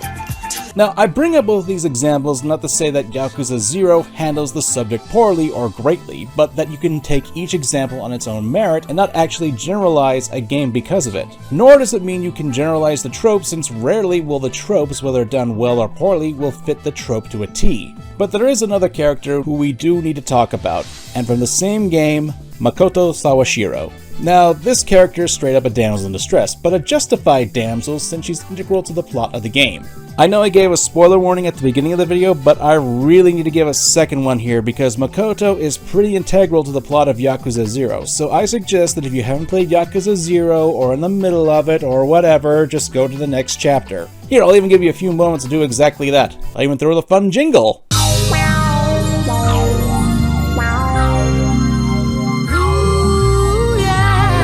Okay, you had your chance. So the plot around Yakuza 0 focuses on the empty lot, a land that is necessary for the completion of the Kamurocho revitalization project, which promises massive profits to whoever completes it. And Makoto inherited the lot from her grandfather, and as such became the target for the Yakuza. The Tojo and Omi want to get her land from her because it's smack dab in the middle of all that property, and as such, she becomes a target. If that wasn't enough, the game doesn't hold back with the despair that this girl had to go through. She came to Japan to find her brother, only to be sold off to the Korean mob, which in turn left her blind. Throw in the fact that the person who saved her beforehand from this, Lee, dies, and her brother dies just before she can find him. The game makes Makoto into a justified damsel in distress with a target on her back, and it goes out of its way to make her into a very tragic character. It should also be noted that Makoto is used as a means for character development, specifically for Majima. To give context, Majima was assigned to kill Makoto so he could get a chance to get back into the Yakuza after an incident that I will not go into because that's even more spoilers, and I don't want to give another spoiler warning. However, when he learns of her identity, because he thought Makoto was Lee because Makoto happens to be a gender-neutral name, and learns of her disability, he refuses to kill her. Well, I suppose that's a stretch. He's conflicted on the matter at first, but ultimately changes his goal to protect her. He even slowly falls in love with her too. And that was actually the plan. One of the higher-ups in Yakuza, Shimano, knew that Majima wouldn't be able to kill Makoto and was planning on using them to get his hands on the lot. The goal of the damsel in distress trope can be viewed as a tool to help development for the story, or for the knight in shining armor who's tasked to save her. But in Yakuza 0, I like to think that the story also turns the knight into a tool as well for the plot. Now, you can disagree with me all you like, but I personally like this twist that turns one of the characters we've been playing to have the trope be used against him like this. I guess what I'm saying is, go play Yakuza 0, it's awesome. Marion, you say? Oh, geez, never heard that name before. Is it a name? To wrap up this video, I figured we'd talk about a branch of the damsel in distress trope, the damsel out of distress. It's a relatively simple trope where the character in question decides that they can rescue themselves. Basically, they can take care of the situation. If you want a real quick example before we dive into the big one, Tifa Lockhart from Final Fantasy VII fame is quite easily considered this when you see her being taken to Don Cornero's mansion, and you have to save her. But it turns out she's just undercover to find information from the Don. Man, I got all pretty for nothing. So here's the fun aspect of this trope. It's one that can be done in conjunction with the damsel in distress, and can act as development for the character as well. It can easily become an evolution. And as such, let's talk about Marion from Double Dragon. For those who aren't familiar with the series, Double Dragon is a side-scrolling beat-em-up with Billy and Jimmy Lee, who are on a quest to save Billy's girlfriend Marion. Marion is probably just as famous a damsel in distress as Peach and Zelda, since the Double Dragon series is from the late 80s, with multiple sequels, crossovers, and cameos since then. The series is even getting another mainline entry, Double Dragon Gaiden Rise of the Dragons, which is coming out really soon, 27th of July. I hope this vid comes out before then. And throughout the time, Marion's had an interesting role in the story. You got the first one where she's kidnapped by the Shadow Boss. In the direct sequel, she is killed off at the beginning, with her fate kind of being dependent on which version you're playing, but she got better. To point out something about Marion, she is apparently a capable character. According to the official sources in the backstory, she was an assistant in Billy and Jimmy's martial art dojo, as well as working for the police as a narcotics investigator. Which is all well and good, but the game's never really used this, and the information does make her a lot more... ugh. In a Neon, she, well... Where are my manners? I haven't introduced you to the new and improved Marion. I call her... Evil Marion! Gets brainwashed into becoming part of the final boss. At least she gets revenge on Skullmageddon. I'll return one day to antagonize you, Billy and Jimmy! This was a parody game, however, but I found it fun. Now, there were times where Marion was playable. There was Neo Geo Double Dragon game, but that was more of a fighting game spin-off that was based on the live-action 1994 film.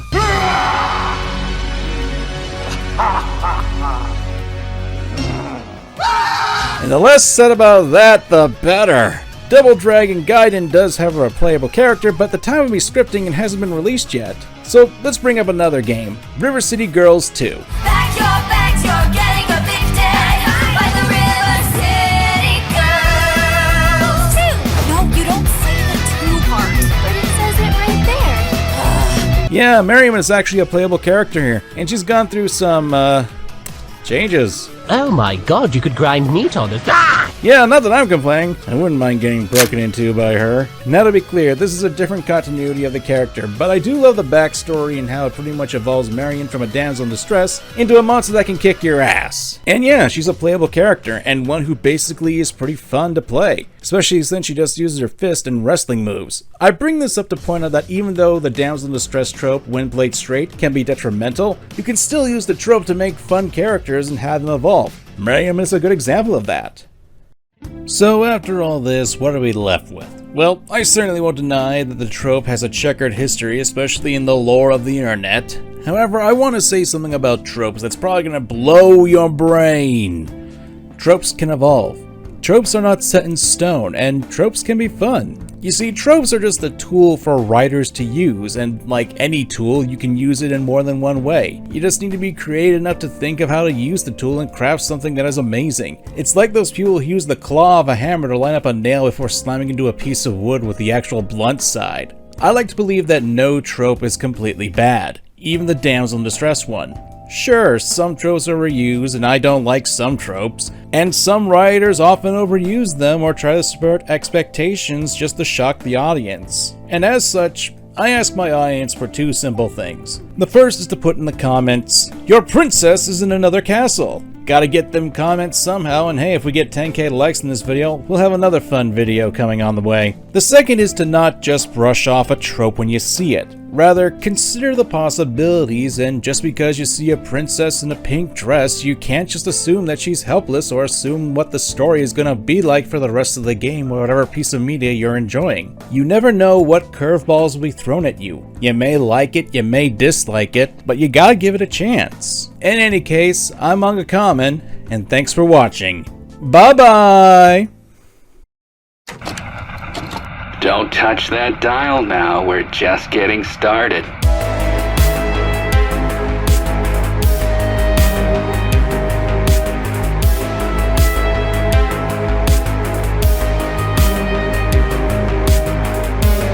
Monsters. Guess after this there'll be one less to worry about. They are an interesting aspect to the gaming world. After all, you need monsters in order for your character to overcome and to fight against. Depending on the type of game, obviously. Monsters have been a part of the gaming world ever since it came out. From the simple Goombas that walk back and forth, menacingly, to the iconic monsters of the Silent Hill series. Monsters will always have a place in gaming, and hopefully will keep being a part of the medium for years to come. So today I figured we'd take some time, talk about some monsters in games and how to make them right and how to make them wrong. Happy Halloween, everyone! I'm MangaKamen, and let's begin! Spoilers for the following games.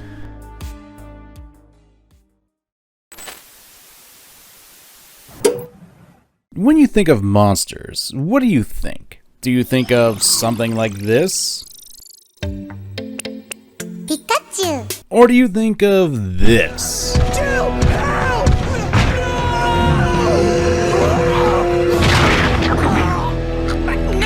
Because technically speaking, both of these are monsters. One just happens to be an electric rodent and the other is a bioweapon designed to kill people. Pikachu could still technically kill you, but why do we fear one of these and the other is just an icon loved by so many people? Well, aside from the obvious of Pikachu being a mascot for the entire game franchise, it has to do with their designs. When you look at the original Nemesis, while you can see the elements of humanity in him, based on his figure and such, when you look at the details, that's when it really starts to click with you that you don't want to be near this thing. The torn flesh, the tentacles piercing his skin, the lack of a nose and upper lip. Nemesis is a monster you don't want to cuddle with. Insert so many people telling me that I want to cuddle Nemesis, freaks. This is basic design elements when it comes to monsters. We take something familiar and we warp it. With Nemesis, all the design needed was to be a hulking tentacled mutant super soldier with a nightmare fuel-inducing face. Sometimes less is more, but you still have the details that really do work with the monster and warp a little bit humanity it has.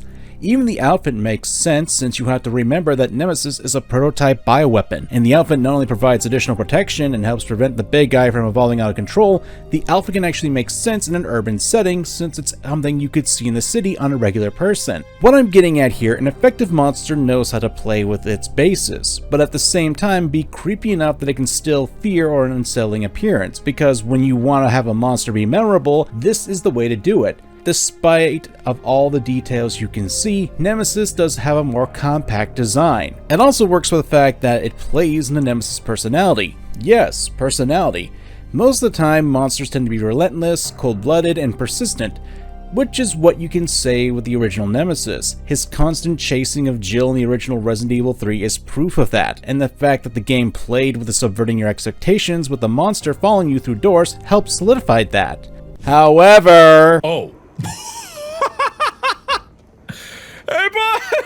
Hey! You looking at the toys, buddy? You waiting patiently? I appreciate that. I got a lot of issues with Resident Evil 3's remake as a game, and even more so with how they did Nemesis. Design, implementation, and so much more. Goddamn knows! Now, I understand that there are some people out there who do like the newer design, and if you like it, well, it's not my place to say that you can't, but I can tell that you're the kind of degenerates that like pineapple on pizza. I can't stop you from doing so, but it won't stop me from looking at you like you just grew a second head. That being said, I've already ranted my issues with Nemesis and how he was ruined in a whole-on video, which surprisingly people liked. So if you haven't seen it, I suggest you do, cause I like to think that it's a good video. But to bring up something that I think would explain why I believe the new version of Nemesis fails is his personality. Yeah, who would have thought a guy like this would have a personality? In the original, Nemesis was more of a force of nature, with one goal on his mind, and that was to kill Jill.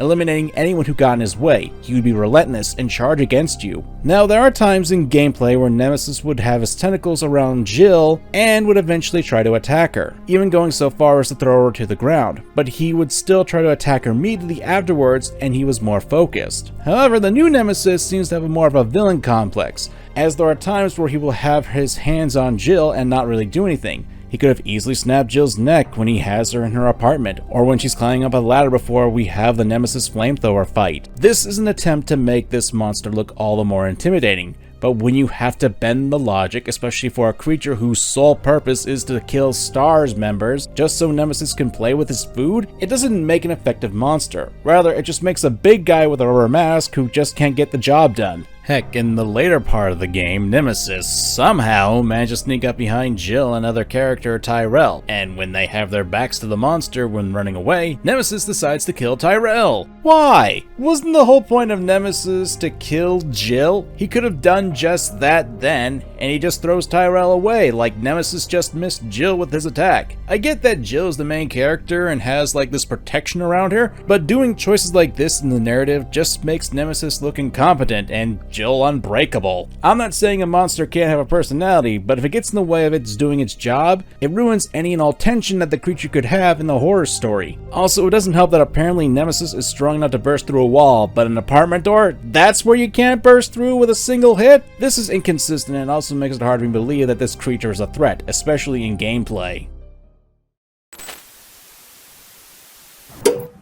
Metroid. One of the more loved series from Nintendo, and it features one of the most famous ladies in all of gaming, Samus. The series has been known to take a lot of influence from the Alien franchise. You can see this in the design and basis for the monsters, and in that regard, it'd be easy to have a lot of horror-based ideas to be in this franchise, and to its credit, it does have a lot of those, especially with the bosses where you can see a lot of them being grotesque alien creatures, even in the environments too. It's a franchise that has a lot going for it in terms of horror, but if you were to ask me, one of the best examples of this is Metroid Fusion.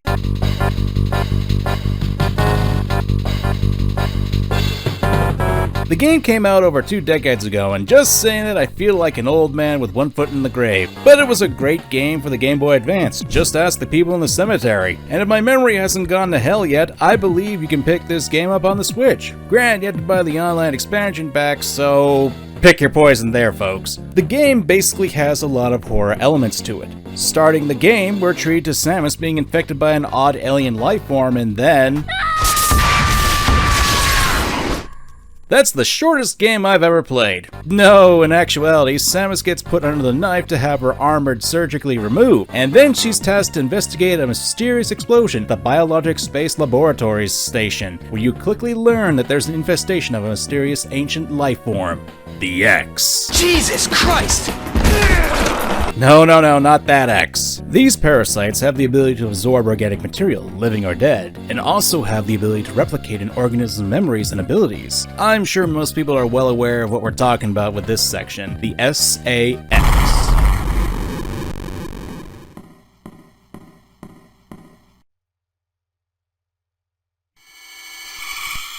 This is an X-parasite that first infected Samus. It created a doppelganger of herself, and now is roaming around the BLS station armed with Samus' surgically removed space armor, along with all her weapons and abilities to boot. And if you run across this thing, you're gonna die. The game actively tells you this. But if that was all this thing could do, it wouldn't really warrant me talking about it. But rather, it's how SAX is tied in the looming atmosphere and sound choice that Metroid Fusion works so well with. Early in the game, when you're going down the elevator to get to another section, the camera doesn't pan down with you, and when Samus is off screen, the wall blows up, and then you hear those cold, iconic footsteps. This creature slowly turns towards the camera. Then we get those cold, dead eyes and that piercing scream, and from then on, when you hear those footsteps, you know there's trouble. You're told by your AI companion that you can't win against this creature, and you really can't. Not yet anyway, and as you progress through the station, you'll find traces of it destroying hallways, doors you couldn't get through being blasted to the ground, and at times you'll even see the creature stalking the halls itself. You see, Metroid Fusion uses the SAX along with its use of a heartbeat and the dread that's created with its music. to make it effective. See, the longer the note, the more dread.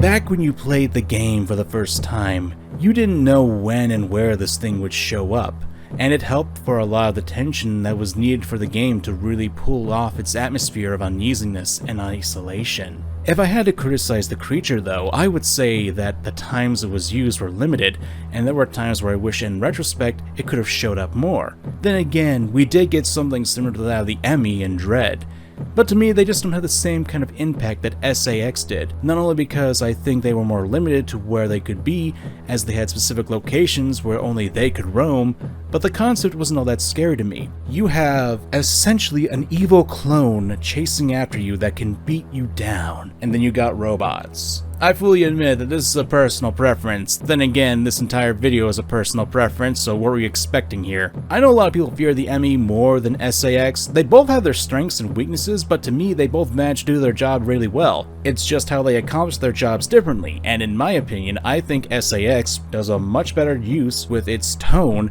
as well as the isolation aspects that Fusion gives it. Longtime viewers of this channel may be aware of my takes on the horror genre as a whole, and how I have a bit of a distaste for some of the horror games that were in the 2010s. You know the ones that are first-person explorers where you can only run and hide as an action against the enemies. I'm not saying the style of gameplay is bad, and there are plenty of games that do utilize this type of gameplay pretty well, although I would still say something like Outlast isn't my cup of tea. Not to say that I think it's a bad game, but its choices in gameplay, mechanics, and story aren't really up to my personal blend. Heck, me bringing up the variants in Outlast in a video about monsters is already pushing some of the boundaries, and I'm pretty sure I'm gonna ruffle some feathers in the comments. But I've always stated that humans can be monsters too, and like I've said in an earlier section of this very video, that the closer something is to a human shape yet distorted, it can also be terrifying. With all that being said, let's talk about this guy. Little pig.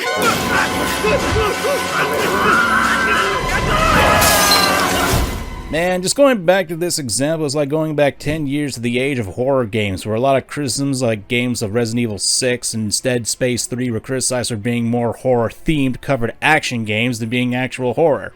Outlast was a you had to be there game, as back in the day it was a breath of fresh air with its honestly interesting idea of horror, with a great use of darkness and use of the camera to see in the night. The same could be said with Chris Walker. He's got a disturbing design with a bloated yet somewhat muscular frame, a face not even a mother could love, and enough blood that it looks like he tried to go for a Nemesis cosplay but got scammed for half his budget and decided to just go cut off his own nose. I joke, but design-wise, Chris Walker does seem to have an effective monster design, especially when you're considering playing one of the wimpiest characters in all of horror games. He used to be a military policeman before becoming a Murkoff employee, working as a security officer at the Spindletop Psychotherapy Clinic. Before his psyche broke, he killed 3 inmates. Then he was brought to Mount Massive Asylum. With his backstory, setting, and design, Chris Walker is poised to become a pretty effective monster in the game. Hell, when he does kill you, he lifts you up by your neck and pulls your body so hard it rips from your head. And here's the part where Kamen has to be negative.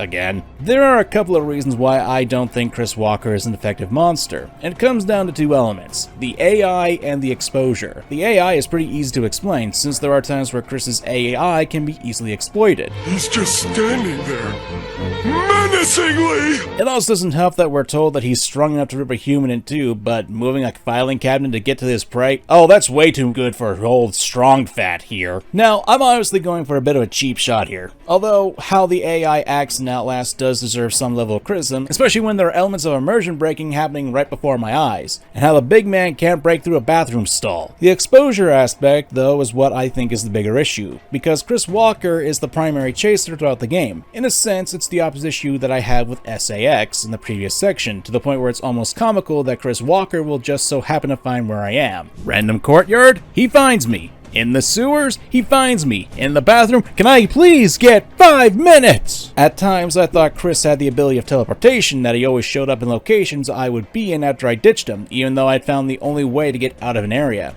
How'd he do that? It's a case of overexposure of the monster. And when locked in with the times where you can break Chris's AI to the point where he's looking directly at me, but apparently forgot his reading glasses, that he doesn't come for me, it takes away the fear factor, and Chris just becomes a clunky obstacle. And here's the fun part. There's actually a monstrous character who stands out more because of Chris's constant exposure. Traeger. You know, I love the mountain air up here at night. You want to head out Take a stroll? Go ahead, I'll wait here. Go on, run free. I'm in no hurry. No? Alright. Nose to the grindstone, I like that. Okay then, right this way. The good, pantsless doctor really only has one segment where you're exposed to him, and he tends to be a lot more memorable than Chris Walker, at least from what I've seen. It comes with the fact that he's a bit of a jokester, actually leaves an impression because he ultimately disfigures you, and his design is almost a parallel opposite from Chris. Traeger stands out as a hell of a lot more. It's almost like you're looking at a black screen. You see this one bright dot in the corner of it, and your eye just goes to it because it stands out a lot more. Granted, that's how it looked to me when I came back to play this game, and there's an old saying, the more you're exposed to something, the more you get comfortable with it. So the more we're exposed to Chris Walker, and the more we get used to him. And when you're used to something, its scare factor begins to dwindle, especially when there aren't any actual changes to the monster in question. In this section, I'm going to be a bit more general with the subject matter since we're talking about a subsect of monsters in horror games, namely the corruption of an innocent aspect of childhood. You should know I don't really have a high opinion on mascot horror games, Garten of Bonbon, Poppy's Playtime, even some of the more quote-unquote respectable ones like Five Nights at Freddy's or Bendy and the Ink Machine. I haven't been a huge fan of these franchises, mainly because there's a lot of issues with them that I've explained in at least 3 different videos. But ultimately, when it comes to the monsters in the games I listed, I don't find them scary, like, at all. Now, I'm not saying that elements aren't there. The Ink Demon or Beast Bendy from Bendy's latest game does at least have a creepy design to it. However, when you're playing the Dark Revival, the game warns you of the Ink Demon coming. You didn't let me get what? Oh, good. The Ink Demon is coming! Kinda takes away the fear factor when you blatantly announce the monster's appearance like that. That's not the biggest issue I have with these kinds of monsters, though. Whether they be a corruption of something innocent or a play on the fears of animatronics, there is a major issue, and one that is a branch off of what I brought up with Nemesis and Chris Walker: exposure. It's a branch off of being exposed to much of these elements, because when you look at a lot of mascot-based horror games, at least with the big ones, the way they corrupt their innocence is done through giving the monsters long fangs, maybe they deteriorate, become more and more mechanical, something along those lines. I want to make it clear this stuff in and of itself isn't a bad thing. However, when more and more games start to use these elements, it loses its punch. I know that's a very shallow reason, but I like to think that mascot horror in and of itself, with all the elements that you can have access to, a lot of trends are starting to become pretty tiresome, at least to me. Am I being too general here? Yes, hence why this isn't a long segment, because I only talk about design elements. If you want a more comprehensive reason why I think modern horror games have issues, well, I got about 2 or 3 videos talking about it. Wow, 2 shows in the same segment. I'm surprised you haven't repeated yourself for the 3rd time. Why are we still here? Just to suffer? Oh hi, I didn't think you'd make it this far. These scary skeletons and shivers down your spine. Shrieking skulls will shock your soul, seal your doom tonight. In all honesty, I should be slapped across the face for not talking about this game sooner, because one of the best aspects of it are the specimens. If you're not familiar with Spooky's House of Jump Scares, it's a first-person free roamer game where the goal is to get through the 1,000 rooms of the mansion that you've entered. The game has a cute cover, and the jump scares at the beginning lull you into a false sense of, oh, this game is totally not going to be bad at all. Then it just yanks the rug right underneath you. Each of the specimens all have their unique takes to them, and I'm not just talking about the designs, but also how they operate. Let's start with Specimen 6, the Merchant. Ask any kid from the N64 era. This space should be awfully familiar. My mask. You did get it back, didn't you? What have you done to me? Yep, the Happy Mask Salesman, a character who was already unsettling when designed, and can be a bit of a nightmare fuel if you grew up with Majora's Mask. But the design isn't what I'm talking about here. Rather, it's the mechanics of the Merchant. If you're familiar with SCP-173, you have to keep constant eye contact with the Merchant, lest he appear behind you and attack. You can't just stand there either, just staring at him. You have to keep moving, because if you stare too long, he'll just teleport behind you and give you a nice stab in the back. So already we have an interesting enemy with a mechanic that can and has been used for another game. But here's the beauty of Spookies. They've got other monsters, each with their own mechanics. There's the Deer Lord. Again, a bit of a creepy design, and while this creature will move a bit slower than others, it has the ability to go through walls and obfuscate the player's vision with static. It messes with your vision with the screen. Or Specimen 10, the Parasite, a creature that erupts from the previous specimen's head and continues the chase. While it has the yellow slime that can obscure your vision, it has the power to transform into a more worm-like creature that moves faster than its previous forms. This can happen if you attack the monster or if you spend a few too many seconds away from it, and the second form can easily catch up with you even when you're sprinting. Now, I could go over every monster in this game and how I think they managed to do a great job of having their own unique blend of mechanics and design elements that make them stand out from each other and from other games, but that just get repetitive and annoying, and I've already tanked my watch time already. But when I see these creatures as well as how they operate, these are how I like to see other monsters in games like this. They have the unique personalities, but they can also be scary in and of themselves, and while they can have similar abilities, they still manage to be different. Each monster has its own feel to it, and it certainly makes all the more scary since none of them are going to be the exact same, and how you deal with them keeps the players on their toes. Of course, there's another franchise that I think does this really well, and it also does it better. Little Nightmares is another franchise that I really wish I'd gotten myself into a lot sooner, but alas, I wasn't really into the gaming YouTuber community at the time and had resort to watching the Let's Players do this. But in recent time, I managed to get my hands on these games for myself and really started to appreciate the dreary world and especially the monsters that reside in it. And with Little Nightmares 3 on the way, I figured this would be an excellent time to bring up the series, especially with its monsters from both games. Each of the monsters has their own unique flavor to them. They all feel a part of this messed up world though, a world where apparently children are often being prepared to be served as meals to greedy fat monsters that seem to act like the Flood whenever they see some fresh meat. But each and every monster you see in this game has this unsettling air to them. Hell, even the shoe monster, which you don't see, since it's buried in a lake of shoes, also has that unsettling feeling to it because you don't know what's there. It's like the water monster from Amnesia, a being you can't really see, but the unknowing nature of what could pull you under the shoes is a scary concept. But let's talk about some of the monsters that you can see. Let's start with the twin chefs, with those masks that just don't fit right. Yeah, those aren't their actual faces, and at times you can see them lifting up the mask, but a disfigurement really disturbs you. How they waddle about their kitchen, and when they see you, they screech and begin to chase after you. Or how about the doctor from the second game, along with his patients? This monster is a huge man with the ability to crawl on the walls and ceiling and turn his patients into mannequins, which are just as creepy if not more so since they can only move in the darkness. So if you move your light off them, they can gang up on you pretty quickly, and there's a lot of them. Man, talk about malpractice. I am a surgeon! Then there's the teacher. The beady eyes, the crooked smile. Oh, and can't forget the neck that seems to go on for miles. Then there's also the lore that's given to the teacher. Throughout the school in the second game, we learn what she does in her spare time, like tying up children to torture them, chaining them up to the walls, and even murdering kids. Of course, there's also the janitor, one of the more iconic monsters of the series. His long, stringy arms can grab others from long distances away, and anyone hiding in high places. He can also use those disturbing limbs of his to move around rather easily, making a lot more mobile than his stumpy little legs can carry him. He's blind to the skin drooping over his eyes, but that doesn't mean he can't find you. The guy has a strong enough sense of smell that it doesn't seem to matter, and his long arms allow him to feel around quickly and easily. If you're hiding, nothing is scarier than those long arms reaching at you. This is also not mentioning that in comparison to all these monsters,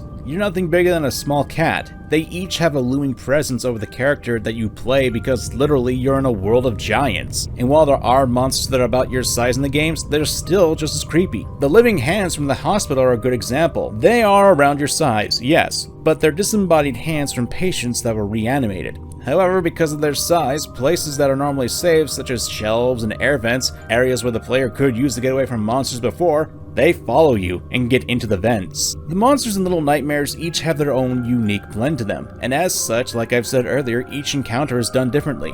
One other aspect that I think needs to be addressed is also location of the monsters as well, because when you're making a monster, you need to think about where you're going to put it in the environment. You're not going to expect an ice-based monster in a volcano, it just wouldn't work. However, with the claustrophobic design that Little Nightmares often uses for its monsters, as well as the clutter that forces them to move around to catch you, it works to the game's advantage, since each monster can move around the environments in unique ways, whether it be climbing on the walls, being under shoes, or using their gangly limbs to follow you around. The monsters in the environments work hand in hand to help deliver a terrifying experience that, for a first-timer, they're not going to know what to expect, which is great for horror games, and adds a bit more variety to the encounters throughout the games and makes it all the more memorable.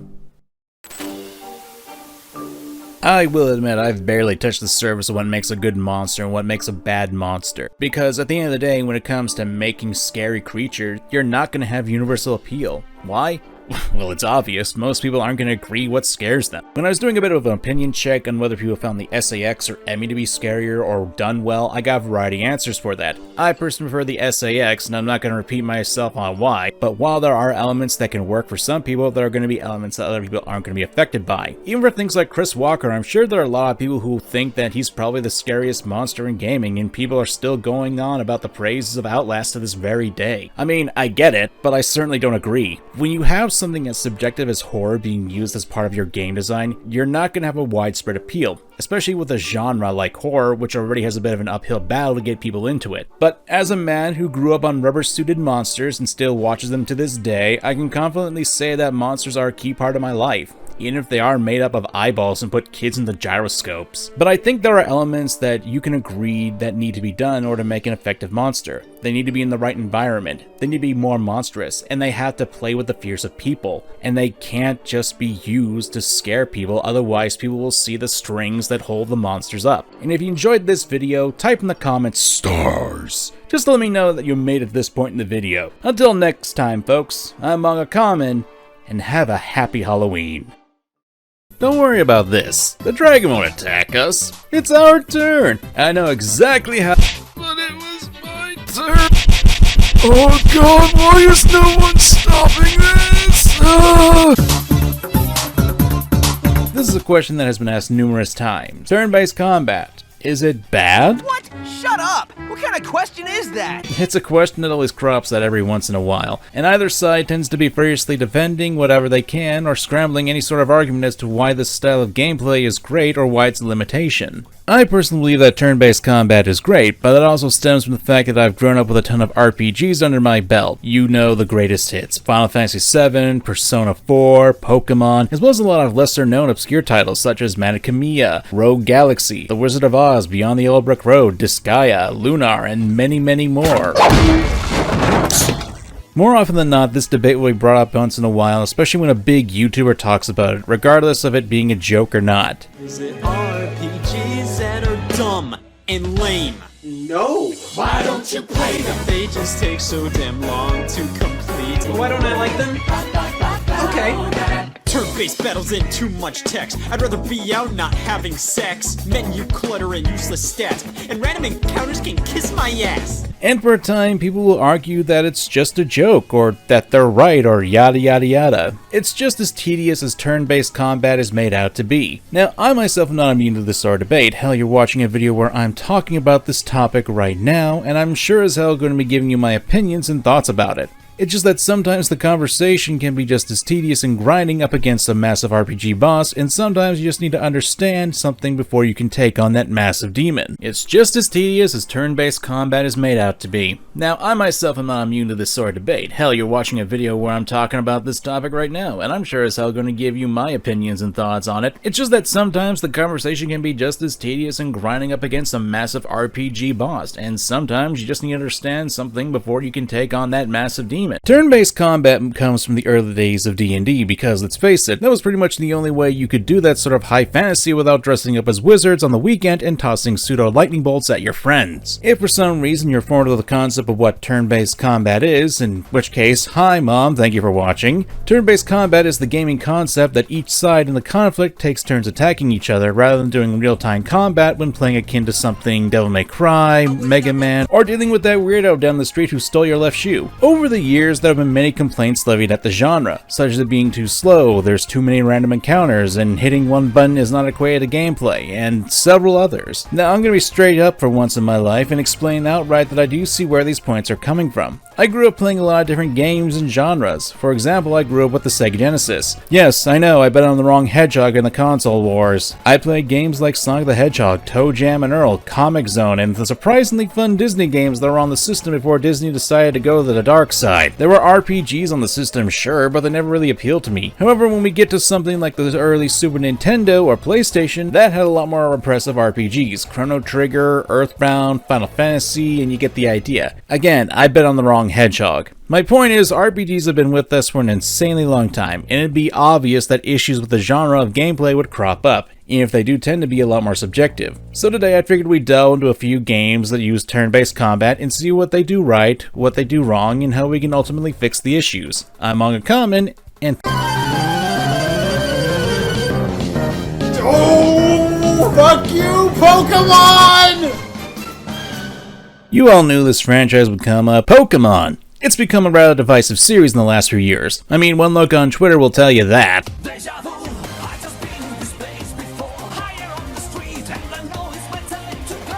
And I've talked about the battle system in length at times on this very channel, and don't get me wrong, Pokemon has a lot of issues with their games, but to me the battle system isn't one of them. Rather, the issue stems with Game Freak's implementation of the battle system, and their reluctance to actually challenge their player base with any actual capacity, just so they can keep appealing to a super young audience. Let's break down the system. Depending on the game you're playing, you'll ultimately have hundreds of choices of Pokemon to add onto your 6-member team. Among those are smaller details such as move pools, abilities, stats, typings, held items, and many more. The Pokemon games offer a lot of customization for your team roster, and there are some insane builds that can be done out there. There are even times where there are some very odd tactics that can be used, and one look at the official tournament section of Pokemon, you can see that there are plenty of insane strategies out there. That being said, the games will often lack the same punch in them to challenge players. Take, for example, the gym leaders. Every single generation that you can actually fight gym leaders in it, they take the elemental and typing aspect of their Pokemon to the extreme. Which, hey, it isn't a bad thing since there are 18 types in Pokemon at the time of me scripting this. And even in the latest games, Scarlet and Violet, the gym leaders do use Pokemon whose types aren't initially the same as the rest of their teams. Iono has a Miss Magius, Grusha has an Altaria, and Kofu with his eyebrow. Now that's nightmare fuel. The idea isn't terrible, especially when it can be argued that some of these Pokemon choices make sense. You have an ice and fighting type crab on a team of water-based Pokemon. It makes sense to have it there thematic-wise. The problem comes when the Pokemon uses terrestrialization to become the same type as the rest of the team members. These are the last Pokemon that the gym leaders will use, so for Kofu as an example, why would you change your Pokemon out if it was using an electric or grass type moves to beat up the water types? This sucks because the whole concept of terrestrialization, while it looks so goofy with the giant hats, is a fun one. You see, Pokemon as a series is where you can normally swap out your Pokemon against your opponent. Say they use an electric type move against you, but you swapped it out to a ground type before the move happened, and that electrical move doesn't work on ground types. The same effect can apply to terrestrialization, since instead of switching out your Pokemon, you're switching its type to one where it isn't weak against or even has an immunity to. Instead of turning into a water type, Kofu could have turned his Pokemon into a fire type to switch it up. And this is the issue that I have with Pokemon's turn-based battle system. It's not the actual battle system that's the problem, it's the fact that Game Freak doesn't really utilize the capabilities of the system in and of itself. If you want another example, look towards Generation 5 and 6, where we had different kinds of battles thrown into the mix. We had triple battles, rotation battles, horde encounters, inverse battles, and many other kinds of battles that were brought into the fold. However, Game Freak kinda drops them all. Take rotation battles for example. Rotating can be done during both players and the opponent's turns and has a priority of +6, meaning it's going to happen first in the turn. Rotating is different to switching in it doesn't use up a turn. It doesn't reset status conditions like confusion and bad poison. Basically, it's a lot more of a mind game sort of battle. You can see what Pokemon your opponent has out on the field, but at any moment they could switch their Pokemon to counter yours, especially when the turn they switch they can still attack you. However, these mechanics haven't really been used since Generation 6, and that to me is an issue. Pokemon for years introduces new mechanics into the game, and at times they'll be more than likely to drop the next generation unless they're made for some arbitrary reason. Stuff like reusable TMs, which was introduced in Gen 5, have been a staple for years, or double battles still remain. But then you get to things such as G-Maxing, or Z-Moves, or Mega Evolution. They just tend to appear for a generation or two if you're lucky, and then they're gone. It seems like a bit of a waste of development time to focus on mechanics that aren't going to be carried over into the next generation. One other aspect I'd like to point out is that Pokemon gym leaders in the latest games, when you fight them, especially the early ones, they only have 1 or 2 moves. Now, I'm not saying that every team needs to have 6 Pokemon, each with their own unique strategy that only the pros could master. Rather, they should have a level curve other than just a higher level. Gym leaders going forward should have a test of strength for the players, and as such, they should be reflective of the challenge. It's not like Pokemon hasn't dipped their toes into this concept. In Sword and Shield, the last gym leader, Raihan, has this sort of thing going on. He's listed as the dragon-type gym leader, but if you look at his team, only half of them are dragons. This isn't like a situation with Lance in the first or second generation, when there were only about 4 dragons in total at that time. There are about 13 lines of dragon-type Pokemon that he could use if he wanted to in these games. Rather, his team is more focused on a game mechanic that other trainers in the game don't really utilize. He focuses on the weather, and in this case, sandstorms, which not only damages non-ground, rock, and steel type with chip damage every turn, which all of his Pokemon share a type and immunity, but also has other benefits shown on the screen. Is this the best example? No, not really, especially since he's the last gym leader of the game, and they certainly could have done something similar with a rain weather condition with Nessa, since all 3 of her Pokemon in the first battle do have the ability of Swift Swim, which if you're not familiar with, doubles the speed of the Pokemon that has that ability while it's raining in battle. And considering her Pokemon, the speed boost would have been a great thing, but at best, she only saves it for her last Pokemon. It's wasteful, and something that could have been easily used if Nessa had a simple move called Rain Dance, which sets up rain. Again, while I personally don't believe that Pokemon's battle system is bad, it's actually quite complex if you've given enough thought and such. The problem lies with Game Freak's use of it. You could have the best system in the world, but it wouldn't matter because the games don't actually take advantage of it.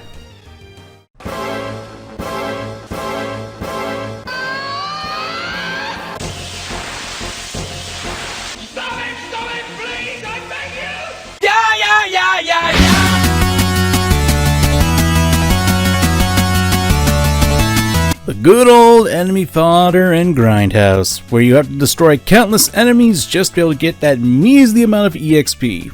Out of all the complaints about RPGs, I feel like this is probably one of the strongest there is, because the XP you receive from trash mobs tends to be a bit on the low side. Are you freaking killing me? And there is just to be padding out the game that you're playing. In comparison to say stuff like Gravity Circuit and Gunvolt, the combat is snappy and the mooks you fight don't come within the thousands, and you can play to the game's strengths since you're doing for more of a reactive-based system of gameplay. Turn-based combat, however, is more of a number game, and as such, you need to get more and more numbers to be good. Let's be honest, when you get to a certain level in a game, fighting against enemies isn't really going to be all that fun, especially when the battles can be random and not really help out. If you're a character who's at level 50, battling a level 2 rat in a sewer isn't exactly what heroes are meant to do. So how do we fix this sort of thing? Well, there are a number of games that do unique things with mechanics like this, Mother 3 being a prime example, or Earthbound for us in the West. If you dash into enemies that are well below your current level, well, you just kill them. Or in Persona 5, where you can get the instant kill, which can be used to kill low-level enemies whenever you get the jump on them. However, the mechanic was improved vastly in the Royal version. Insta-kill now gets players some of the EXP that they would have gained through a battle, a chance to get items, and a new persona. If the players already have the persona that insta-kill drops equipped, it converts the new one into experience for the old one. Insta-kill, rather than activating out of every stealth attack on lower level enemies, is now triggered by sprinting through the enemy instead. In addition to that, enemies can be insta-killed or highlighted in a new green outline when using the third eye ability in the game. This made it a lot easier for players who don't want to use the function to target them, and players who think insta-kill rewards them for doing too little have the option to simply not use it. Like I said, the best part is, it's optional. There are ways to be able to do the grind in a lot better ways as well. Let's look to a game like Baldur's Gate 3, and yes, we'll be coming back to this gem later in this video. Baldur's Gate 3 is probably going to be one of the best games of the year if I'm honest, and for good reason. No, not because you can do it with a bear, you perverted journalists. It's because of its story and its gameplay. To be frank, while the story isn't bad, it's not really my cup of tea, since if I wanted to play D&D, I'd play D&D. Offers a lot more freedom. But Baldur's Gate 3 still offers a lot of freedom to the player regardless, and part of that comes down to how it distributes its EXP. You see, it takes a page out of D&D's playbook, quite literally, and offers different ways to gain XP.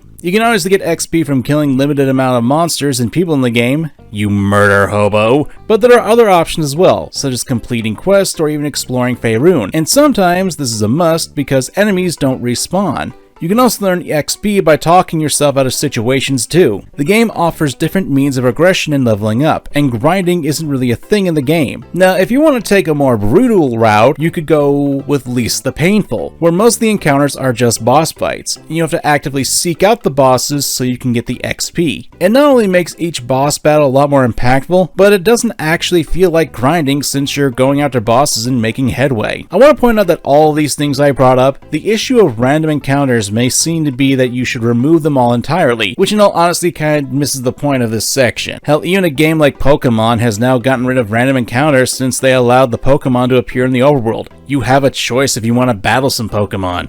And before this, they had other effects such as repels or having a Pokemon with Intimidate in the front of your party back in the days, so you could just encounter wild Pokemon in tall grass and caves, and just ignore them. Damn Zubats! Rats! That's unfortunate. What? Because I'm Zubatman! This is some of the nicest grass I've ever seen in my life.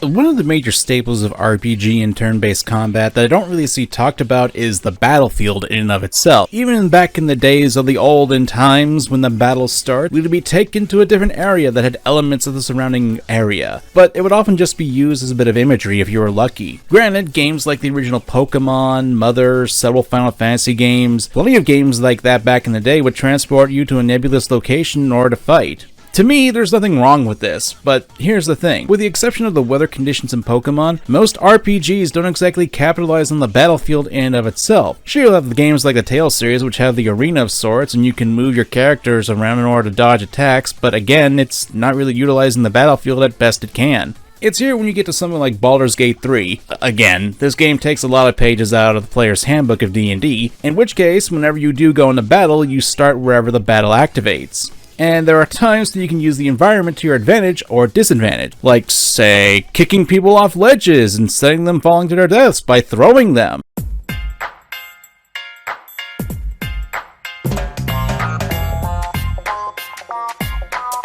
And that's not it. Depending on the location, you can pick up items to throw at enemies. You can use the environment to your advantage. There are hazardous locations that can get you or your opponents. You can use spell effects or attributed arrows to affect the battlefield. There's also AoE attacks that take in consideration as well. Now, Baldur's Gate 3 is an amazing game, one where you can change your classes, do a lot of customization. Hell, even the placement of enemies in your party is something you need to consider when it comes to moving around the battlefield, since they can take attacks of opportunity if you get too close to in your movement when passing them. It's also something that's done in Yakuza Like a Dragon, and while that game has its own section after this, I do want to bring it up here to show that there are other games that do have that element in them. However, Baldur's Gate 3 is probably the more shiny examples of turn-based combat in recent years. The customization, the ability to choose how to fight, the fact you can be a righteous hero or a murder hobo, this game has a lot of options to it. Bit of a tangent, but if there's one thing I could say against it, and it's something that I will fully admit is a me thing,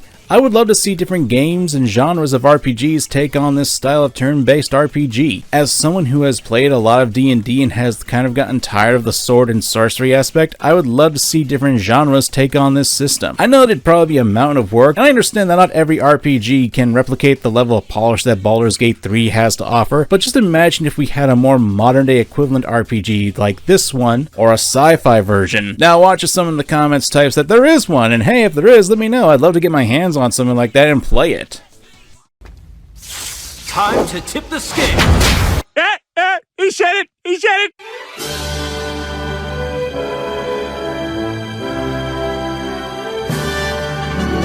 RPGs and turn-based combat often, more than not, come down to numbers games. And while I do see how that can take some of the challenge out, since if you have a bigger number going on, it's not all exciting when you're lording it over people.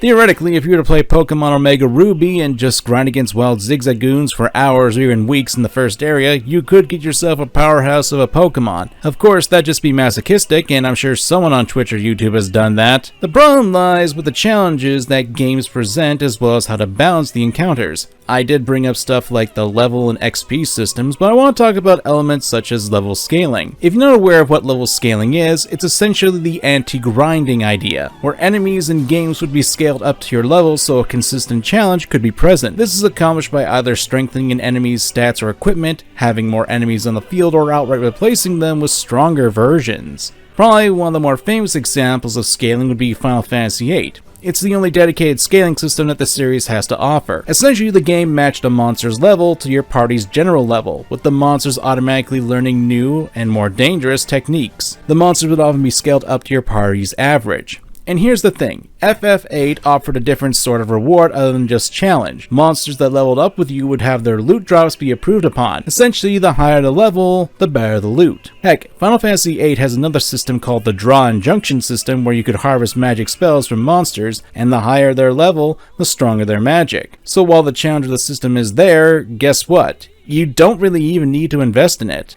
FF8 had another system embedded into it, the Junction system, which ultimately allowed you to have a ridiculously strong party without actually leveling up. Essentially, and this is me going really simple with the system, when you have magic and you have a Guardian Force equipped to a character, the Guardian Force will allow you to equip magic to certain stats. This is the Junction system. They essentially allow you to equip magic onto your character's stats. For example, if you have a GF equipped that has the ability to power up your strength, you can junction your magic to that character's strength and it would improve upon it. And the stronger the magic spell, the stronger boost you can get to your stats if you equipped it. To point out, all the bosses and mini-bosses in Final Fantasy VIII never award XP, just AP, which is used to strengthen abilities. Funnily enough, doing this actually makes the game a lot easier. The downside is that you have to put a lot of time and effort into learning the system, and how to exploit it as well. Oh well. Other RPGs that have scaling systems are like Octopath Traveler. They tie the enemy and boss encounters to your recruitment of other characters and completed story missions. In addition, each area also has a maximum level where enemies can stop getting more powerful. Other games offer different solutions, like going back to the Final Fantasy series, 10 offered a change on how to strengthen your characters with the sphere grid, and how you could essentially, if you had no life of your own, get abilities that other characters had and max out everyone's stat. It's a change from the level system that many other games have and relies mostly on the stats on both the players, party, and the monsters they face. I suppose the question should be asked if a level system should be even in place for some games. After all, stats are what's key, and if you have the ability to essentially choose your stats, what's the point? If you look towards something like Paper Mario and the Thousand Year Door, when you level up, you can choose to improve your HP, FP, or BP for each level, and allow the badge system to give you additional perks. That's a less traditional level up system that focuses more on improving your resource stats than your attacking and defending stats. You can even min-max in the game. I know we're getting a little off topic with the turn-based combat, but behind the scenes aspects are necessary to discuss since they are what makes the games work. Here's a present for you.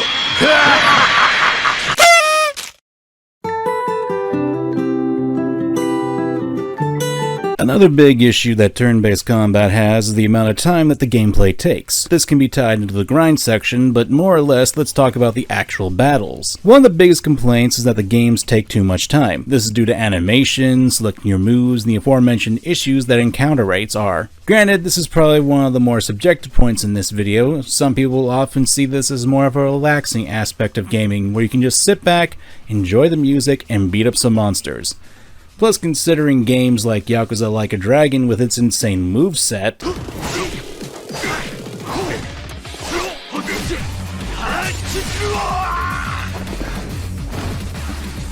there is a level of entertainment to be had watching the odd moves being used here. I can recall back in the days of Final Fantasy VII, the original, not the remake, when people would be in awe of Knights of the Round. Seeing all the fancy animation played with the graphics back in the day was amazing. And considering all the effort it would take to get the summoning all the way back then, it was a reward for people to have. And getting back to Yakuza Like a Dragon, when you do the money-making business minigame and you unlock the satellite orbital laser,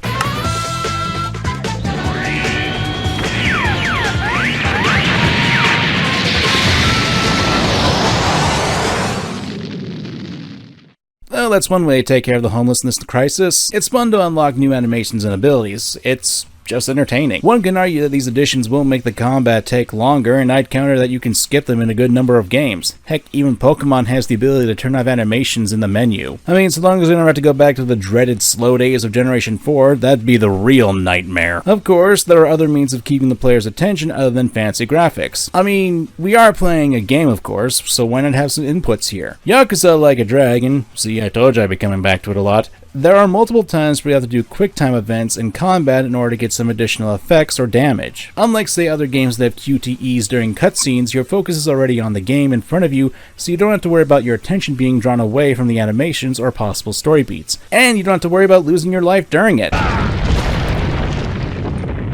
There are several other ways on how to supplement this, and that's to have more into the combat system that can really engage your players. One example I want to bring to attention is one I'm not sure a lot of people have heard of, and it's from MangaKamen. It's a game from the PS2 era that I would love to cover sometime, but for now, let's focus on the fact that how the game changes things up is that it has a turn order. Displayed at the top when you're battling is a turn order set in the style of cards. Now, while I love the design of that, you're probably thinking that this is just odd. Why would we care about this? A lot of games have turn orders. Here's the thing, my friends. In MangaKamen, your character's actions determine where they land on the turn order after they make that move in the game. And there are also skills that can affect the turn order. One such ability is to have the attacks be set up in the future, turning some of those cards into attacks. Some abilities can also allow you to mess with the turn order, knocking back your opponent's turn so you can get an additional turn going forward. Or you can even clear some of the enemy's cards on this turn order as well. Now, I'm only bringing this up as the possibility of there being more interesting mechanics to bring to the table so people can be entertained. The more you can entice your players with these sorts of mechanics and changing up the formula, the better chance your players would be able to be sucked into the system in and of itself. Don't get me wrong, it's not a perfect formula, and I'm sure someone out there is willing to point out that these additional mechanics will add to the tedious nature of RPGs. And that's fine. After all, a lot of this is going to be dependent on the person. Of course, there's one more element that needs to be addressed in regards to the turn-based combat.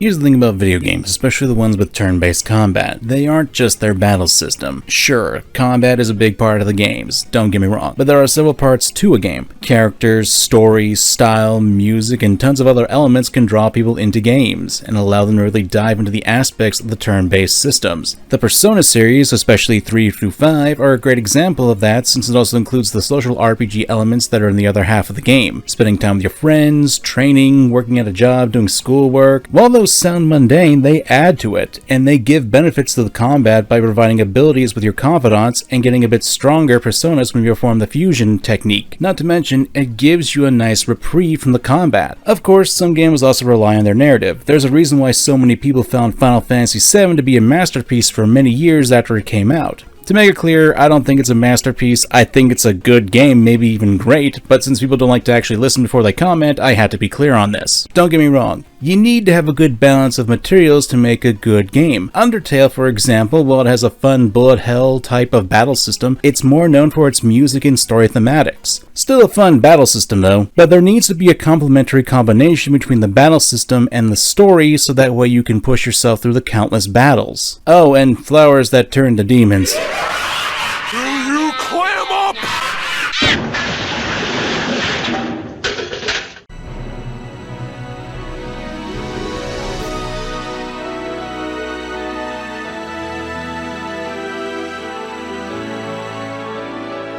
At the end of the day, turn-based battle systems can be fun, but much like how some people can find fighting and rhythm games to be entertaining, others don't see the appeal, and there's nothing wrong with that. I like turn-based combat, and I know there are others who don't and don't want to give it an actual chance. And again, that's perfectly fine. Everyone's different, and while we may have some common ground, there's no guarantee that everyone's going to like everything about a gaming mechanic. Turn-based combat has a lot of issues that even I can admit, and you can chalk it up to personal taste like I did with Baldur's Gate 3. I don't know, I think because I grew up with a lot of RPGs in my more formative years after I stopped with the Sega Genesis and got my hands on a PS2, I'm biased. I didn't have a choice, since my Sega Genesis broke and my mom gave away all my games at the time. I still think that turn-based combat has a place in the gaming world, and considering that we're still having this conversation in 2023 of all times, and we're still having games that have turn-based combat, it's no surprise that it's going to be here for a long time. You're fucked. In any case, I'm MangaKamen. Thanks for the watch. Please consider dropping a like and a comment down below to help the channel out, and please consider supporting the channel via the links down below. I want to thank Surfshark VPN once more for sponsoring this video, and don't forget to check out my link to their services in the description below. Peace out!